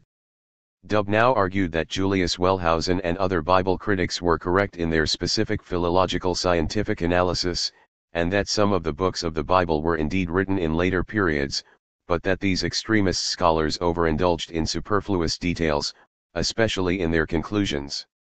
Specifically, one ought to reject their basic premise that prohibits discussing an ancient Israelite culture predating the period of monarchy. The source of the general Oriental elements in Judaism is ancient Babylonia in the time of Hammurabi and the kings who succeeded him, who also ruled over Canaan, not the new Babylonia of Nebuchadnezzar and the Persian kings who succeeded him and likewise captured Judea. It is not possible to ignore the effect of the cultural environment of the Israeli tribes in the 2nd millennium BCE, as do the school of Wellhausen and the proponents of the extreme Ezrate approach. 50. Dubnow, like Greets, and like all the pre-nationalist and nationalist historians in modern times, wanted to push the birth of the people as far back in time as possible, and insisted that the history of Israel began in the 20th century BCE. 51. The similarity between the ancient Babylonian myths and laws and main elements in the Old Testament indicated the early chronology of the appearance of the children of Israel. Therefore the Exodus from Egypt must have taken place in the 15th or 14th century BCE, because the defeat of Israel mentioned in an inscription on a stela ordered by the pharaoh Merneptah, discovered in 1896, proved that Israel was already present in Canaan at the end of the 13th century. This last finding was problematic for Dubnow, and it illustrates the production process in his particular historiographic laboratory.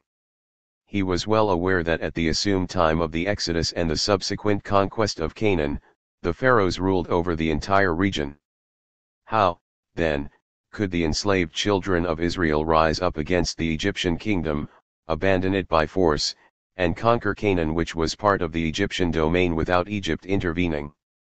Moreover, the Merneptah stela clearly states that, at that time, Israel was destroyed by Egypt and had no more seed, although there is no mention of this defeat in the Bible. Here is how Dubnow resolves this conundrum. We must therefore assume that the hymn to the victorious pharaoh was inaccurate, and very likely the ruler of Egypt had to resist the rebellious peoples in Africa, or else this victory over Israel was in the desert, during the exodus from Egypt, when there was no trace left there of the seed of Israel. In any case, it is not possible that directly after the children of Israel settled in Canaan, they were attacked by the king of Egypt. 52. To ascribe such a distant time to the Old Testament narrative required support from the new archaeological discoveries. It was necessary only to know how to interpret them so as to provide a scientific basis for the stories of the early Jewish people. Here Dubnow initiated a lasting tradition in Jewish nationalism, which in later years would deploy digging implements to substantiate biblical stories, and with them, of course, the proprietary claim of the people of Israel to the land of Israel.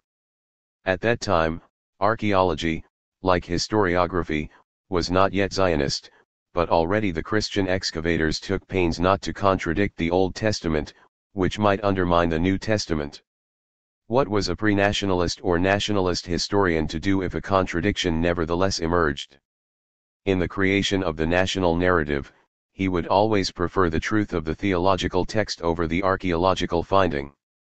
Except for the scientific garb in which Dub now clothed his work, it remained wholly faithful to the Old Testament and, as in Grietz's work, simply eliminated the supernatural descriptions and the deity's direct interventions. The conquest of Canaan, the distribution of tribal lands, the period of the judges and that of the unified kingdom were given a detailed chronology and turned into modern history and sociology. The Jewish historian devoted separate, detailed chapters to David's great and Solomon's mighty kingdoms, because writing and literature were especially developed in the reigns of the two great monarchs, David and Solomon.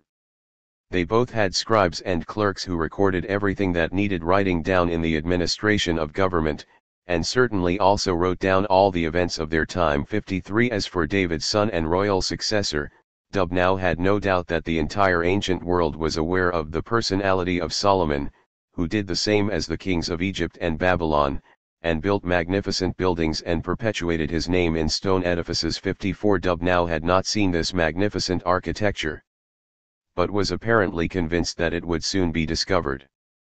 However, at this stage of his work he was more concerned about the national predicament in which the ancient unified kingdom found itself following the traumatic split after the demise of Solomon.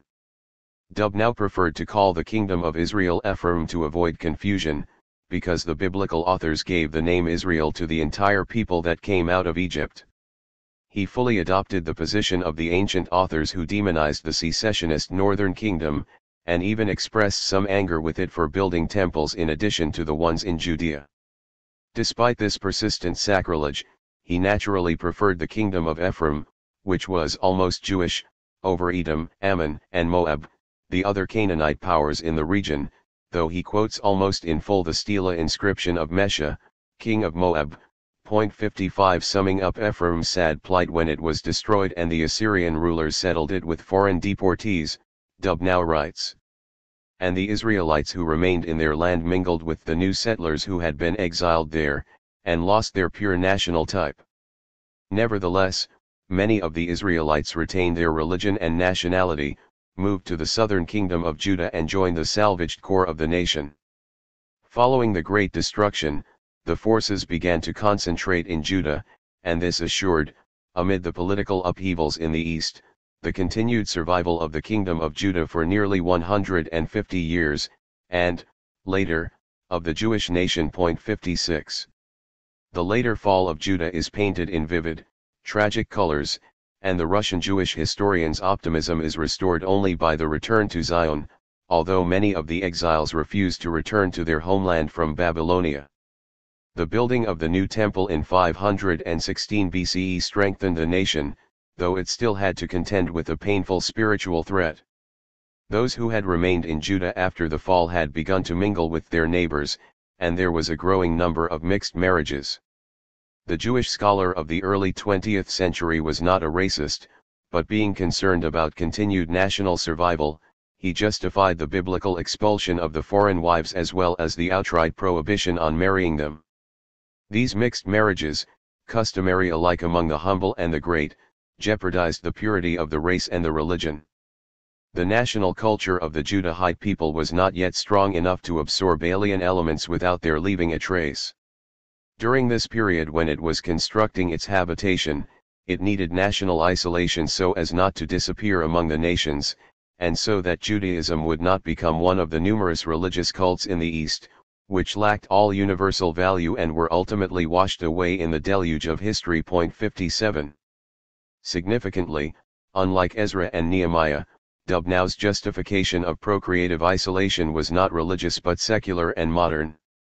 Treich's and Grietz's old folkish anxiety filtered fairly easily into the early Jewish historiography pursued in Eastern Europe. The clear ethnocentric identity that underlay Dubnow's historical discourse resembled other kinds of pre-nationalism and nationalism in contemporary Eastern Europe, Polish, Ukrainian, Latvian, and so on, but had a decisive advantage over them. It could go back to the 6th century BCE for criteria to define the living national body. Like Grietz's first historiographic project, 2, faced with anti-Semitism and rejection of the Jew, could lean on trustworthy biblical sources to explain and to justify an opposite and complementary reaction, a modern, secular Jewish national self-isolation. An ethnicist stage in the West.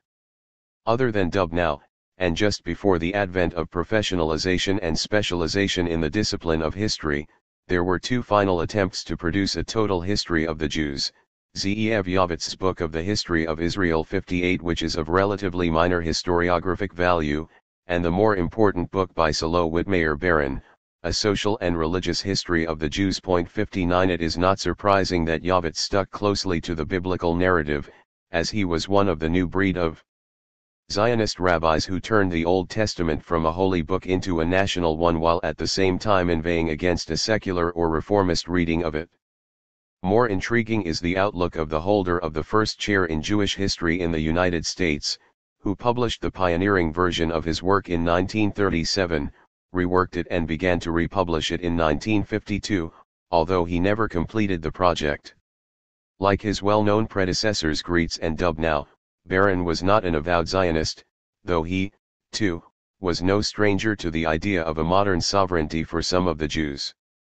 And whereas Greetz looked at the history from the vantage point of unifying Germany, and Dubnow from the crumbling Tsarist Empire, Baron observed the Jews from New York, the greatest refuge of Jews from Eastern Europe, to which he himself had migrated in 1926.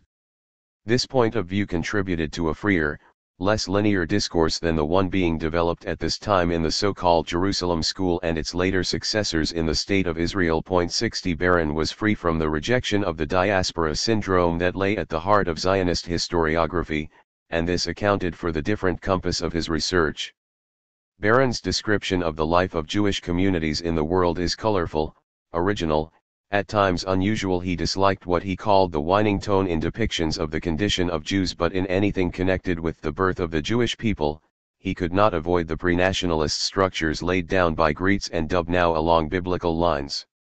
Thus, in the very opening of his expansive work, he states confidently, "The tendency now prevailing among Old Testament critics is to give ever greater credence to biblical records, including those of the early period. Partly as a result of a general reaction against the extremely radical, almost anti-biblical, higher criticism of a few decades ago, and partly because of our increased knowledge of the ancient Near East, the present generation, on the whole, accepts the historicity of the fundamental facts underlying early biblical narratives." 61. Henceforth, it would therefore be possible to ignore the philological research of Wellhausen and his successors, as Baron claimed American scholars were beginning to do, and instead to rely on the wealth of new archaeological discoveries, because, ever since Dubnow, the name of the historiographic game was science. Thus, the biblical tradition, though overlaid with legendary motifs, preserved the distinct recollection that Israel's patriarchs had stemmed from Chaldea and more particularly from the cities of Ur and Haran. Ur, as we know from British excavations during the last 2 decades, had been an ancient center of Sumero-Akkadian civilization. Whether or not Abraham's father, Terah, and his brother, Nahor, had any connection with like-sounding raiders in Syria and Palestine allegedly mentioned in 2 Ugaritic poems, their names have been plausibly deduced from Mesopotamian localities. Certainly the invention of such coincidental names by a later Palestinian poet or historian, an hypothesis long accepted by biblical critics, would require much more arduous explanations than the now prevalent assumption of a solid kernel of authentic historic tradition in the biblical narratives. 62. From now on, it would be possible to relate the history of the Jews almost exactly as it was told in the Old Testament, minus the wonders and miracles. Supposedly these were volcanic natural phenomena, and the heavy religious sermonizing. History now appeared clothed in a more secular garb, freed from divine metaphysics but wholly subordinate to a specific, well-defined proto-nationalist discourse. Jewish history was the story of a nomadic people born in great antiquity, which had mysteriously and marvelously continued to exist throughout history. Greetz and Dubnow's great enterprise received, with some adjustments, the honored imprimatur of academe, and biblical truth became an unquestioned discourse, an integral part of 20th century historical research. Barron also resorted to the biblical outlook in dealing with the history of Jews in later periods, not as the story of religious communities existing in symbiosis or conflict amid various religious and popular cultures, but as the narrative of a mobile, exceptional people. The American Jewish scholar was well aware of the epistemological dissonance caused by the depiction of the Jewish past in a nationalistic way, and admitted, to insist that peculiar destinies of individuals and nations happen precisely to those individuals and nations with an innate disposition for them may seem to be reaching out too perilously into the realm of metaphysics. Under the same circumstances, however, many other peoples would certainly have perished and disappeared from history. That the Jews survived is largely due to the fact that they were prepared for their subsequent destinies by their early history. 63. To Barron, the Eastern European immigrant in New York, the land was much less significant as the starting point of the unique, dispersed nation, and this ideological aspect is prominent throughout the first volume of his work. As he saw it, Judaism did not spring from nature but in fact represented history's revolt against it. Therefore, the decisive quality of the identity of the eternal people, whose everyday cultural elements varied so much from place to place, was mainly its ethnic origin and its love of the past. The common descent from Abraham, Isaac, and Jacob is the main element that secures Israel's exalted position within the family of nations, wherever and under whatever conditions it may happen to live. 64. According to Barron, ethnicity is a kind of nationality, in no way inferior to the sovereign nationality that lasted only a short time in the history of the Jewish people. Indeed, it is even superior to it in many major qualities, and in those qualities lies the secret of the Jews' persistent strength throughout history. And the birth date of this unique and unifying ethnic nationality, argued Barron, was the exodus of the Hebrews from Egypt. Responding to the arguments of Wellhausen and his colleagues, who contended that Jewish monotheism could not have been born in a nomadic society with an undeveloped culture, the New York scholar stated that the ancient Hebrews already had a complex culture while in bondage in Egypt. To imagine the descendants of Abraham as resembling today's Bedouin, he argued, was a romantic mistake. They must have retained a vivid memory of Akhenaten's quasi-monotheistic reform, and Moses must surely have been familiar with the philosophy of the Pharaoh who first proposed the idea of a single deity. Moses's achievement was of course much finer and more original than that of his predecessors. The Ten Commandments was a unique document that enables us to comprehend the situation of the Hebrews of the time. Even more important, the fact that it makes no mention of the temple proves beyond doubt that this codex was composed in the desert and designed to serve a nomadic people. 65 For Barron, the wisdom of Moses lay in his having founded a religion for which neither country nor sovereignty was an essential condition. He therefore devoted relatively little space to the period of the conquest of Canaan and the rise of the unified kingdom. How could the Hebrews have left Egypt and conquered a country that was under Egyptian power? It must have taken place at a time when Egyptian control had weakened. Why did the mighty kingdom of Saul and David arise and unite the tribes? Because of the pressure of outside enemies. Why did the great kingdom split? Because of divergences and political conflicts, but also Egyptian interference. Concerned with the social and religious history of the Jews, Barron was much less interested in the politics of the kingdom. Instead, the reader is regaled with colorful sociological analyses, which, unfortunately, lacked reliable sources. Barron's rooted anti-political outlook leads him to favor the ancient biblical historians. Despite his reservations concerning Wellhausen's school, he follows Dubnow in accepting that one ancient biblical historian generally rendered God's name as Yahweh while another referred to the deity as Elohim. He opined that the Yahwist came from the tribe of Judah, and the Elohist from Israel. Yet neither of them, Barron stated admiringly, was dismayed by the division of the kingdom, and both saw Israel and Judah as an inseparable unity, a significant fusion that continued throughout the history of the Jews. In their disdain for their respective sovereignties and their preference for the united people, they differed from other kingdoms in antiquity and presaged the future. The respected academic historian evidently did not consider the possibility that later editors might have been responsible for this image of a theological literary unity. Barron describes the fall of the temple and the deportation in a neutral, even a slightly approving, manner. No longer would it be necessary to reside on the soil of Palestine or live under a Jewish government to be considered a Jew. Even in the dispersion, far from their own country and under a foreign king, Jews continued ethnically to be Jews. 66. The percentage of deportees was, he suggested, rather higher than had been assumed by other scholars, and the majority lived well in exile. There were some signs of assimilation, but fortunately the precious ethnicity continued to preserve the people's national identity. The universalism that filtered into Judaism during the Persian period was balanced by extreme isolationism.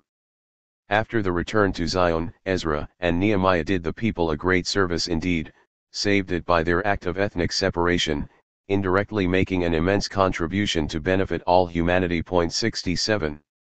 Throughout his book, Barron sought to maintain a balance between ethnocentricity, the consciousness of a common origin and unique spirituality that lay at the heart of Judaism, and the humanist universality that he believed the Jewish people carried into exile and made the essence of their being. It must not be forgotten that, to him, ethnicity was not merely a religious culture nor was it a truly secular one. Indeed, he maintained that Jewish ethnicity was some kind of way of life that persisted beyond a set of beliefs and religious doctrines. 68. The meaning he gave to the term remained always ambiguous enough to avoid provoking much criticism from fellow historians and English readers who did not belong to the Jewish people. In this way, he reinforced the ideological basis for defining the Jews as a generous and valuable ethnos that could exist alongside the other racial groups within the great American nation, without blending too much with them. Like Dubnow, Barron held that the study of history could become part of the sacred duty of preserving the Jewish identity, and could even replace the religious study that had hitherto fulfilled this vital function. This lack of aspiration in Barron's over for political sovereignty and for a return to the ancient homeland, that is, the absence of a well-defined nationalist teleology, dismayed another important historian, who responded publicly. The First Steps of Historiography in Zion. When Barron's book appeared in the 1930s, Yitzhak Beer was asked to review it in the periodical Zion, which was launched in late 1935 in Jerusalem. Beer had come to Palestine from Germany in 1929, and whereas Barron was the first occupant of an American chair in Jewish history, Beer possessed a similar position at the Young Hebrew University in Jerusalem. 69. This may have accounted for the restrained and respectful tone with which the new Palestinian academic referred to his distinguished and influential colleague in New York. It did not, however, camouflage the hardcore of his criticism. The Jewish historian, he wrote, must discover in the biblical period the inner forces destined to continue to operate in the different and changing conditions of the later periods. Barron has located in the early chapter of Jewish history the same fixed pattern under which he proceeds to follow the history of the exile up to the present. By doing this, he has barred its organic understanding. 70. Barron had read the biblical history through the lens of an exile, Beer is saying, when he should have done the opposite. The key to understanding the history of the Jews must be found in the concept that he, Beer, following his German teachers, dubbed organic. This meant a homogeneous approach with a biological tinge, which declared that it was necessary, first of all, to determine the origin of the human subjects in order to find the thread of their progress through history. The history of the Jews had an organic sequence, which bound all its stages, from inception to the present, into a single entity. 71. Despite Barron's considerable scholarship and vivid style, he had sinned by failing to understand those inner forces of the Jewish nation that had arisen in ancient times and continued to animate it till the present. Barron had detached Jewish monotheism from its homeland in the first stage of its appearance, and then erroneously depicted an idealized and fairly comfortable exile. There was no description in his work of the longing for a natural existence in the homeland, or the aspiration for sovereignty that had accompanied and defined the Jews throughout their wanderings in history. In 1936, 2 years before writing this review, Beer had published in Berlin his book Galut, meaning exile in Hebrew, a kind of theoretical précis of all his future historiographical work. The book opened with the assertion that the Bible had told of the slow process of selection and ripening that took place among God's people. It confirmed their claim to the promised land of Palestine and showed them their special place in the history of the nations. 72 Galuk concludes with a credo so formative in the shaping of future Jewish-Israeli historical consciousness that it merits being quoted at length. God gave to every nation its place, and to the Jews he gave Palestine. The Galuk means that the Jews have left their natural place. But everything that leaves its natural place loses thereby its natural support until it returns. The dispersion of Israel among the nations is unnatural. Since the Jews manifest a national unity, even in a higher sense than other nations, it is necessary that they return to a state of actual unity. The Jewish revival of the present day is in its essence not determined by the national movements of Europe. It harks back to the ancient national consciousness of the Jews, which existed before the history of Europe and is the original sacred model for all the national ideas of Europe. If we today can read each coming day's events in ancient and dusty chronological tables, as though history were the ceaseless unrolling of a process proclaimed once and for all in the Bible, then every Jew in every part of the diaspora may recognize that there is a power that lifts the Jewish people out of the realm of all causal history. 73. This was not written by an eloquent Zionist leader or activist, or a hyperbolic romantic poet. This was written by the first professional scholar of Jewish history in Jerusalem, who taught and mentored many students. The fact that it was published in Nazi Germany is also significant in analyzing the character and components of the special national identity that bursts from it. If Gretz in his writing opposed Treitschke, Baer in his writing opposed the German historians who had formed him, and who by and large greeted the new Nazi regime with understanding, if not enthusiasm. In 1936 the expulsion of Jews from the feverish body of the German nation was at one of its high points, and the Zionist historian, harshly rejected by his native Germany, completed the process by developing a painful counter-consciousness. Ironically, this self-consciousness drew on the same imaginary idea of nationhood that had nurtured his mentors for several generations, that the source determines the substance, and the goal is a return to the roots, the primeval habitat, be it Teutonic or Hebrew. For Baer, the biblical myth that indicated the origin embraced a distinct national telos that had previously seemed sheepish and timid, leaving the places of alienated exile and returning to the warm womb of the land that had given birth to the chosen people, whose proprietary claim to it was ultimately borne out by the Bible. The year Galuk was published, there occurred an academic event that would determine the character of all future historiography in Israel. While it generally followed the European model of academe, the Hebrew University decided to create not one but two history departments, one named Department of Jewish History and Sociology, the other, Department of History. 74 All the history departments of all the other universities in Israel followed suit. Jewish history was to be studied in isolation from the history of the Gentiles, because the principles, tools, concepts, and time frame of these studies were completely different. Baer at first objected to this strange academic division but soon became its devoted supporter, as it actually suited his approach to history. The year before this fateful decision was taken, he had launched together with Ben Zion Diner, Dina Berg, the other historian who obtained a position in the Jewish History Department in Jerusalem, the magazine Zion, which came to be the leading venue for discussions of Jewish history in Mandatory Palestine, and later in independent Israel. 75 Zmanim, Times, the first periodical in Hebrew to deal with general history, was founded in Israel only in the late 1970s. As the above quotations show, Baer saw the Bible as the decisive starting point of the organic development of the entire Jewish past. Yet he did not specialize in ancient history but in the Middle Ages. Only later, in the 1960s, did he turn to the Hasmonean kingdom. The age of grand syntheses had passed, and no individual professional historians in the Hebrew academic world would undertake on their own to repeat the pioneering projects of Gretz, Dubnow, and Baron. 76 The requirements of the international academic world, especially in the latter half of the 20th century, forced on the young Hebrew scholars certain norms that could not be easily circumvented. Baer, A cautious pedant in his empirical work, he was a typical product of German academia and a diligent explorer of archives, always asserted that he was professionally committed to the facts. He therefore admitted that Julius Wellhausen and his colleagues had eroded the biblical historical discourse, which may have caused his hesitation about dealing directly with the biblical period.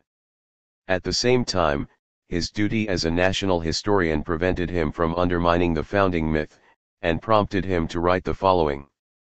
Gretz was the only Jew who wrote out of an original and independent understanding of Israelite history up to the fall of the First Temple, and but for the revolutionary conclusions that were reached in his final years in Bible criticism and the history of the period, the first 2 volumes of his work would have been rightly regarded as among the finest books about that time, and from the viewpoint of the profession's development, will always remain interesting. 77.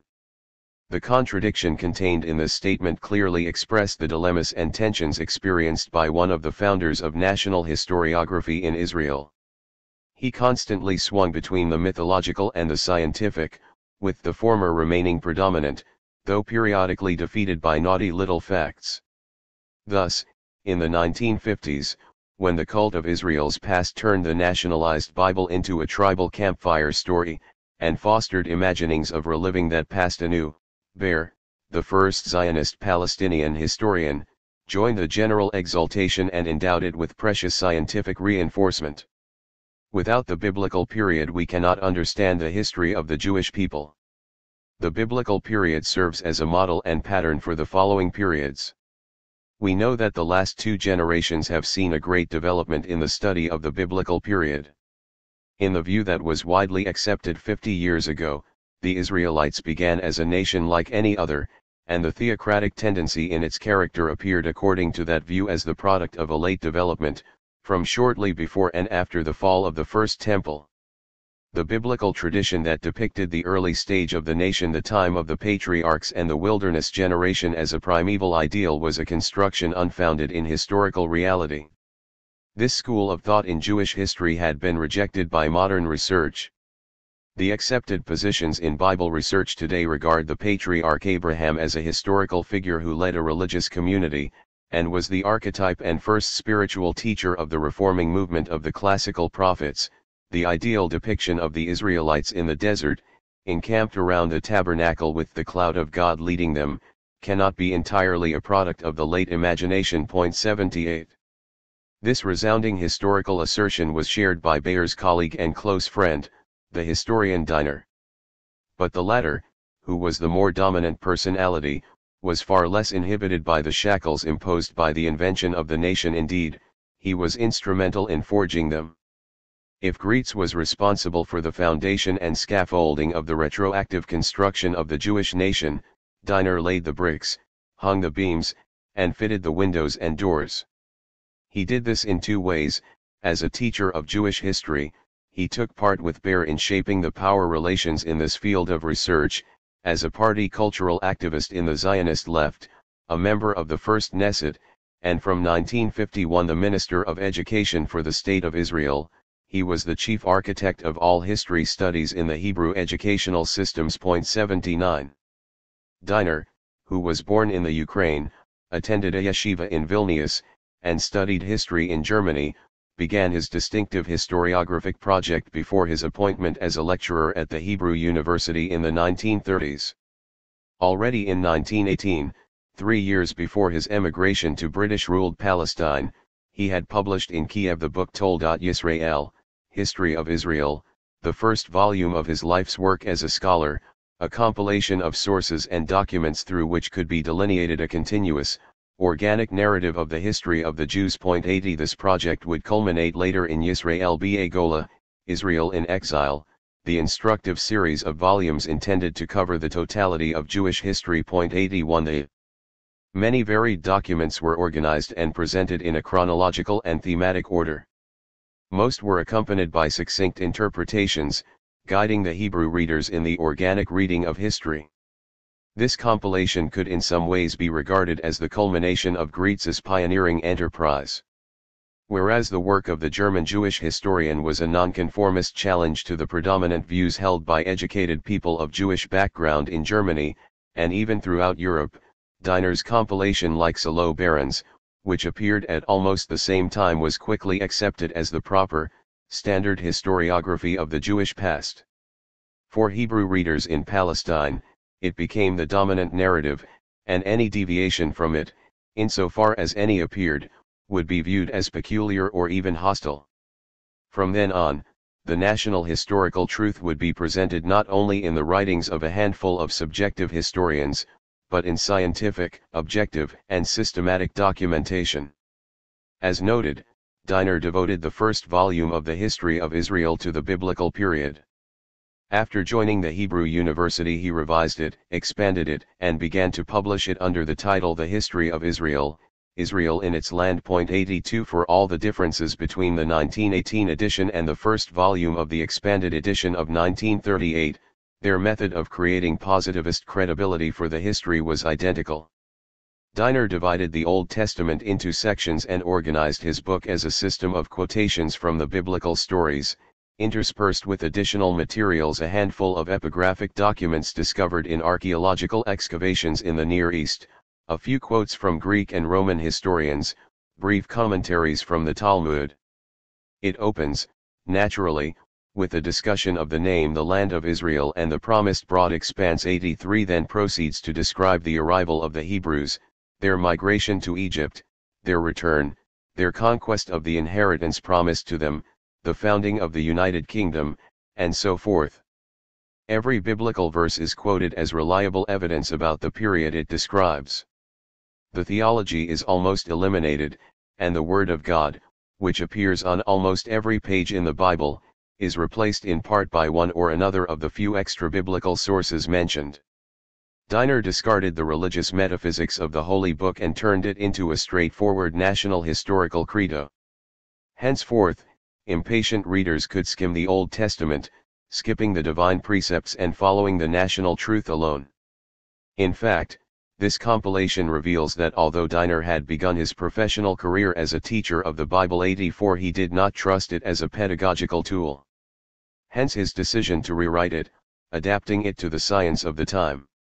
This does not mean he doubted the historicity of the ancient texts. He accepted every detail and event, from Abraham the Hebrew to the return to Zion. He totally rejected the Wellhausen school of Bible criticism, being convinced that the stories of the patriarchs were not projections from the time of the prophets, but residues from generations and periods preceding the patriarchs. 85 He even believed, in contrast to current opinion, that the earliest historians were not the Greeks but the ancient biblical authors, and as a professional scholar felt able to assert without hesitation. Biblical historiography introduced an important theoretical innovation into general historiography by combining three elements: a. Factual accuracy, the events are God's secret and may not be used imprecisely; b. The use of archival and official sources; c. A pragmatic method in perceiving and explaining things. That is why we may regard the biblical historiography of the period of monarchy, more than any other, as the beginning of modern historiography. 86. That ancient and almost scientific historiography, which as noted was slightly corrected by the national historian in Jerusalem, was meant to reveal the unique ethnic, religious, social, geographic, linguistic, and political origin of the Jewish nation. 87 For Diner, historical writing was primarily a national autobiography in listed history.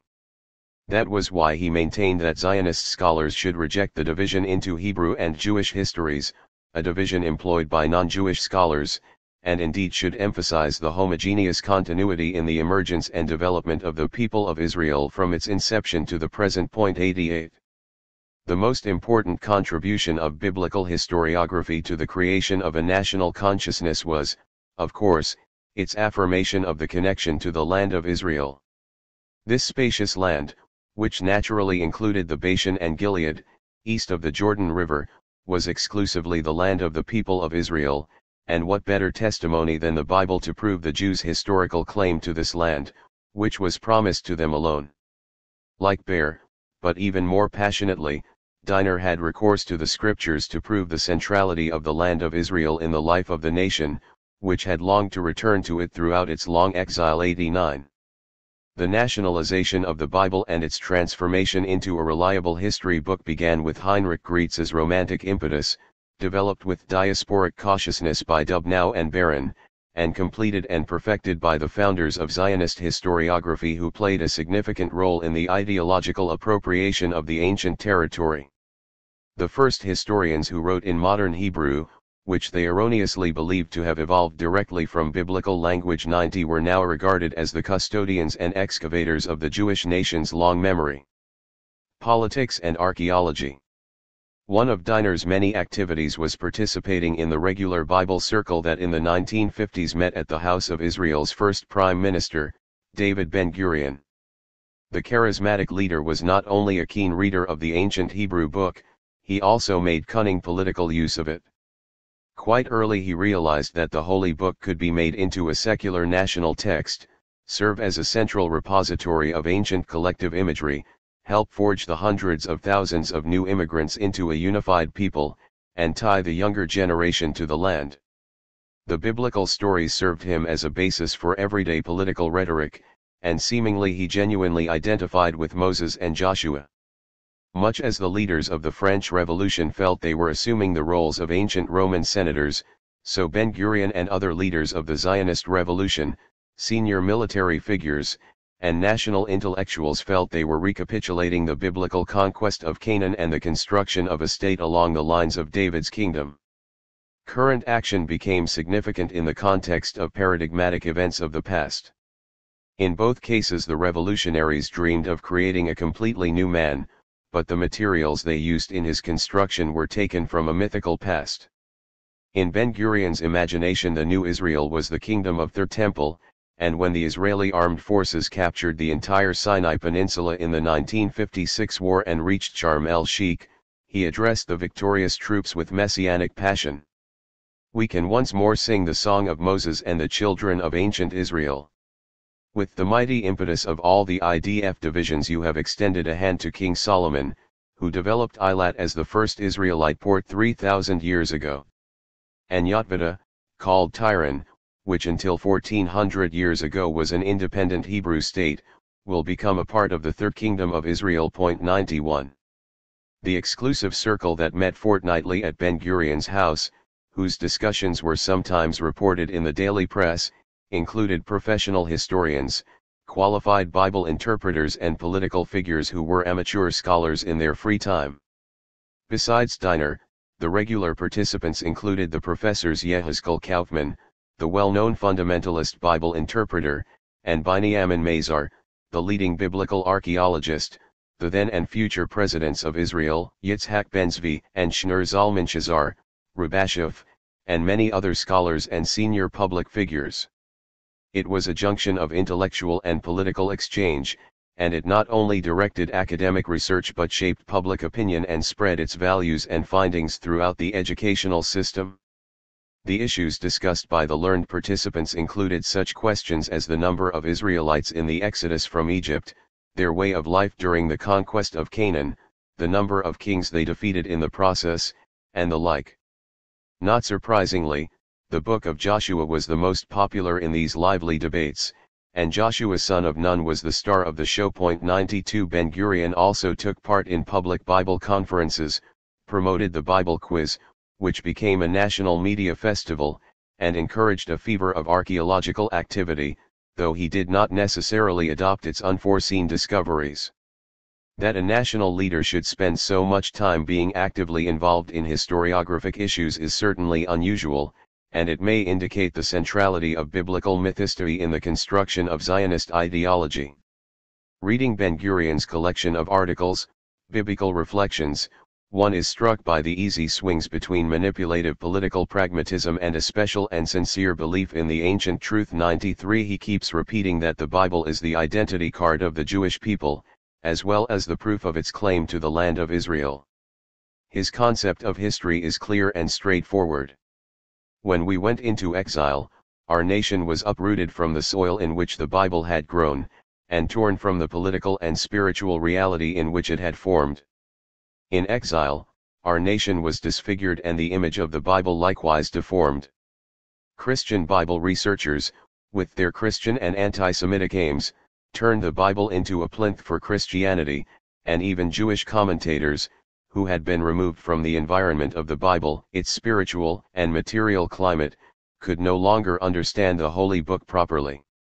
Only now, when we are again a free nation in our country, breathing once more the air which enveloped the Bible as it took shape, has the time come, I believe, in which we can perceive the nature and truth of the Bible, historical, geographical, as well as religious and cultural. 94.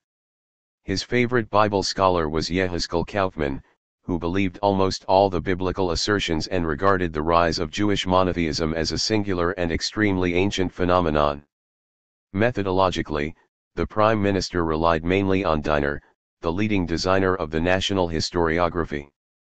After all, these two scholars breathed the same air as did the patriarch Abraham and Joshua son of Nun, as opposed to Jost or Wellhausen. 95.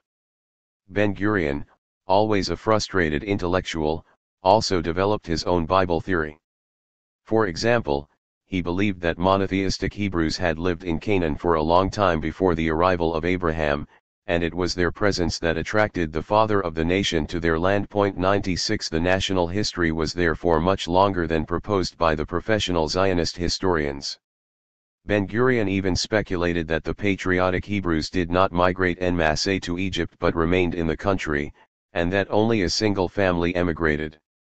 Thus, while the exodus from Egypt was an undoubted historical fact, the people's presence in the homeland was unbroken, and it is inaccurate to assume that the nation had taken shape, heaven forbid, on alien soil. He also asks some deep questions.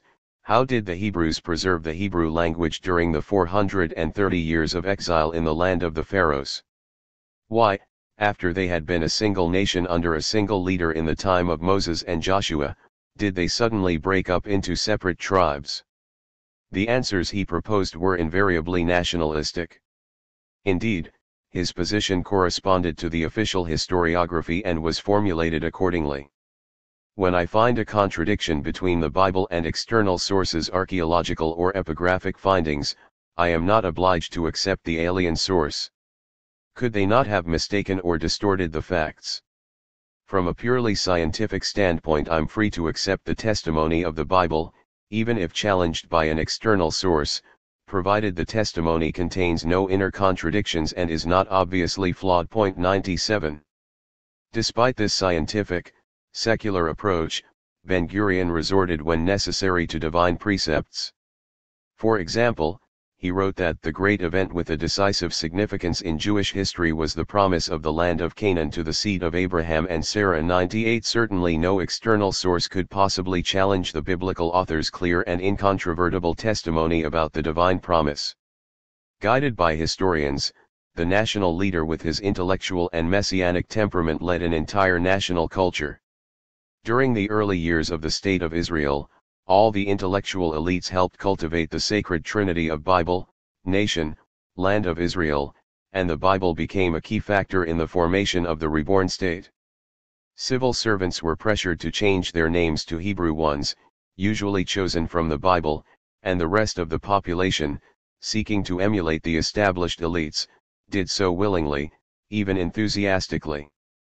The old diasporic family names were eliminated, and the children were given the names of mysterious, enchanted biblical figures. The process was applied not only to people, almost every new settlement was given an ancient Hebrew name. This served a dual purpose, erasing the local Arab name and leapfrogging over the long exile, which had ended with the rise of the State of Israel. But it was not the bureaucracy of the new state that imposed the worship of the Bible on the educational institutions. Long beforehand, both the pre-state institutions and the emerging Hebrew literature had made the Bible the locus for consciousness of the past. The broad intelligentsia, including teachers, writers, essayists, and poets, had anticipated high academe in the correct interpretation of Jewish history, and thus had helped shape the ideological present. With the expanding settlement movement in the early 20th century and the opening of the first Hebrew schools, the Bible became the national textbook, taught in separate lessons rather than as an integral part of the language and literature studies. This efficient system persists to the present day and is taken for granted in Israel's political culture. Immigrant teachers, and people who became teachers after arriving in Palestine, did not have to wait for the academic and establishment elites to understand the value of using the Bible as a standard text for teaching the collective past. 99 They read Heinrich Graetz, Simon Dubnow, and Zeev Yavitz, and understood the dual function of the scriptures in shaping the national identity, the creation of a common ethnic origin for the religious communities scattered throughout the world, and self-persuasion in the claiming of proprietary rights over the country. 100 The Hebraization that was consolidated in the educational systems developed around an ancient model of popular heroism and proud nationalism. The immense popularity of the monarchies of David and Solomon was matched only by that of the Hasmoneans, viewed as no less important. The teachers wanted their pupils to grow up to resemble not their weak parents and grandparents, but the ancient Hebrew peasants or warriors, whom the teacher's imagination depicted as following the conqueror Joshua, the warrior judges, or King Saul and David, likewise military commanders.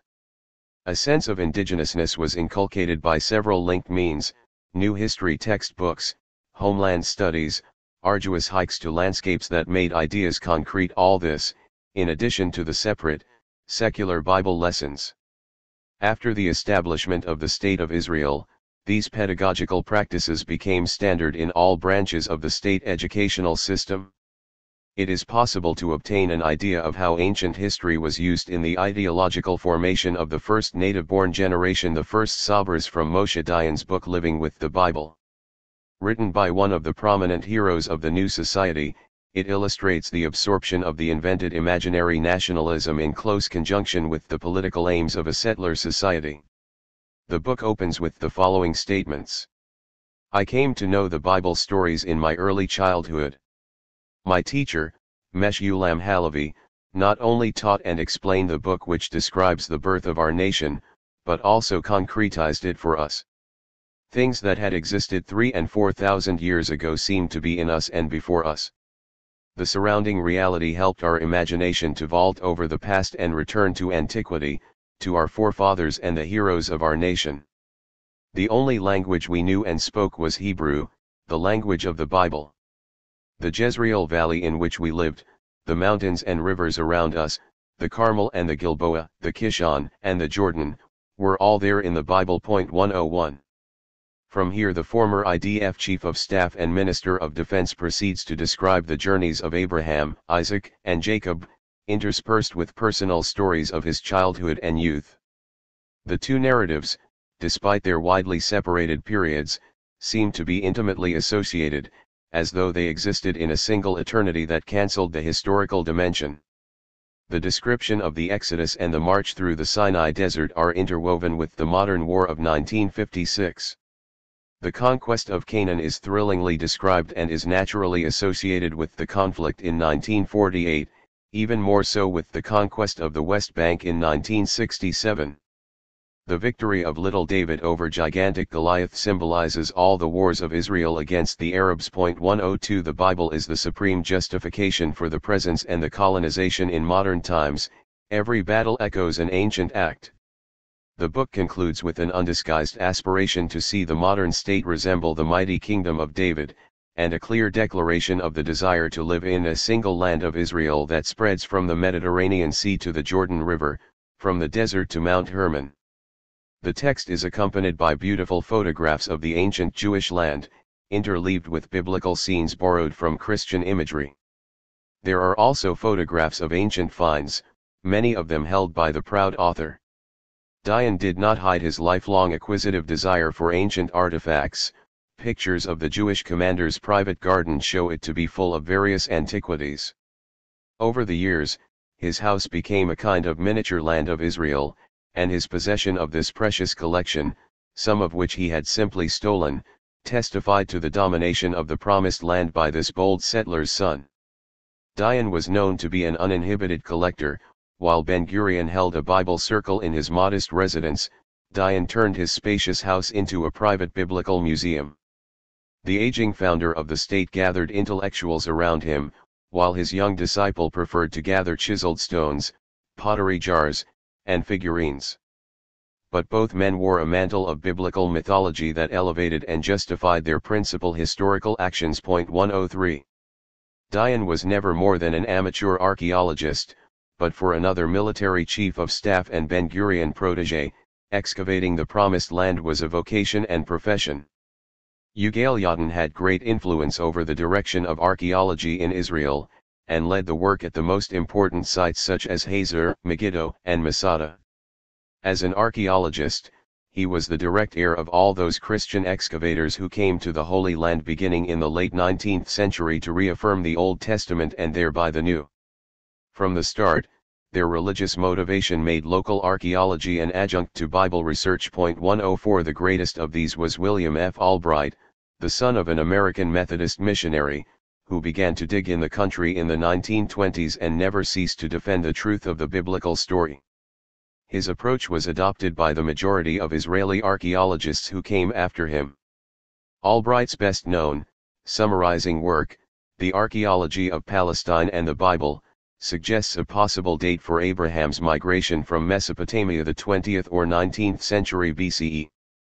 Likewise, the migration of Jacob's family to Egypt is readily assigned to the 18th or 17th century BCE. 105. Albright asserted confidently that the ancient arch and stables found at Hazor dated from the reign of Solomon, which led him to the reasonable conclusion that the age of Solomon was certainly one of the most flourishing periods of material civilization in the history of Palestine.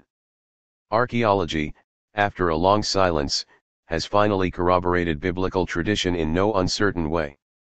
106. While preparing the second edition of this basic text on the biblical world, Albright asked Yigael Yadin to add chapters of his own, and the Israeli archaeologist willingly complied. Yadin's appendix described his discoveries at the Hazor site, which, he maintained, proved that only during Solomon's reign did Hazor rise as a great city. 107. Its previous dormant state was due, said the diligent digger, to having been destroyed by Joshua son of Nun. Like Albright's discoveries, Yadin's excavations during the 1950s and 1960s exposed only findings that matched the biblical text. The pottery, weapons, structures, works of art and tombs were all presented as unmistakable evidence about the time of the patriarchs, the Exodus, the conquest of Canaan, the boundaries of the Israelite tribal territories, and so on. Yadin's colleague, the professor Binyamin Mazar, who later became president of the Hebrew University and recipient of the Israel Prize, and his colleague and rival professor Yohanan Aharoni, of Tel Aviv University, filled in the rich mosaic with plentiful additional evidence. The public was given a harmonious picture of the past that accorded with the dominant historiographic discourse. The material science of the past provided definitive support for the written science, and various sites became venues of pilgrimage for the reborn nation. Occasionally there were inconsistencies, some of the discovered material rudely contradicted the sacred text. But the archaeologists would resolve such problems with cunning arguments, speaking for the mute findings and making them fit the harmonious voices arising from the Bible. 108. Generally speaking, the last word was that of the written text, because it was the point of departure and the raison d'être in every excavation. Needless to say, the long non-Jewish periods in the history of Canaan, Judea and Palestine hardly interested the archaeologists. 109. In 1964 Professor Aharoni, one of Israel's leading archaeologists, published a popular work, Atlas of the Bible, which informed a whole generation about ancient geography and the movements in it of all the principal biblical figures. 110. The wanderings of Abraham and Jacob, the exodus from Egypt, the entry of the Israelite spies into Canaan, the transporting of the ark, Saul's search for the she-asses, the movements of David's troops, and the trade routes of Solomon's kingdom all were neatly fitted with the extra-biblical archaeological discoveries, producing an impressive visual sequence. It was the geographic, and hence a more effective, equivalent of Diner's old book. Nothing looks more positive and reassuring than a detailed piece of cartography. The map's seeming reality was highly convincing, and rounded off the verbal abstractions of the historians and Bible scholars.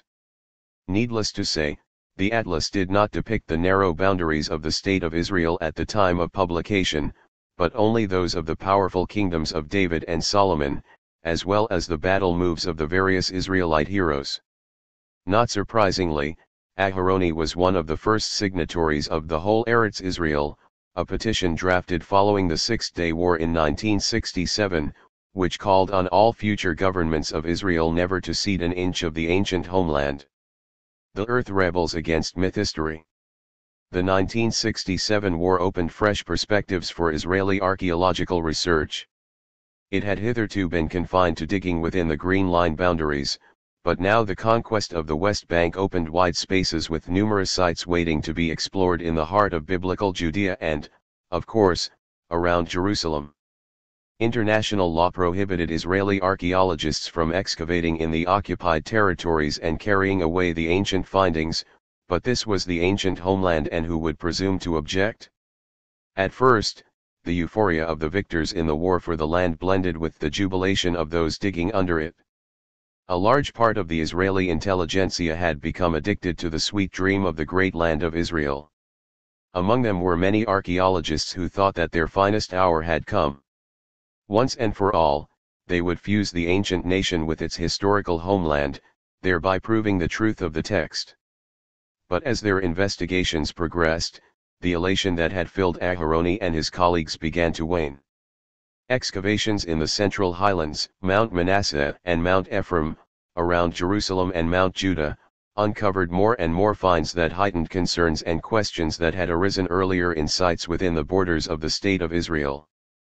Biblical archaeology, which had been an enlisted instrument of the nationalist ideology from 1948 to 1967, began to show symptoms of unease. More than 20 years would pass before the first discoveries were placed before the general public and the first cracks appeared in the consensus of the dominant scholarly culture. For this to happen, several developments had to take place both in the methods of exploring the past and in the national mood within Israel.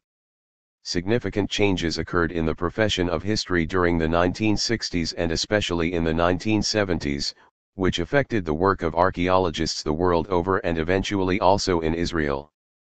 The decline of classical political historiography and the rise of social, and later anthropological, historical research led a good many archaeologists to consider other strata of ancient civilizations. Everyday material existence, the ancient world of labor, nutrition, and burial, basic cultural practices, became increasingly the main objects of international research. The concept of longue durée, product of the French Annals historiography, especially suited the excavators, who happily adopted this approach, which tracks long processes. 111. Echoes of this historical transition eventually reached the Israeli academic world, which, since biblical archaeology was essentially event-oriented and political, found its predominance gradually slipping. Young archaeologists began to have misgivings and escaped to earlier eras. More researchers encountered unresolved contradictions. But it was only after the outbreak of the First Intifada in 1987, and the advent of greater critical openness in the Israeli public arena, that the excavators began to speak up, their voices hoarse from having so long been muffled by sacred soil. The first to feel the tremor was the time of the patriarchs. The period that had been so dear to the hearts of Dubnow, Baron, and all the Zionist historians bristled with unanswered questions. Did Abraham migrate to Canaan in the 21st or the 20th century BCE? The nationalist historians had of course assumed that the Bible exaggerated the astonishing longevity of Abraham, Isaac, and Jacob. But the crucial migration from Mesopotamia led by the father of the Jewish people was associated with the promise that his offspring would inherit the land of Canaan, hence the obvious desire to preserve the historical heart of the first immigration to the land of Israel. Already toward the end of the 1960s, Mazar, one of the fathers of nationalist archaeology, encountered a difficulty that left him troubled. The stories of the patriarchs mention Philistines, Aramaeans, and a great many camels. Yet all the archaeological and epigraphic evidence indicated that the Philistines appeared in the region no earlier than the 12th century BCE. The Aramaeans, who play a significant role in the book of Genesis, first appeared in Near Eastern inscriptions from the 11th century and become a notable presence from the 9th onward. The camels, too, gave no end of trouble. They were first domesticated at the start of the first millennium BCE, and as beasts of burden in commercial activity from the 8th century BCE. To preserve the historicity of the Bible, Mazar was obliged to sacrifice his original chronology and push the stories of the patriarchs to a later period, concluding that they generally fitted the closing of the time of Judges or the early monarchy 112. Other, non-Israeli scholars, notably the bold American Thomas L. Thompson, had realized some time before that the old dating was illogical, as was the shaky chronology proposed earlier by Albright and his followers. 113 Instead, they suggested treating the story cycle of the patriarchs as a collection of late literary creations composed by gifted theologians. This meant that the detailed plots, the references to locations and the names of nearby tribes and peoples did not indicate a misty popular myth that had multiplied and improved over time, but rather a conscious ideological composition made hundreds of years later. Many of the names mentioned in the book of Genesis appeared in the 7th or even the 6th century BCE. The authors of this book were undoubtedly familiar with the kingdoms of Assyria and Babylonia, which of course arose long after the hypothetical first migration in the 20th century BCE. The late authors of the Pentateuch wanted to emphasize the different, non-local origin of their imaginary forefathers. They were not like modern patriots, rooted in the national land and confident that they had sprung from its soil. They were more concerned to claim a higher cultural lineage than national proprietary rights over the country.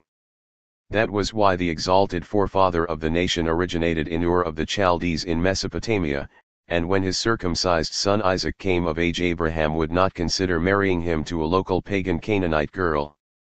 Hence a special messenger was dispatched to bring him a kosher bride from Nahor, a city that was not more monotheistic than Hebron but was, in the Babylonian world of the 6th or 5th century BCE, regarded as more illustrious than the little city of the patriarchs in Canaan. Ur, by contrast, was the center of a well-known, respected culture, if not the New York, at any rate the Paris of the ancient Near East. The Chaldeans began to settle there in the 9th century, and the Chaldean king Nabonidus developed it as a major religious center only in the 6th century BCE. Was it fortuitous that the anonymous, and probably quite late, authors originated from the same place? A similar search for a lineage from a great cultural center animated the story of the emergence from Egypt, the second significant myth to be shaken.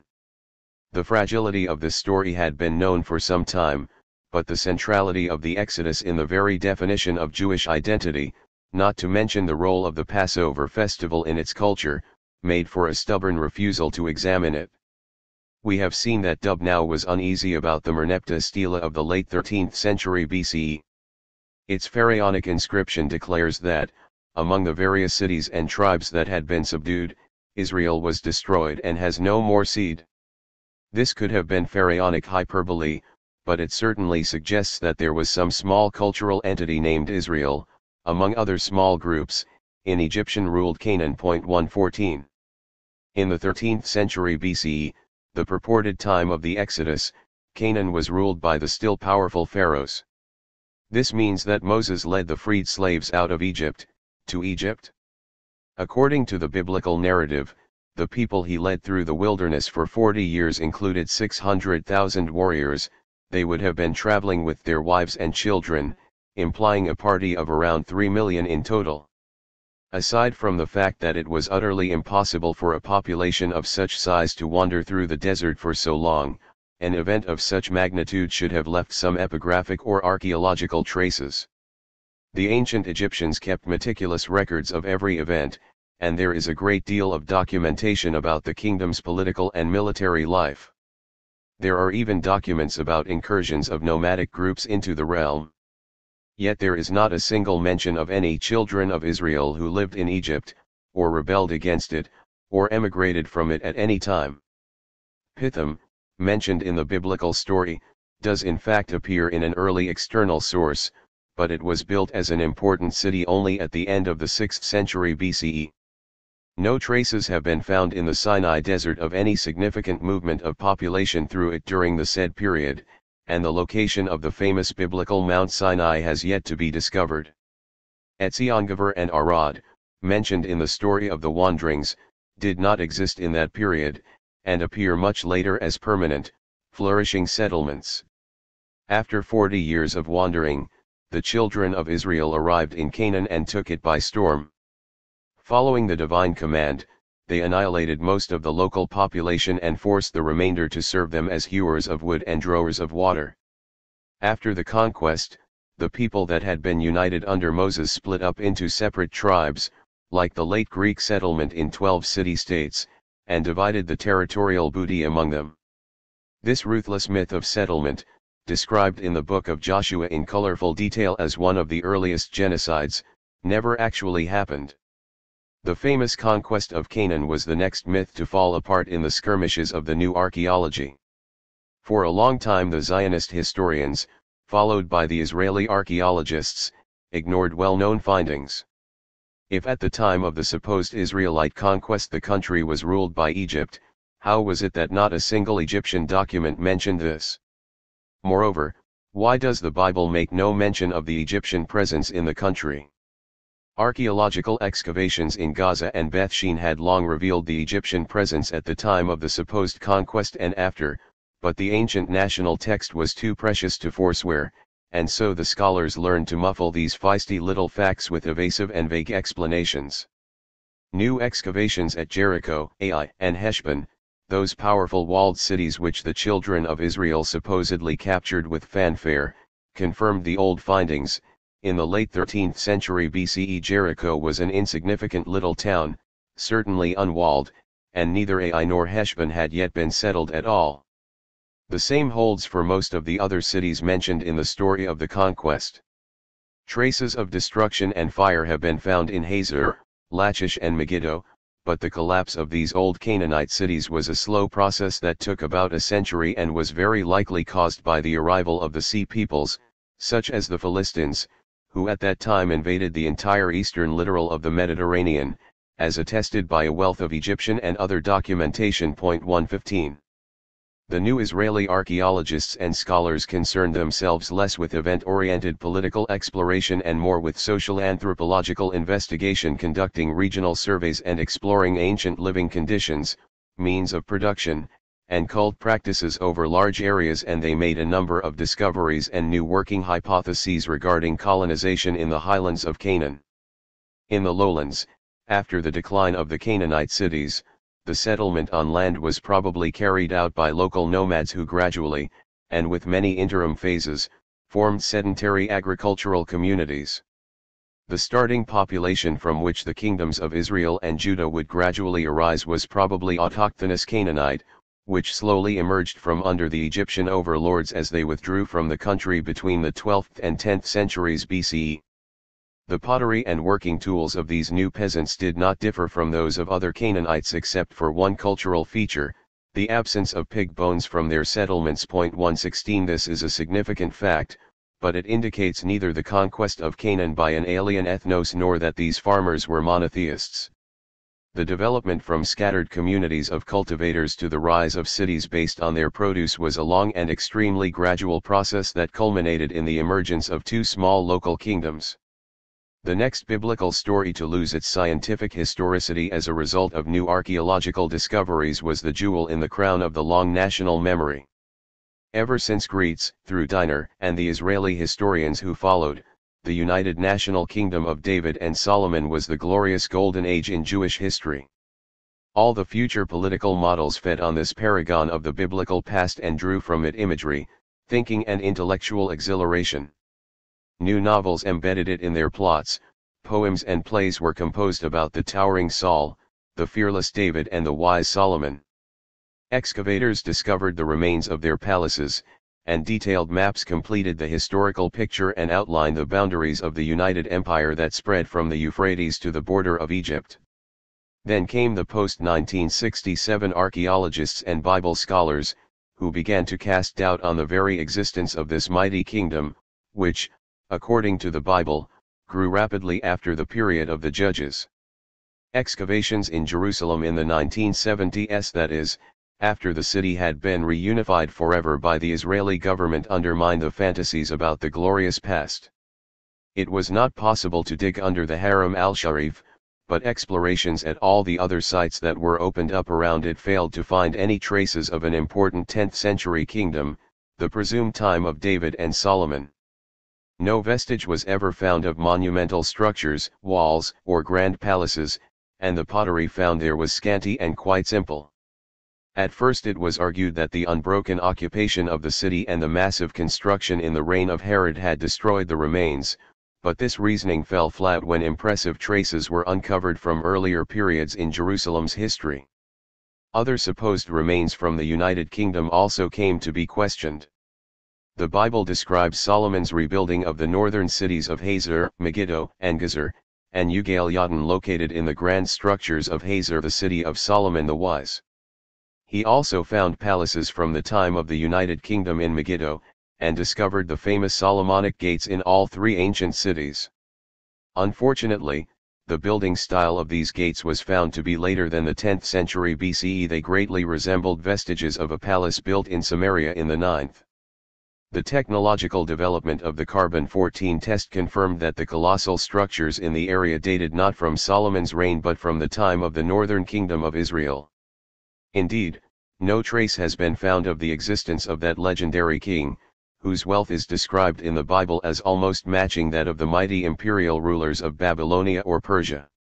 The inescapable and troublesome conclusion was that if there was a political entity in 10th century Judea, it was a small tribal kingdom, and that Jerusalem was a fortified stronghold. It is possible that the tiny kingdom was ruled by a dynasty known as the House of David.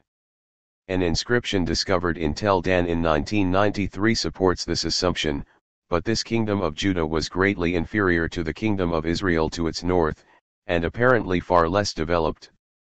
The documents from Elamarna, dating from the 14th century BCE, indicate that already there were two small city-states in the highlands of Canaan, Shechem and Jerusalem, and the Merneptah stela shows that an entity named Israel existed in northern Canaan at the end of the 13th century BCE.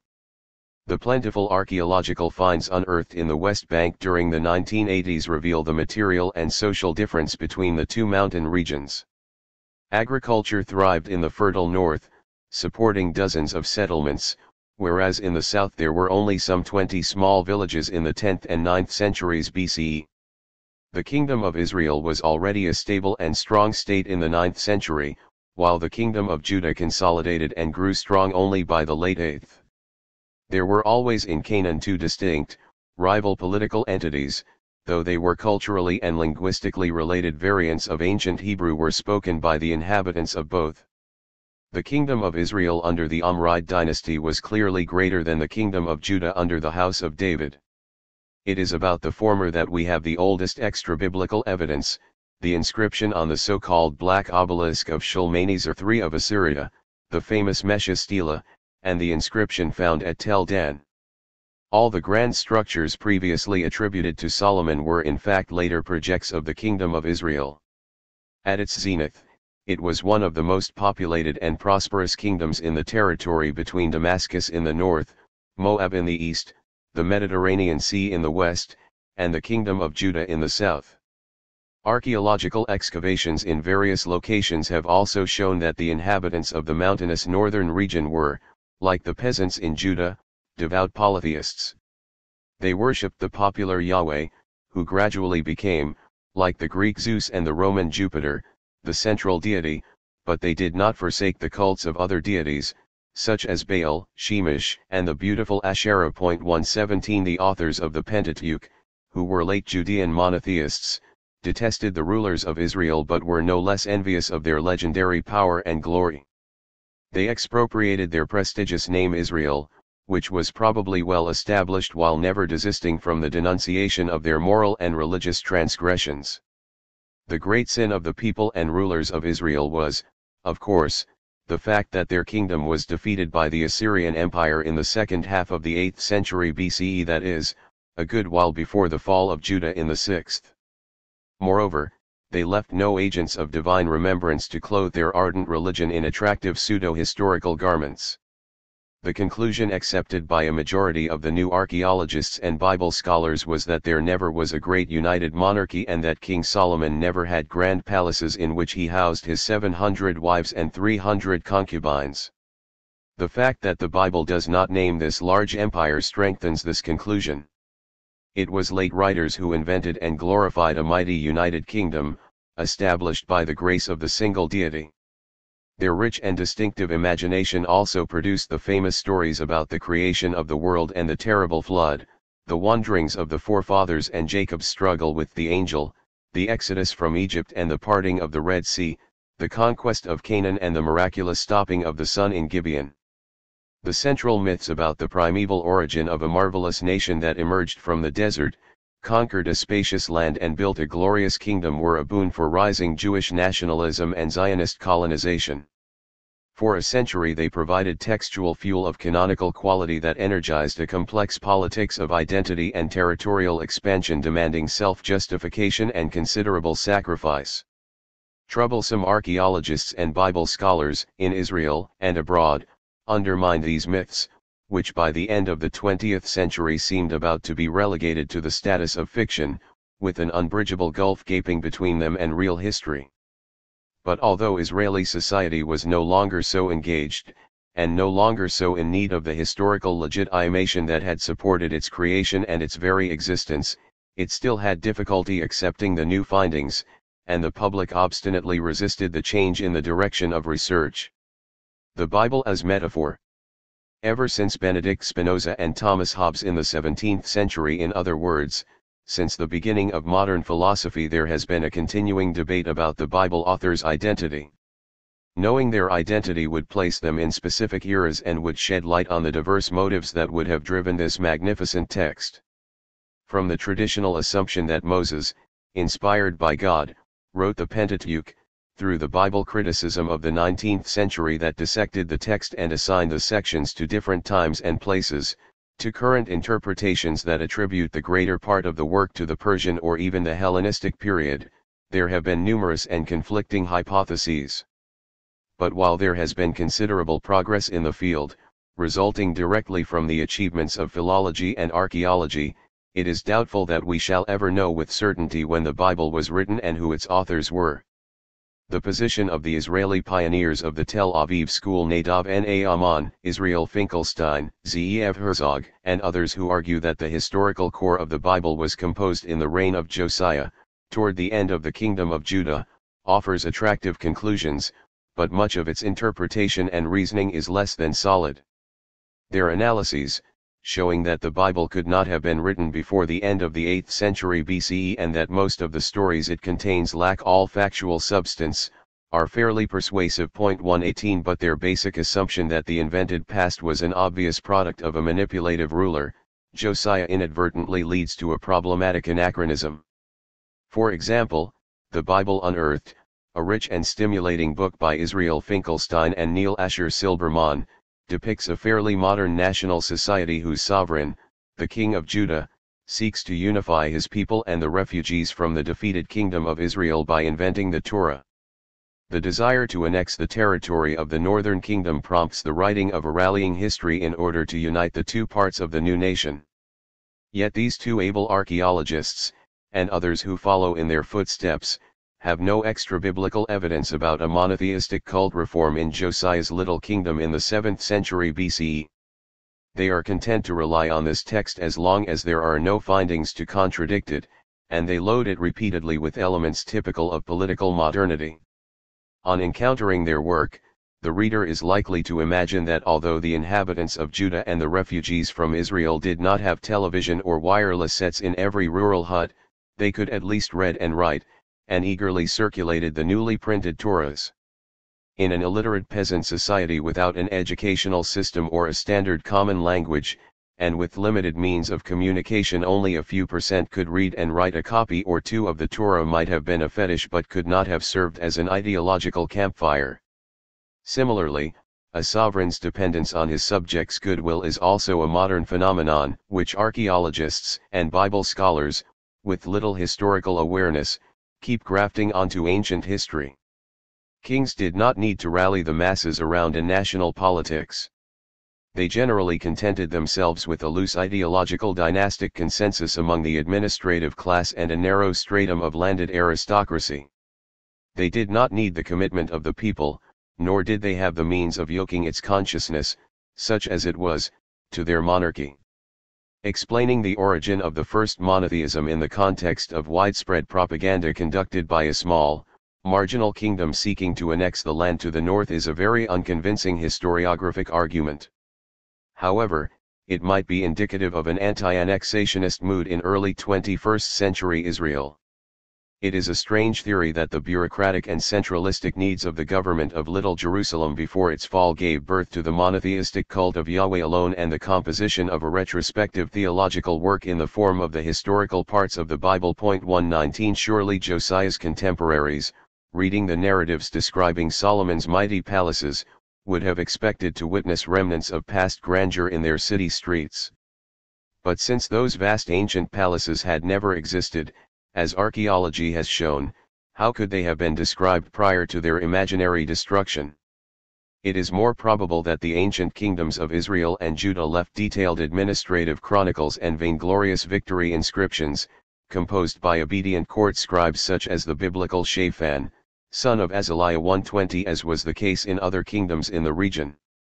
We don't know, and never will know, what those chronicles contained, but in all probability some were preserved in the surviving archives of the kingdoms, and after the fall of the kingdom of Judah the authors of the books of the Bible used them, with amazing creativity, as raw material from which to compose the most influential texts in the birth of monotheism in the Near East.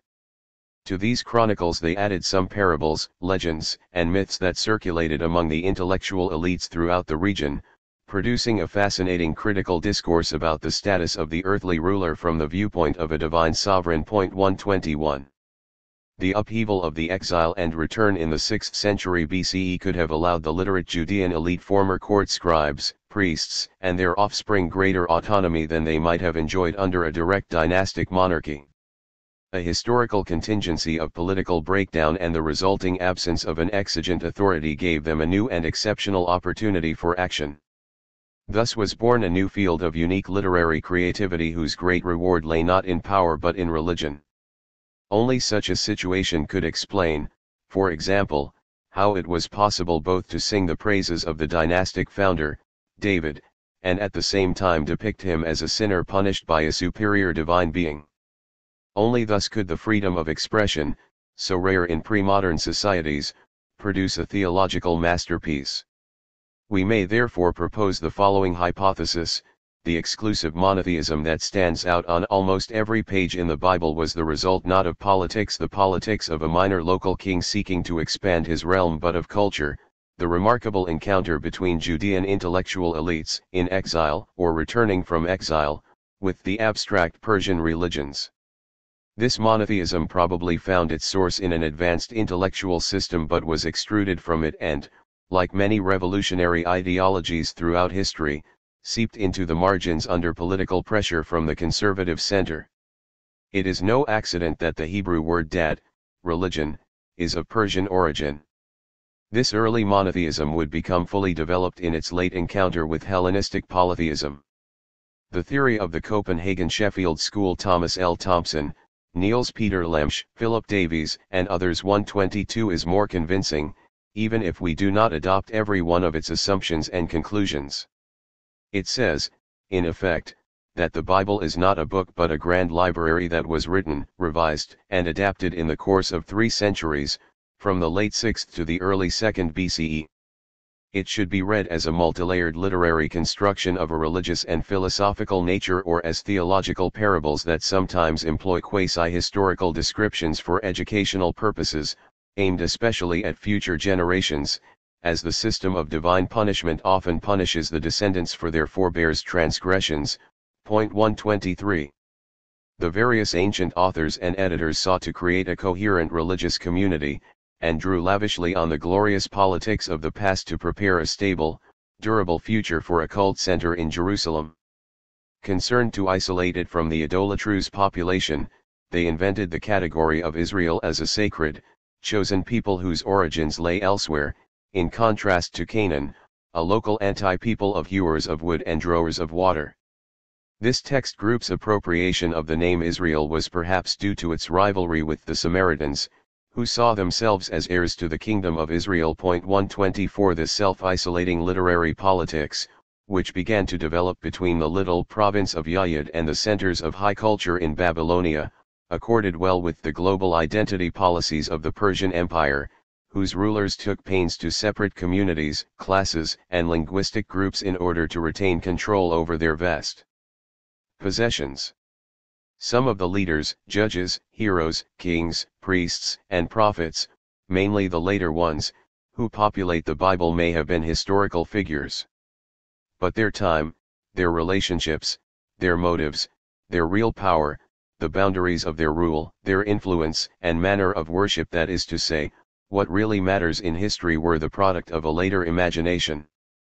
Likewise, the intellectual and religious consumers of the biblical story cycles, namely, the early Jewish faith communities, took shape much later. Knowing that Shakespeare's play Julius Caesar tells us little about ancient Rome but a good deal about England in the late 16th century does not detract from its power and helps us to view its historical testimony in a different light. Sergei Eisenstein's film The Battleship Potemkin, which is set during the Revolution of 1905, tells us little about that uprising but much about the ideology of the Bolshevik regime in 1925, when the film was made. Our attitude to the Bible should be the same. It is not a narrative that can instruct us about the time it describes, but is instead an impressive didactic theological discourse, as well as a possible testimony about the time it was composed. It would have been a more reliable historical document if we knew with greater certainty when each of its parts was written. For many centuries the Bible has been regarded by the three monotheistic cultures Judaism, Christianity, and Islam as a divinely inspired work, evidence of God's manifestation and preeminence. With the rise of nationalism in modern times, it began to be seen increasingly as a work composed by human beings as a reconstruction of their past. Even in pre-nationalistic Protestant England, and even more so among the Puritan settlers in North America and South Africa, the book became, through anachronism and fervent imagination, a kind of ideal model for the formation of a modern religious political collectivity. 125 In the past, Jewish believers tended not to delve into it. But with the rise of the Jewish Enlightenment, growing numbers of cultivated individuals began to read the Bible in a secular light. Yet, as this chapter has tried to show, it was only the appearance of pre-nationalist Jewish historiography in the latter half of the 19th century that gave the Bible a leading role in the drama of the rise of the modern Jewish nation. The book was transferred from the shelf of theological tracts to the history section, and adherents of Jewish nationalism began to read it as if it were reliable testimony to processes and events. Indeed, it was elevated to the status of mythhistory, representing an incontrovertible truth. It became the locus of secular sanctity that was not to be touched, and from which all consideration of people and nation must begin. Above all, the Bible became an ethnic marker, indicating a common origin for individuals of very different backgrounds and secular cultures, yet all still hated for their religion, which they barely observed. That was the meaning that underlay this image of an ancient nation, dating back almost to the creation, that came to be imprinted in the minds of people who felt themselves dislocated in the rough and tumble of modernity. It became imprinted in their consciousness of the past. The welcoming bosom of the Bible, despite, or perhaps because of, its miraculous and legendary character, could provide a long, almost an eternal, sense of belonging, something that the fast-moving, freighted present could not give them. In this way, the Bible became a secular book that school children read to learn about their ancient forefathers, children who would later march proudly as soldiers fighting wars of colonization and independence. Chapter 3. The Invention of the Exile, Proselytism and Conversion. After being forcibly exiled from their land, the people kept faith with it throughout their dispersion and never ceased to pray and hope for their return to it and for the restoration in it of their political freedom. The Declaration of the Establishment of the State of Israel, 1948.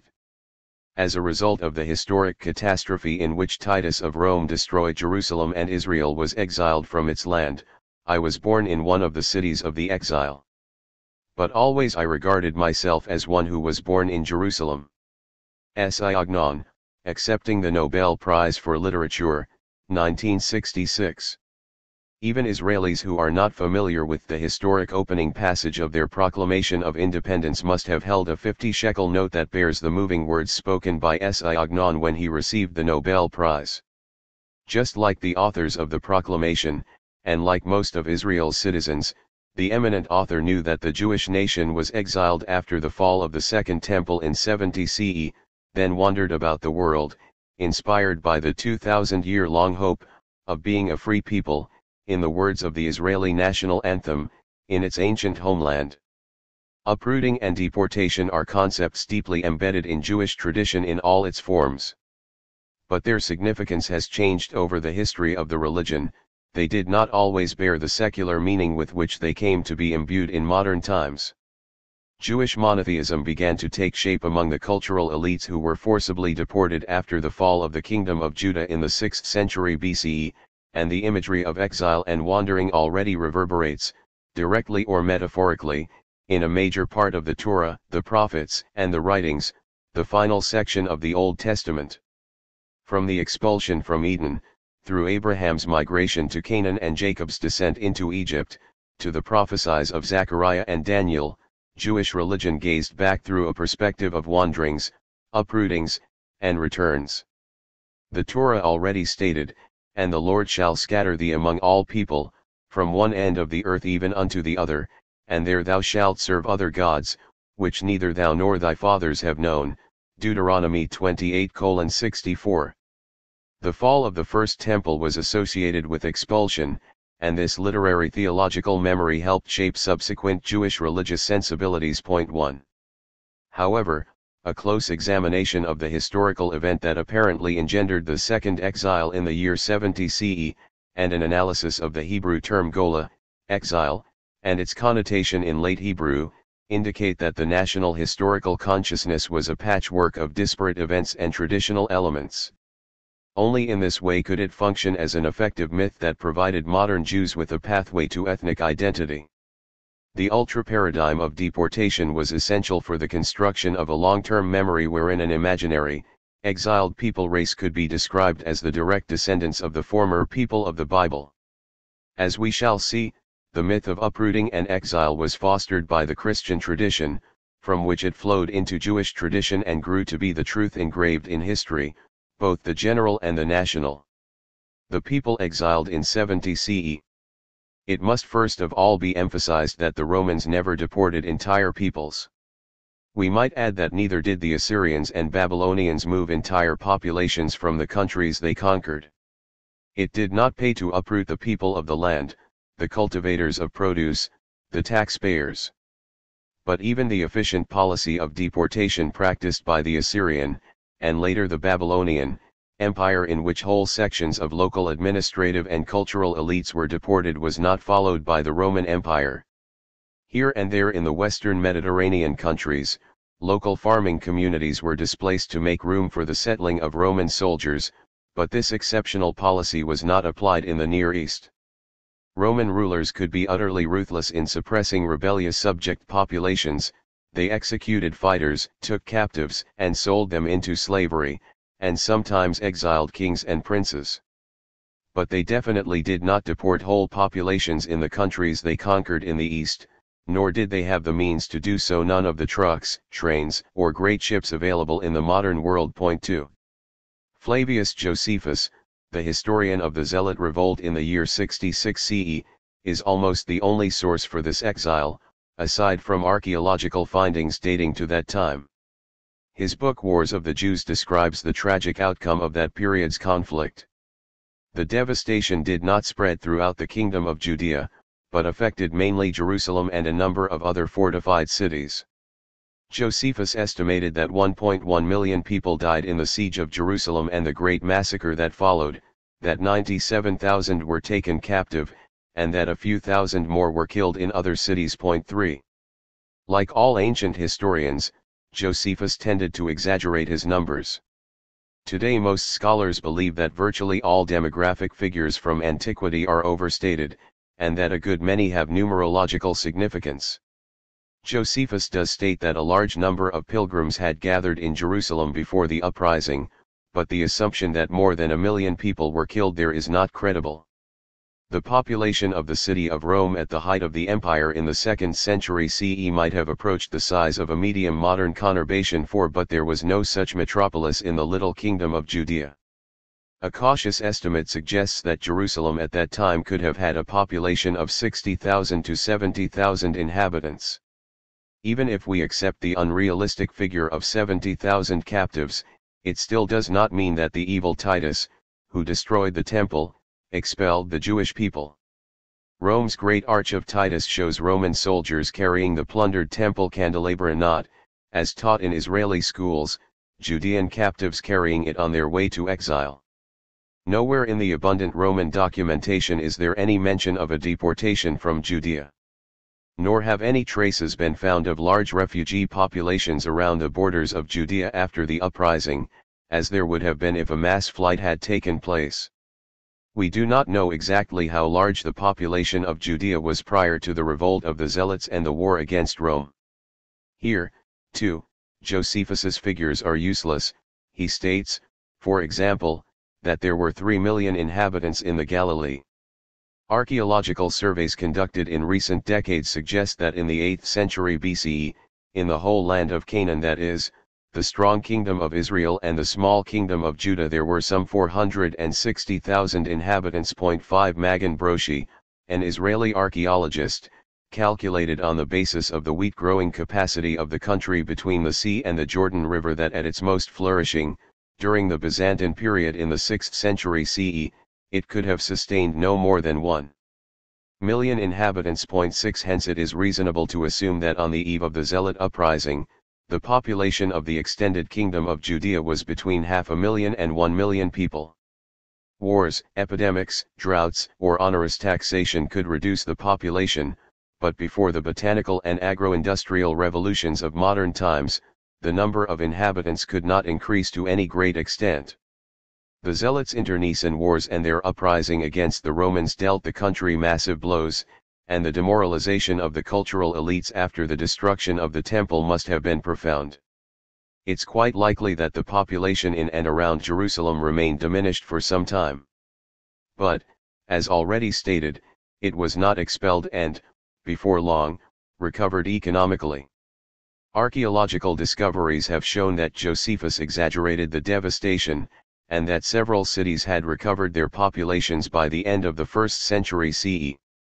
Moreover, the Jewish religious culture was about to enter one of its most impressive and fruitful periods. 7 Unfortunately, there is little information about the systems of political relations during this period. We also have little information about the Second Monotheistic Revolt, which shook Judean history in the 2nd century CE. The uprising that broke out in 132 CE, in the reign of the Emperor Hadrian, popularly known as the Bar Kokhba Revolt, is mentioned briefly by the Roman historian Cassius Dio, and by Eusebius, the bishop of Caesarea and author of ecclesiastical history.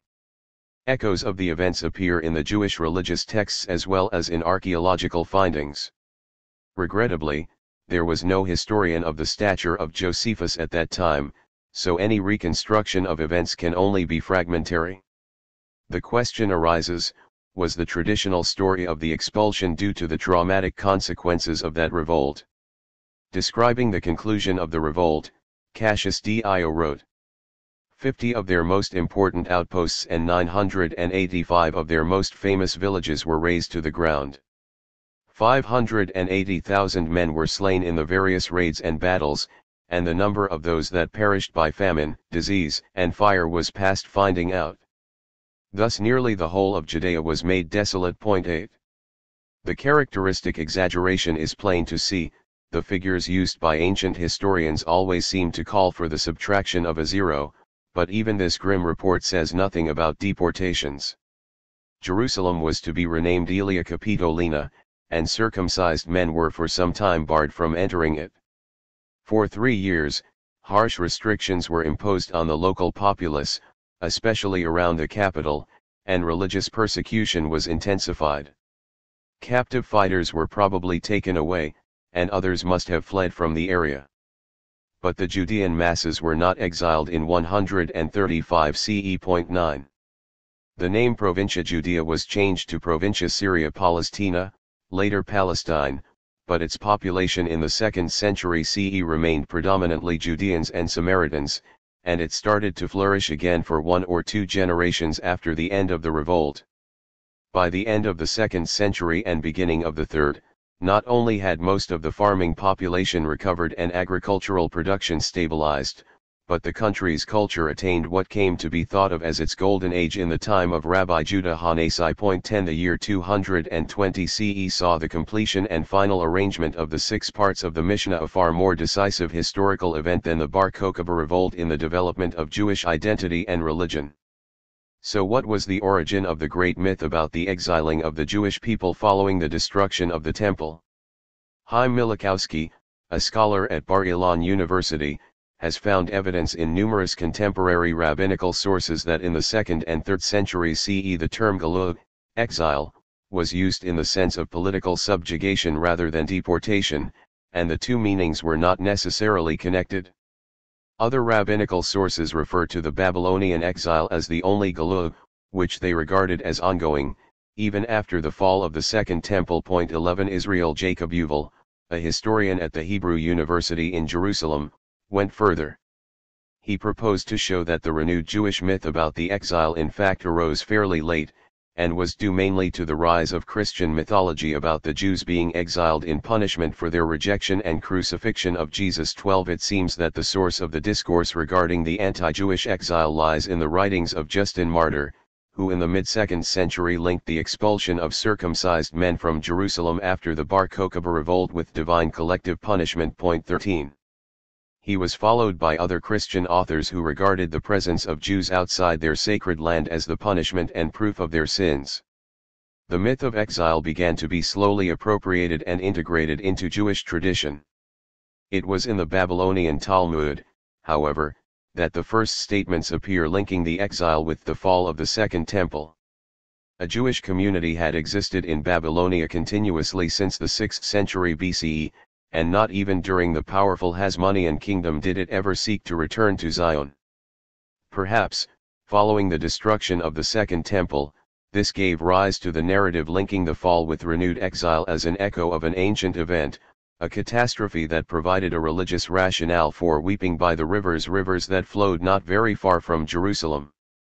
With the triumph of Christianity in the early 4th century CE, when it became the religion of the empire, Jewish believers in other parts of the world also began to adopt the notion of exile as divine punishment. The connection between uprooting and sin, destruction and exile, became embedded in the various definitions of the Jewish presence around the world. The myth of the wandering Jew, punished for his transgressions, was rooted in the dialectic of Christian-Jewish hatred that would mark the boundaries of both religions through the following centuries. What is more significant, however, is that henceforth the concept of exile took on an outright metaphysical connotation within Jewish traditions, going far beyond simply being away from one's homeland.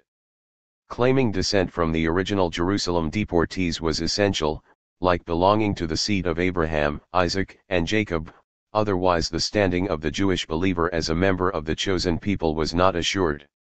Moreover, being in exile became an existential situation of diminishing territorial significance. Exile, in fact, was anywhere, even in the Holy Land. Later the Kabbalah made it a central attribute of the divinity, for the Shekinah, the divine spirit, is always in exile.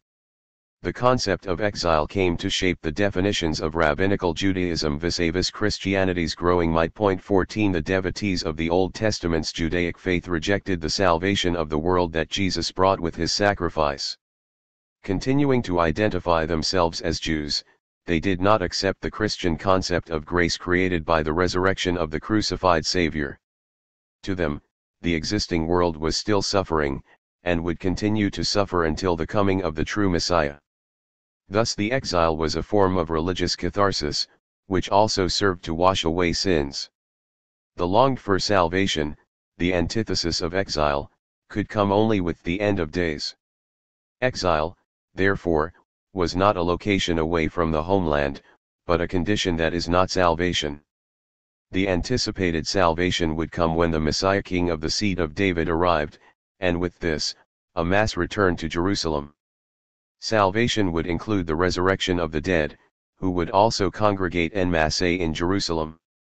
For an oppressed religious minority living in the midst of a hegemonic religious culture, the exile connoted a temporal defeat, the fall of the temple, but the future that would annul it was wholly messianic and totally outside the power of the humble Jews.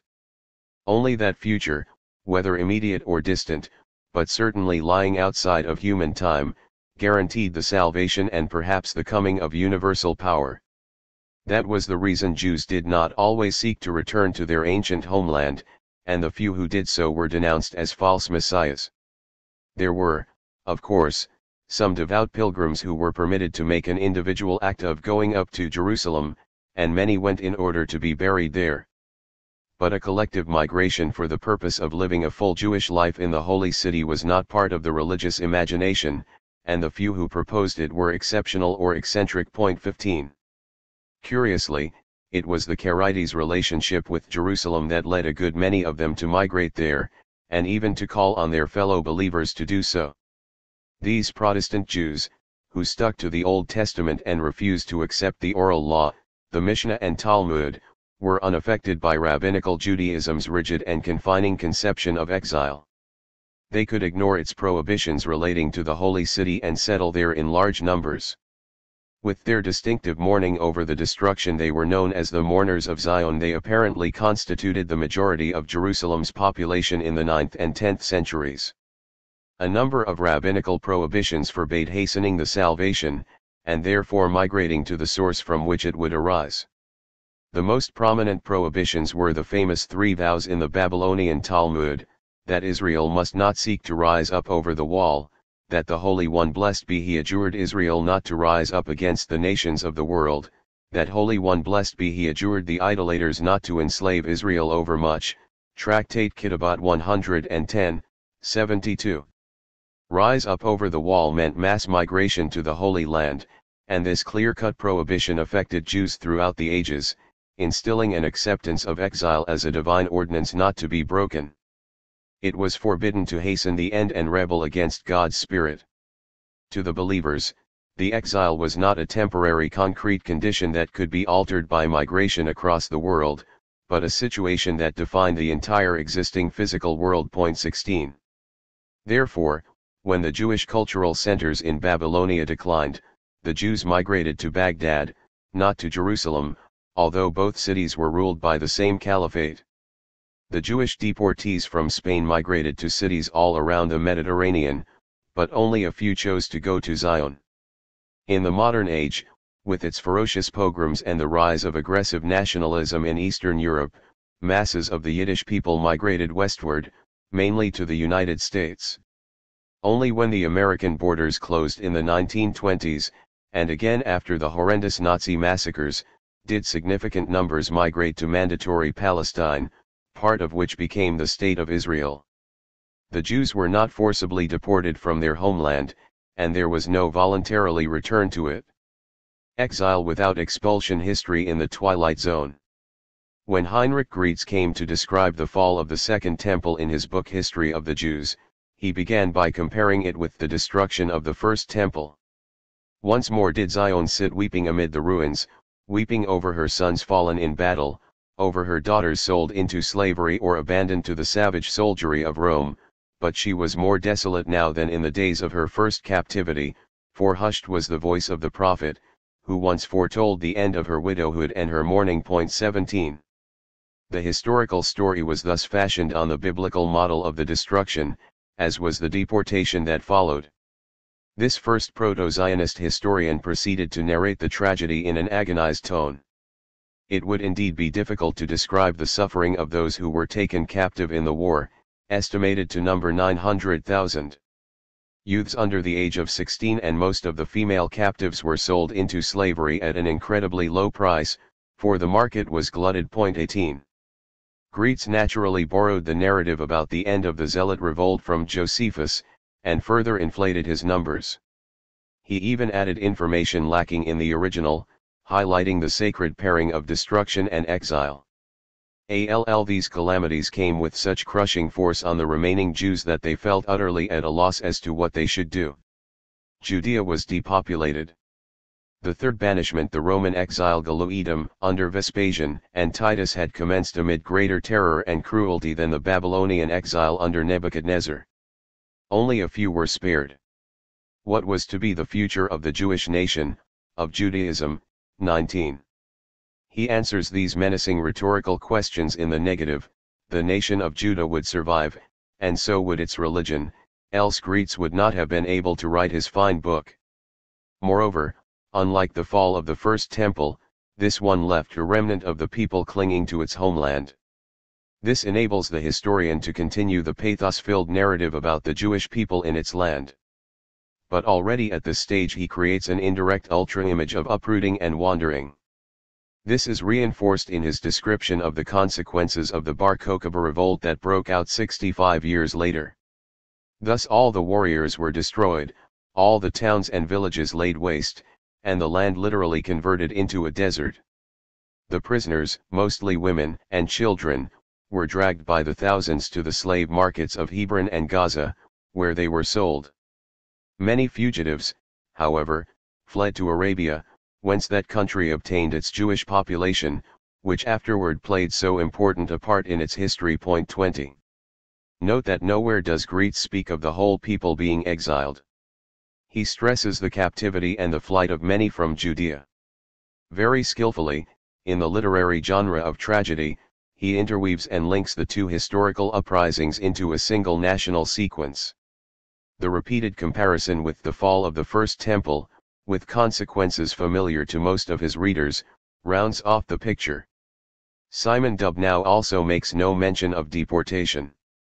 Moreover, unlike Greetz, the Russian Jewish historian avoids associating the destruction of Jerusalem with a forced exile. He follows the literary examples of Josephus and Greetz in describing the fall in dramatic and shocking terms. Thousands of captives are carried away to the ends of the empire, leaving Judea thinly populated. A similar description follows the end of the Bar Kokhba revolt. A great number of captives are sold into slavery, and an equal number of rebels become fugitives. But Dubnow does not create a meta-image of the Jewish people going into exile after the destruction of the temple, and it is clear to readers that the people was not forcibly uprooted from its country. 21. Salo Baron employs a similar rhetoric. The New York historian does not link the destruction with a deportation, but, as we shall see, tends rather to highlight other reasons for the presence of Jews outside Judea. He lingers on the tragic consequences of the two uprisings, but is more meticulous in stressing the end of Judean statehood. This is not depicted as a drama but rather as a lengthy, logical historical process. To Baron, the most significant issue, and one related to the subject of the previous chapter, is to avoid a connection between the end of Judea as a political entity and the disappearance of the Jewish ethnic nation.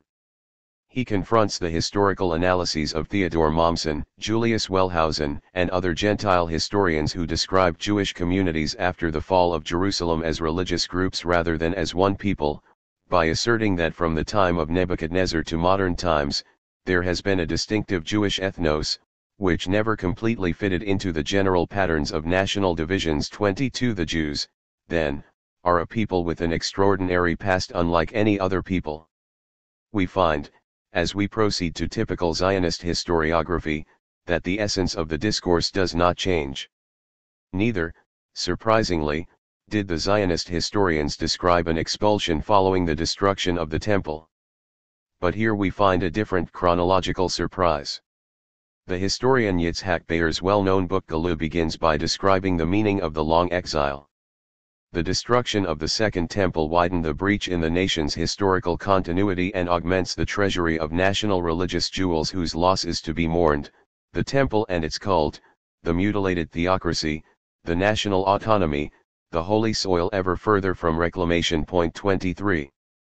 For Bayer, the ground is slowly slipping from under the people's feet, but the Jewish nation is not torn from it in a single violent act, even though its kingdom has been lost for a long time. Life on the national soil goes on, despite the massive destruction, and so does the heroic struggle. The struggles of the Zealots for political freedom and the firm establishment of God's supremacy continued from the time of Bar Kokba's revolt up to the conquest of Palestine by the Arabs. Only after stubborn resistance was the lesson learned, that love cannot be prematurely aroused, that the kingdom of God cannot be set up by force, that one cannot rise in rebellion against overlordship of the nations. 24. Baer was a painstaking and thoughtful historian. He not only knew the mass of sources about the fall of the Second Temple but was also familiar with the abundant materials of medieval Judaism. But if there was no expulsion, it was still necessary to have a forced exile, otherwise it would be impossible to understand the organic history of the wandering Jewish people, which for some reason never hastened to return to its homeland. The start of the exile without expulsion was different from the exile that Jewish tradition mistakenly dated to the fall of the Temple in the 1st century CE. The long exile was in fact considerably shorter, because it began only with the Arab conquest. This exile without expulsion, which began in the 7th century CE, that is, some 6 centuries after the fall of the Second Temple, was not Yitzhak Beer's invention alone. This astonishing discovery was made by other Zionist scholars as well, notably Beer's friend and historiographical comrade in arms, Ben-Zion Diner. The first volume of his famous collection of sources, Israel in Exile, first published in the 1920s, later acquired a subtitle, From the Conquest of the Land of Israel by the Arabs to the Crusades. Aware that he had to prepare his readers for a new national historical sequence, Diner prefaced the sources with a long exposition on his novel chronology. I begin the period of Israel in exile with the conquest of the land of Israel by the Arabs. Until that time, the history of Israel was mainly that of the Jewish nation in its homeland. It is not necessary to explain that the true exile, in relation to the nation, as a mass historical entity, not its individual members, began only when the land of Israel ceased to be a land of Jews, because others arrived, settled in it permanently and claimed it for generations. True, tradition and popular perception do not distinguish between our people's loss of power over the country, and the loss of the land from under its feet. But from the historical viewpoint it is necessary to distinguish between these two situations. They were not contemporaneous, and are historically distinctive. 25. The chronological revision is significant and decisive, and may well be seen as undermining Jewish tradition. It seems to have originated from two linked causes. 1. The basic requirements of professional historiography prevented the first two Zionist historians from asserting that the Jewish people had been expelled after the fall of the Second Temple. 2. The urge to reduce the time in exile to a minimum so as to maximize the national proprietary claim over the country. This consideration also prompted Diner to date the beginning of the rebellion against exile and the early zephyrs of modern Aliyah to the immigration of Judah Hasid and his companions in 1700.26.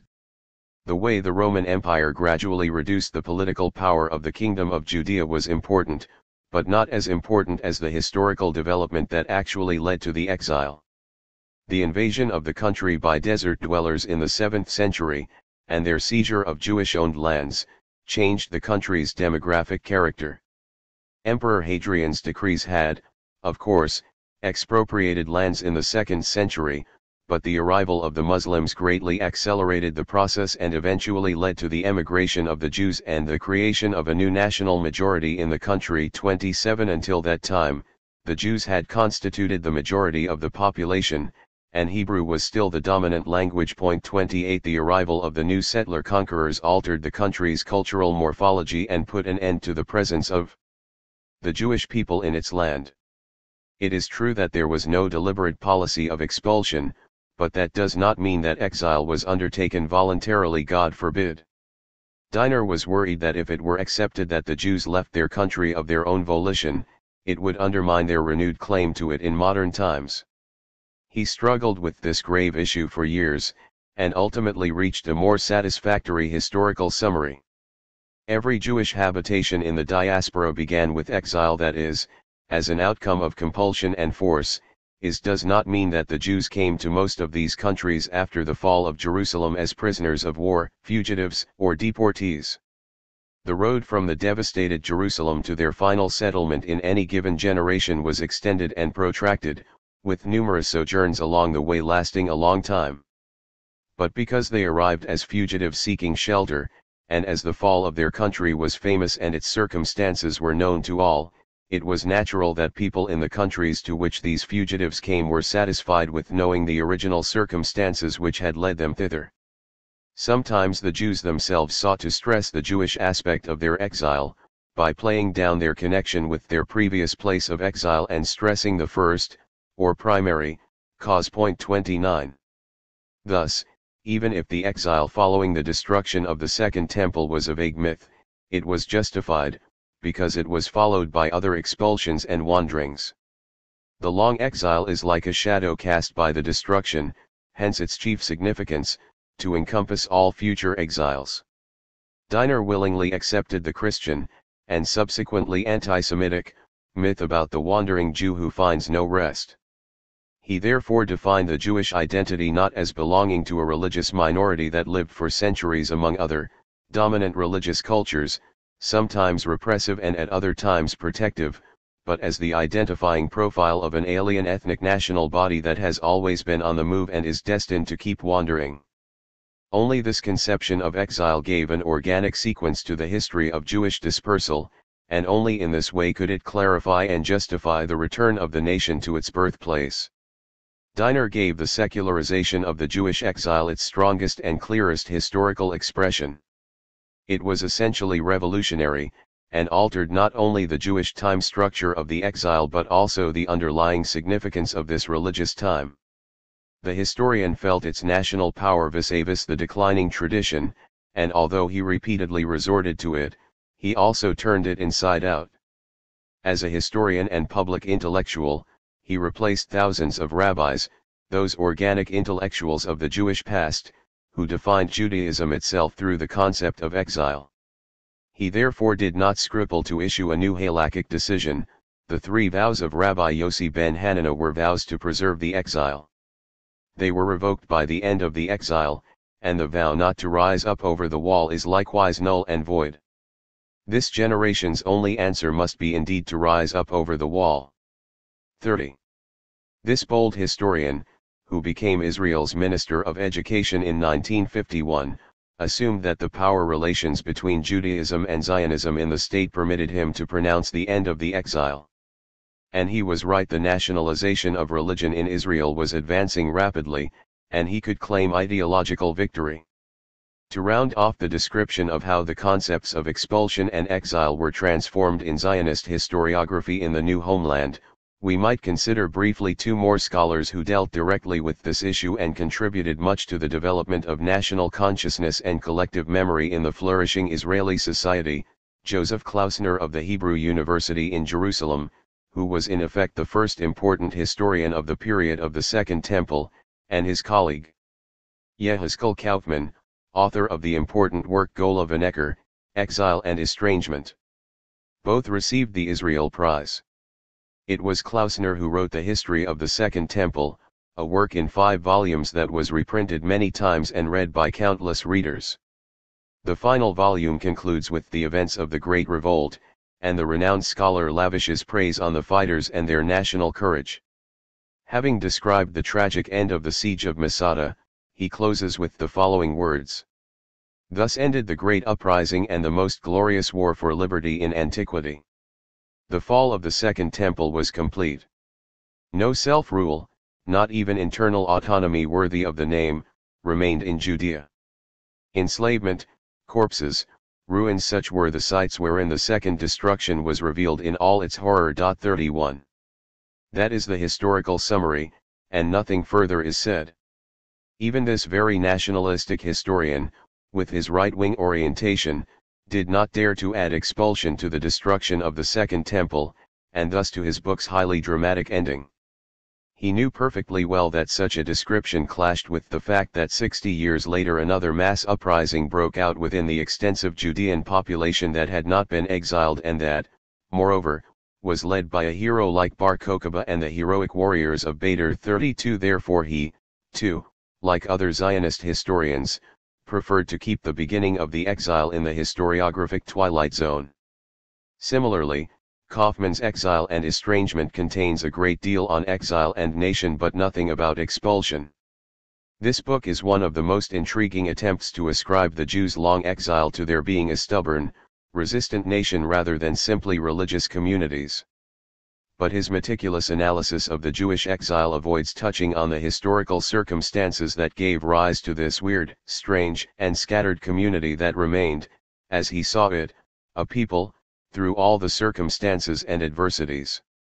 Now and then he speaks of Israel, that was exiled from its country and scattered, 33. But the text does not spell out when this happened, how, why, and to where Israel scattered.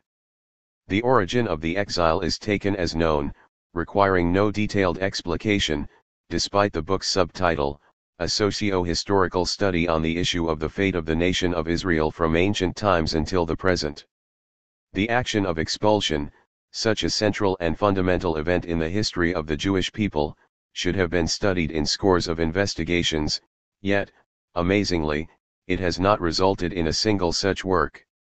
The historical reality of the expulsion was thus accepted as self-evident, not discussed and never doubted. Every historian knew that the myth combining destruction and expulsion was very much alive in the mind of the public, having derived from religious tradition and become firmly rooted in secular consciousness. In the popular discourse, as in the political statements and the educational system, the expulsion of the people of Israel after the fall of the kingdom was carved in stone. Most intelligent scholars evaded this dubious area with professional elegance. Here and there, as though unwittingly, they supplemented their writings with alternative explanations of the prolonged exile. Against its will, the people emigrate from the homeland. One of the main problems bedeviling the myth of destruction expulsion was the fact that long before 70 CE there were large Jewish communities outside Judea. It was widely known that after Cyrus's declaration ending the so-called Babylonian exile, only some of the exiles and their offspring returned to Jerusalem. The rest, possibly the majority, chose to remain and prosper in the cultural centers of the flourishing East, where the elites nurtured rich religious traditions that would spread around the ancient world. It is not too fanciful to state that the first monotheism was, to a considerable extent, formulated in those regions of exile where these founders of Judaism made their permanent home. The fact that they continued to regard Jerusalem as a sacred center did not contradict their religious thinking. Later forms of monotheism, such as Christianity and Islam, also had sacred centers that, rather than being magnets for migration, were sites of religious longing and pilgrimage. Perhaps, too, the presence of a permanent mass population in a sacred locale would, in the long run, undermine the beliefs associated with it. For years after Cyrus's decree, the settled rabbinical schools in Sura, Nehardea, and Pumbedita were the principal laboratories in which the Jewish religion and its cult practices were refined. It seems that the synagogue was born there, and the Babylonian Talmud created there was esteemed more highly than the Jerusalem Talmud, because it had emerged from a more elevated cultural context. Josephus had already noted that there were countless thousands of Jews living in the country of the Parthians. He described two adventurous brothers, Hassanai and Hananiah, who in the 1st century CE established near Nehardea a Jewish principality that aimed to rob its neighbors. They ran it for some 15 years until they fell out, predictably, when Hananiah married a beautiful foreign woman. But if the Jewish center in Babylonia was born of an ancient act of expulsion, what was the origin of all the other Jewish communities that kept springing up in the nearby regions of Asia and North Africa, and later spread all around the Mediterranean basin, long before the destruction? Did they, too, result from expulsion? It begins with the Jewish communities in neighboring Egypt. According to the author of the book of Jeremiah, Judeans settled there when the first temple fell, but they soon became idolaters, and were punished by God. Jah 44. The earliest Jewish settlement in Egypt attested by archaeology was on Elephantine Island, Yeb, in Hebrew, near today's Aswan Dam. It was a military colony of Persian Jews who in the 6th century BCE built a temple to Yahweh, apparently not as the sole deity. A correspondence in Aramaic from the 5th century BCE has been found, an exchange of letters between the Yeb garrison and the governor of Yehud province, near Jerusalem, and also with Samaria to its north. It is not known where these soldiers came from or who they were, only that their Jewish temple was destroyed late in the 5th century BCE. The Big Bang in the birth of Jewish communities in Egypt and the entire eastern end of the Mediterranean occurred when the Persian Empire was brought down by Alexander the Great, and the great Hellenistic world took shape. As the empire's rigid boundaries disintegrated, a tremendous wave of trade and ideas washed over the region, producing a new and open culture. Hellenism spread everywhere, stimulating and giving rise to novel intellectual and religious symbioses, as well as safer communication. Josephus tells us that, following the conquest of Judea and Samaria by Ptolemy I, one of Alexander's successors, many captives were taken to Egypt, where they became settled as respected citizens with equal rights. He then adds, there were not a few other Jews who, of their own accord, went into Egypt, as invited by the goodness of the soil, and by the liberality of Ptolemy. 34 Relations between the two regions grew closer, with merchants, mercenaries and Judean scholars settling mainly in the new metropolis, Alexandria. Over the next 200 years, the number of Jews in Egypt kept growing, causing the Alexandrian philosopher Philo-Judaeus to state early in the 1st century CE, with the exaggeration characteristic of the age, that they numbered 1,000,000. 35 His estimate was of course too high, but it is safe to assume that in his lifetime there were as many Jews in Egypt as there were in the kingdom of Judea. There were as well quite a few Jewish believers in Cyrenaica, west of Egypt, also ruled by the Ptolemies, and a good many in Asia Minor, ruled by the Seleucids. Josephus mentions in his Antiquities of the Jews that the Seleucid king Antiochus III settled, in the provinces of Lydia and Phrygia, 2,000 families of Jewish mercenaries from Babylonia. But how did large communities spring up also in Antioch and Damascus, and later in Ephesus, Salamis, Athens, Thessaloniki, and Corinth in Europe? Here again there are no sources to enlighten us. With the growth of the Roman Empire, the epigraphic record reveals the presence of many Jews in Rome, too. Already in 59 BCE the famous Roman orator Cicero complained about their numbers. You know how numerous that crowd is, how great is its unanimity, and of what weight it is in the popular assemblies. 36 Later inscriptions found in the Roman catacombs testify to the rich religious life of these Jews and to their economic prosperity.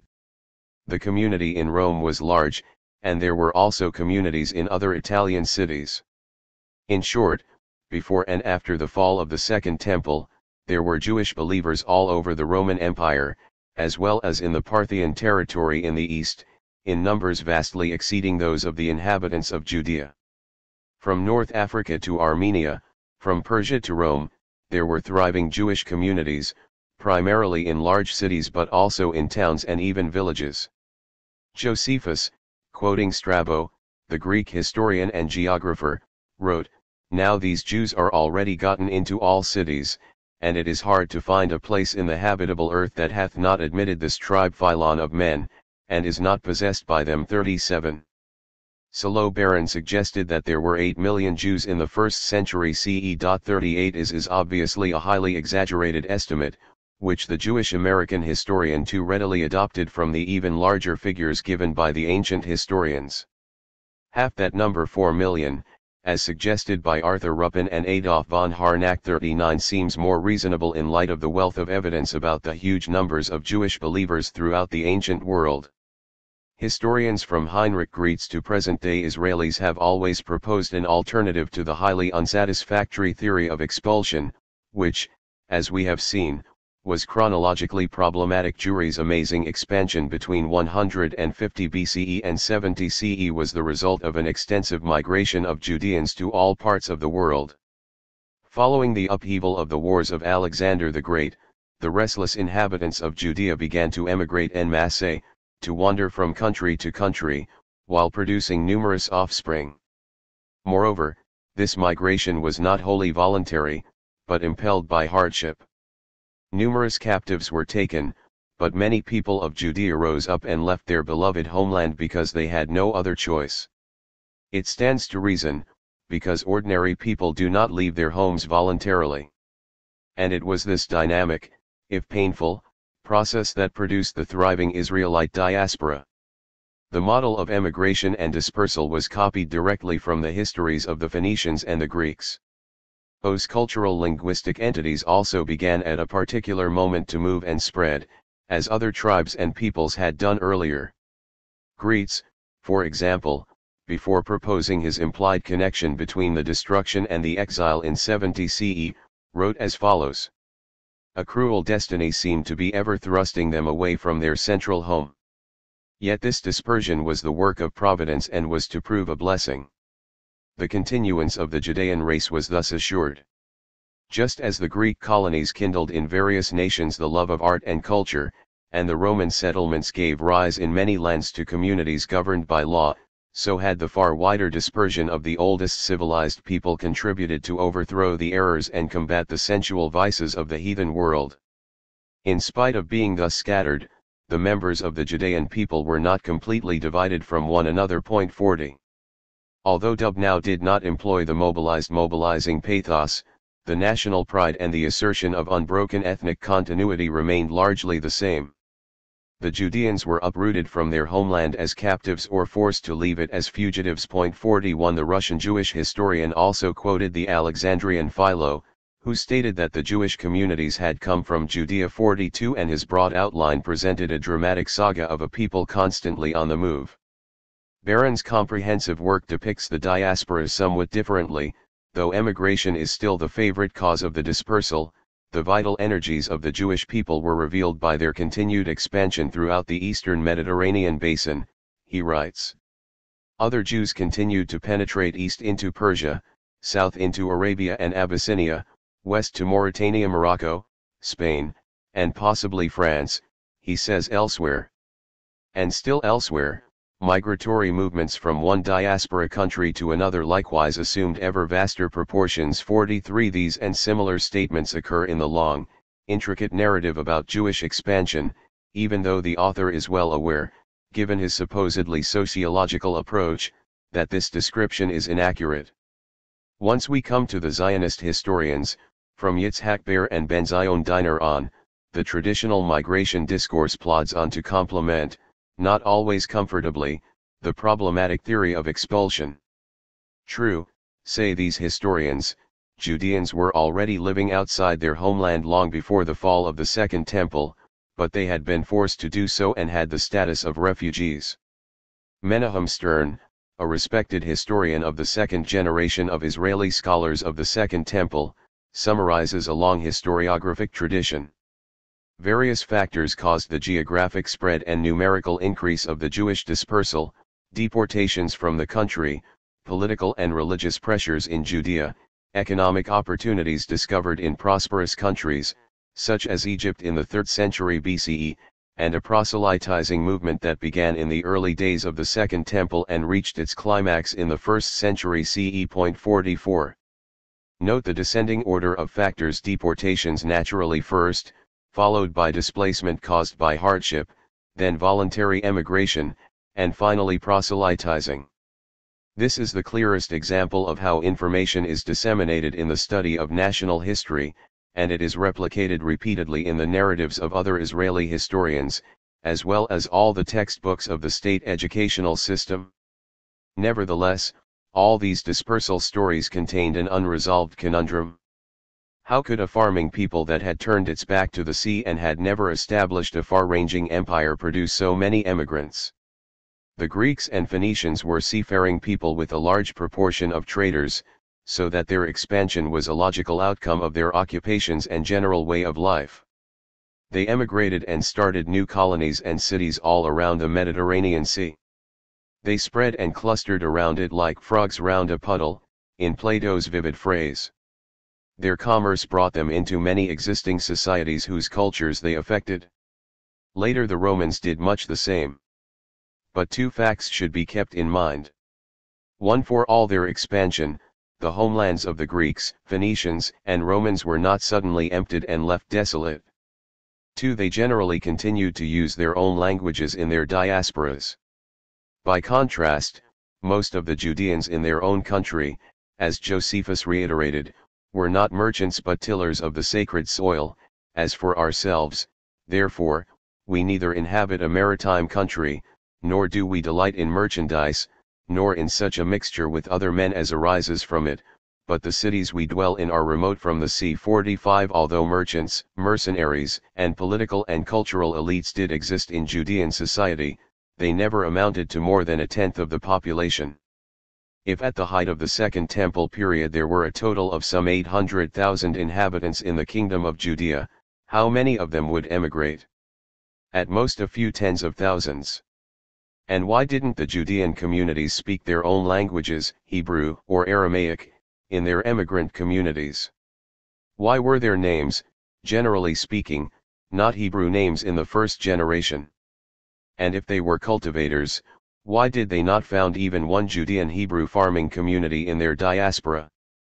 A few thousand or even a few tens of thousands of Judean emigrants could not, in 200 years, have grown into a population of several million Jewish believers spread around the cultural universe of the Mediterranean. As noted above, in that era there were no significant demographic increases, as the population, urban and rural alike, was limited by its capacity for agricultural production. The general population did not really increase much in the Hellenistic and Roman world. It grew only with the colonization and cultivation of virgin lands and remained stable, with minor increases, for a very long time. The emigrant Judeans were not a highly prolific race with greater vital energies than any other people, as Baron, for example, following the anti-Jewish Roman historian Tacitus, suggested. They did not conquer new lands and make them fertile, nor presumably were they the only people who did not murder their children, as a senior Israeli historian has recently suggested. 46. Enslaved Judean captives were certainly transported, but it is doubtful that they were congenitally more fertile, or more nurturing parents, than were their wealthy pagan masters. The migration of Jewish merchants, mercenaries, and scholars out of Judea is an attested fact, but such a trickle, however significant, could not have grown into hundreds of thousands, let alone millions, no matter how great their vitality or fertility. Unfortunately, monotheism did not make for greater biological fecundity, and the spiritual sustenance it gave its believers could not feed their hungry infants. It did, however, beget and nurture numerous offspring of another kind. All nations shall flow unto it.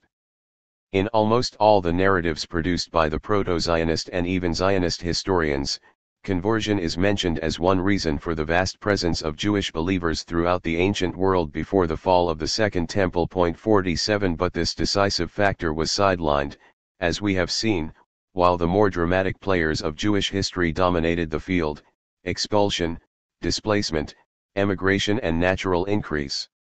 These gave a more appropriate ethnic quality to the dispersion of the Jewish people. Dubnow and Baron did make greater allowance for conversion, but the stronger Zionist writings played it down, and in the popular historical works, above all in the textbooks, which shape public consciousness, it all but vanished from the picture. It is generally assumed that Judaism has never been a missionizing religion, and if some proselytes joined it, they were accepted by the Jewish people with extreme reluctance. 48 Proselytes are an affliction to Israel. The famous pronouncement in the Talmud is invoked to halt any attempted discussion of the subject. When was this statement written? Did it in any way reflect the principles of the faith and the forms of Jewish experience in the long period between the Maccabee revolt in the 2nd century BCE and the Bar Kokhba uprising in the 2nd century CE? That was the historical period in which the number of Jewish believers in the Mediterranean cultural world reached a level that would again be matched only in the early modern age. The period between Ezra in the 5th century BCE and the revolt of the Maccabees in the 2nd was a kind of dark age in the history of the Jews. Zionist historians rely on the biblical narrative for the time leading up to that period, and on the books of the Maccabees and the final part of Josephus's Antiquities of the Jews for the end of it. Information about that obscure period is very sparse. There are the few archaeological finds, the abstract biblical texts, which may reflect the time at which they were written, and Josephus's short The Invention of the Exile narrative. The Judean population must have been quite small then, and when the inquisitive Herodotus passed through the country in the 440s BCE he missed it altogether. What we do know is that, while the abundant biblical texts during this Persian period promoted the tribal principle of an exclusive sacred seed, other authors wrote works that ran counter to the hegemonic discourse, and some of those works entered the canon. The second Isaiah, the Book of Ruth, the Book of Jonah and the apocryphal Book of Judith all call for Judaism to accept Gentiles, and even for the whole world to adopt the religion of Moses. Some of the authors of the Book of Isaiah proposed a universalist telos for Judaic monotheism.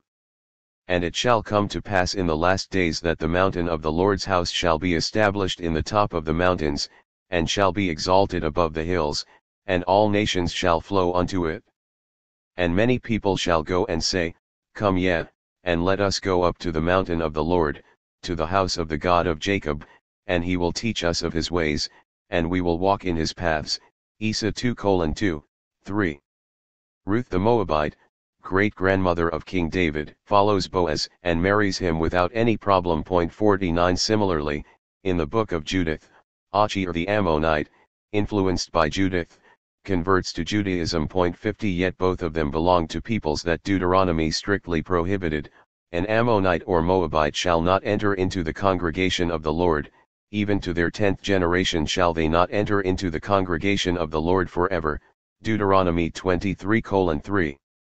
The creators of these proselytized characters depicted them to protest against the overweening isolationism of Ezra and Nehemiah's priests, those authorized agents of the Persian kingdom. Every monotheism contains a potential element of mission. Unlike the tolerant polytheisms, which accept the existence of other deities, the very belief in the existence of a single God and the negation of plurality impels the believers to spread the idea of divine singularity that they have adopted. The acceptance by others of the worship of the single God proves his might and his unlimited power over the world. Despite the isolationist caste tendency implanted in the Jewish religion in the time of Ezra and Nehemiah, which would return in response to the harsh strictures of the triumphant Christian Church, it was not as exceptional in propagating monotheism as many think. Heterodox voices in the Old Testament calling on the Gentiles to acknowledge Yahweh are found not only in Isaiah but also in Jeremiah, Ezekiel, Zephaniah, Zechariah, and the Book of Psalms. Jeremiah advises the Babylonian exiles in Aramaic, Us shall ye say unto them, the gods that have not made the heavens and the earth, even they shall perish from the earth, and from under these heavens. J 10:11. Them presumably refers to the Gentiles, and the message is given in their language. In Ezekiel, God says, Thus will I magnify myself, and sanctify myself, and I will be known in the eyes of many nations, and they shall know that I am the Lord. Ezek 38:23. The last days are described thus in Zephaniah, For then will I turn to the people a pure language, that they may all call upon the name of the Lord, to serve him with one consent. Zeph 3:9. Zechariah says, Yea, many people and strong nations shall come to seek the Lord of hosts in Jerusalem, and to pray before the Lord. Thus saith the Lord of hosts, In those days it shall come to pass, that 10 men shall take hold out of all languages of the nations, even shall take hold of the skirt of him that is a Jew, saying, We will go with you, for we have heard that God is with you. Zech 8:22, 3. The author of the Book of Psalms sings ecstatically, O clap your hands, all ye people, shout unto God with the voice of triumph. For the Lord Most High is terrible, he is a great king over all the earth. PS 47:1, 2, and O bless our God, ye people, and make the voice of his praise to be heard. PS 66:8, and declare his glory among the heathen, his wonders among all people. PS 96:3. Numerous other verses express the preaching, exhortatory side of the first Jewish monotheism that addressed the Gentiles. The Old Testament, having been written by many authors and then edited and reedited by others over many years, is full of contradictions. For every expression of contempt, rejection, or superiority over the Gentiles, there is also sermonizing, sometimes subtle and sometimes explicit. The severe book of Deuteronomy, for instance, instructs very firmly, neither shalt thou make marriages with them, thy daughter thou shalt not give unto his son, nor his daughter shalt thou take unto your son. For thou art a holy people unto the Lord thy God, the Lord thy God hath chosen thee to be a special people unto himself, above all people that are upon the face of the earth. Deuteronomy 7:3, 6. Yet the heroes of biblical mythology ignored these divine prohibitions. Abraham, Isaac, Joseph, Moses, David, and Solomon are all shown as lovers of Gentile women who never bothered to convert their chosen spouses. Abraham lived happily with Hagar until forced by Sarah to send her away. Joseph took the Egyptian Asenath to wife, David married a princess of Geshur, and Solomon, the great lover, had no qualms about taking Edomite, Sidonite, Ammonite, and Moabite women, among others. When these stories were written, whether during the Persian or Hellenistic period, a child's religious and communal identity was not determined by the mother, and evidently the anonymous authors were unperturbed by this issue. The oldest extra-biblical evidence of people having adopted the Jewish religion, or aspects of it, is found in documents from the Sumerian city of Nippur, dating from the Persian period. In these documents, quite a few of the paternal names are typically Babylonian, whereas their children's names are typically Hebrew. While it is true that many Jews had non-Hebrew names, Zerubbabel son of Shealtiel and Mordecai the Jew are among the best known. The tendency to give Hebrew names to the children of Judaized converts was not a passing fad, and could be an indication of conversion at a fairly early stage. There are similar examples in the Elephantine papyri, where the parents bear Egyptian names and the children's names are frequently Hebrew. Here the conversion hypothesis looks stronger, but Judean emigrants did not have Egyptian names. In those documents there are also cases of adults taking Hebrew names, and of marriage with Gentile men and women, who join the expanding community. The religion practiced by the inhabitants of Elephantine was not purely monotheistic, and they did not know the Bible. 51 It is reasonable to assume that the community of Jewish believers in the province of Yehud, which included the region around Jerusalem, also increased in spite of Ezra and Nehemiah's strict isolationist policy. It is not known when the biblical book of Esther was composed. Some assume that it was first written in the late Persian period, and finally redacted in the Hellenistic. It is also possible that it was composed after the conquests of Alexander the Great. Toward the end of the story, after the triumph of Mordecai and Esther over Haman the Agagite in faraway Persia, it says, "And many of the people of the land became Jews, for the fear of the Jews fell upon them." Esther 8:17. This is the only mention in the Bible of conversion to Judaism, and this statement about mass conversions not at the end of days but in the present indicates the strengthening confidence of the young Jewish monotheism. It may also hint at the source of the great increase in the number of Jewish believers in that period. A 1965 doctoral thesis by Uriel Rappaport, unfortunately not published, though its author became a well-known historian of the Second Temple period, deviated from the usual historiographic discourse and sought, without success, to draw researchers' attention to the widespread wave of conversions. Unlike all the ethno-nationalist historians, Rappaport did not hesitate to conclude his brilliant thesis with this statement: given its great scale, the expansion of Judaism in the ancient world cannot be accounted for by natural increase, by migration from the homeland, or any other explanation that does not include outsiders joining it. 52. As he saw it, the reason for the great Jewish increase was mass conversion. This process was driven by a policy of proselytizing and dynamic religious propaganda, which achieved decisive results amid the weakening of the pagan worldview. In this, Rappaport joined a non-Jewish historiographic tradition that included the great scholars of ancient history from Ernest Renan and Julius Wellhausen to Eduard Meyer and Emil Schurer, and asserted, to use the sharp words of Theodore Mommsen, that ancient Judaism was not exclusive at all, it was, rather, as keen to propagate itself as Christianity and Islam would be in future. 53. If propagating the faith began in the late Persian period, under the Hasmoneans it became the official policy. It was the Hasmoneans who truly produced a large number of Jews and a great people.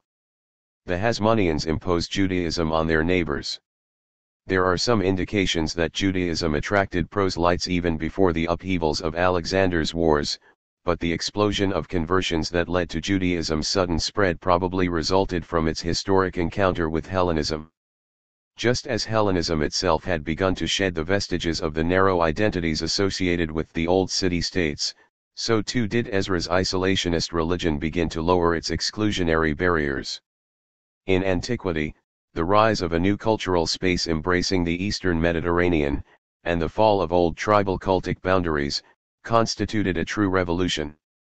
The effects were weaker in the rural populations, but the local aristocracies, the established towns and the new polis felt the new winds bearing new communications, beliefs, governing technologies, and institutions. The Greek spirit manifested itself in architecture, burial customs, and linguistic change, blending with local practices to form combinations that marked a new cultural age. The fusions that took place in such centers as Alexandria and Antioch radiated outward and eventually reached Judea. At this time, Judaism was already undergoing cautious expansion, and absorbed many new features from Hellenism. Rich and varied cultural elements, conceptual and material from the rhetorical and philosophical ideas of Athens to the wine-jar forms of Rhodes took root in Jerusalem. That city took on some quality of a cosmopolitan polis, but it was chiefly the Judean coastal cities that became Hellenized. The priestly and landed aristocracies became Hellenized and adopted prestigious Greek names. The temple that Herod was to build would be in a typical Greek architectural style. After its fall, even the Passover meal, the Seder, would take on the character of a symposium, i.e., a Greek feast. 54. The Zionist tradition of professional historiography, especially its popular, pedagogical sector, presented Judaism as opposed to Hellenism, and described the Hellenization of the urban elites as treason against the national character of the Jewish people. At the same time, the religious festival of Hanukkah, originally a pagan event, was recast as a purely national holiday. The expulsion and elimination of Jerusalem's Hellenized priests were depicted as marking the rise of a national kingdom that proudly restored the ancient kingdom of David. But more substantial historical facts cheekily contradict these nationalized stories and present a completely different picture of the period. The Maccabees and their followers did in fact rebel against unclean religious practices and were antagonistic toward idolatrous tendencies. Moreover, it is possible to assume, cautiously, that Mattathias's devout priestly family that left Jerusalem was still a Hebrew one, as the sons' names indicate. But the Hasmonean rule that followed the successful religious uprising was no more national than was that of Josiah, 400 years earlier. A political structure in which the peasantry speaks a different language from that of city people, and in which these two populations do not use the same language in their dealings with government bureaucrats, cannot be described as a national entity.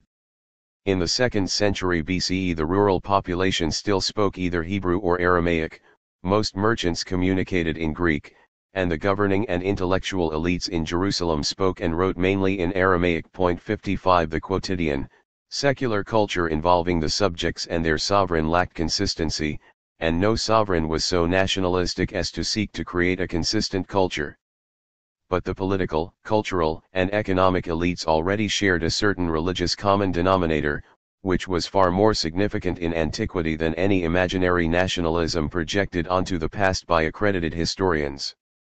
We may question the degree of monotheism in the kingdom of Judah before it fell in the 6th century BCE, but the Hasmonean kingdom was the first Jewish kingdom that unquestionably deserved to be described as monotheistic, while also being a typical Hellenistic province. These two adjectives were not mutually contradictory, and indeed the political entity's distinctive Jewish character can be understood only in the context of the encompassing Hellenism. Of course, the kingdom had not yet been exposed to the precepts of the Talmud, the core of the later rabbinical Judaism.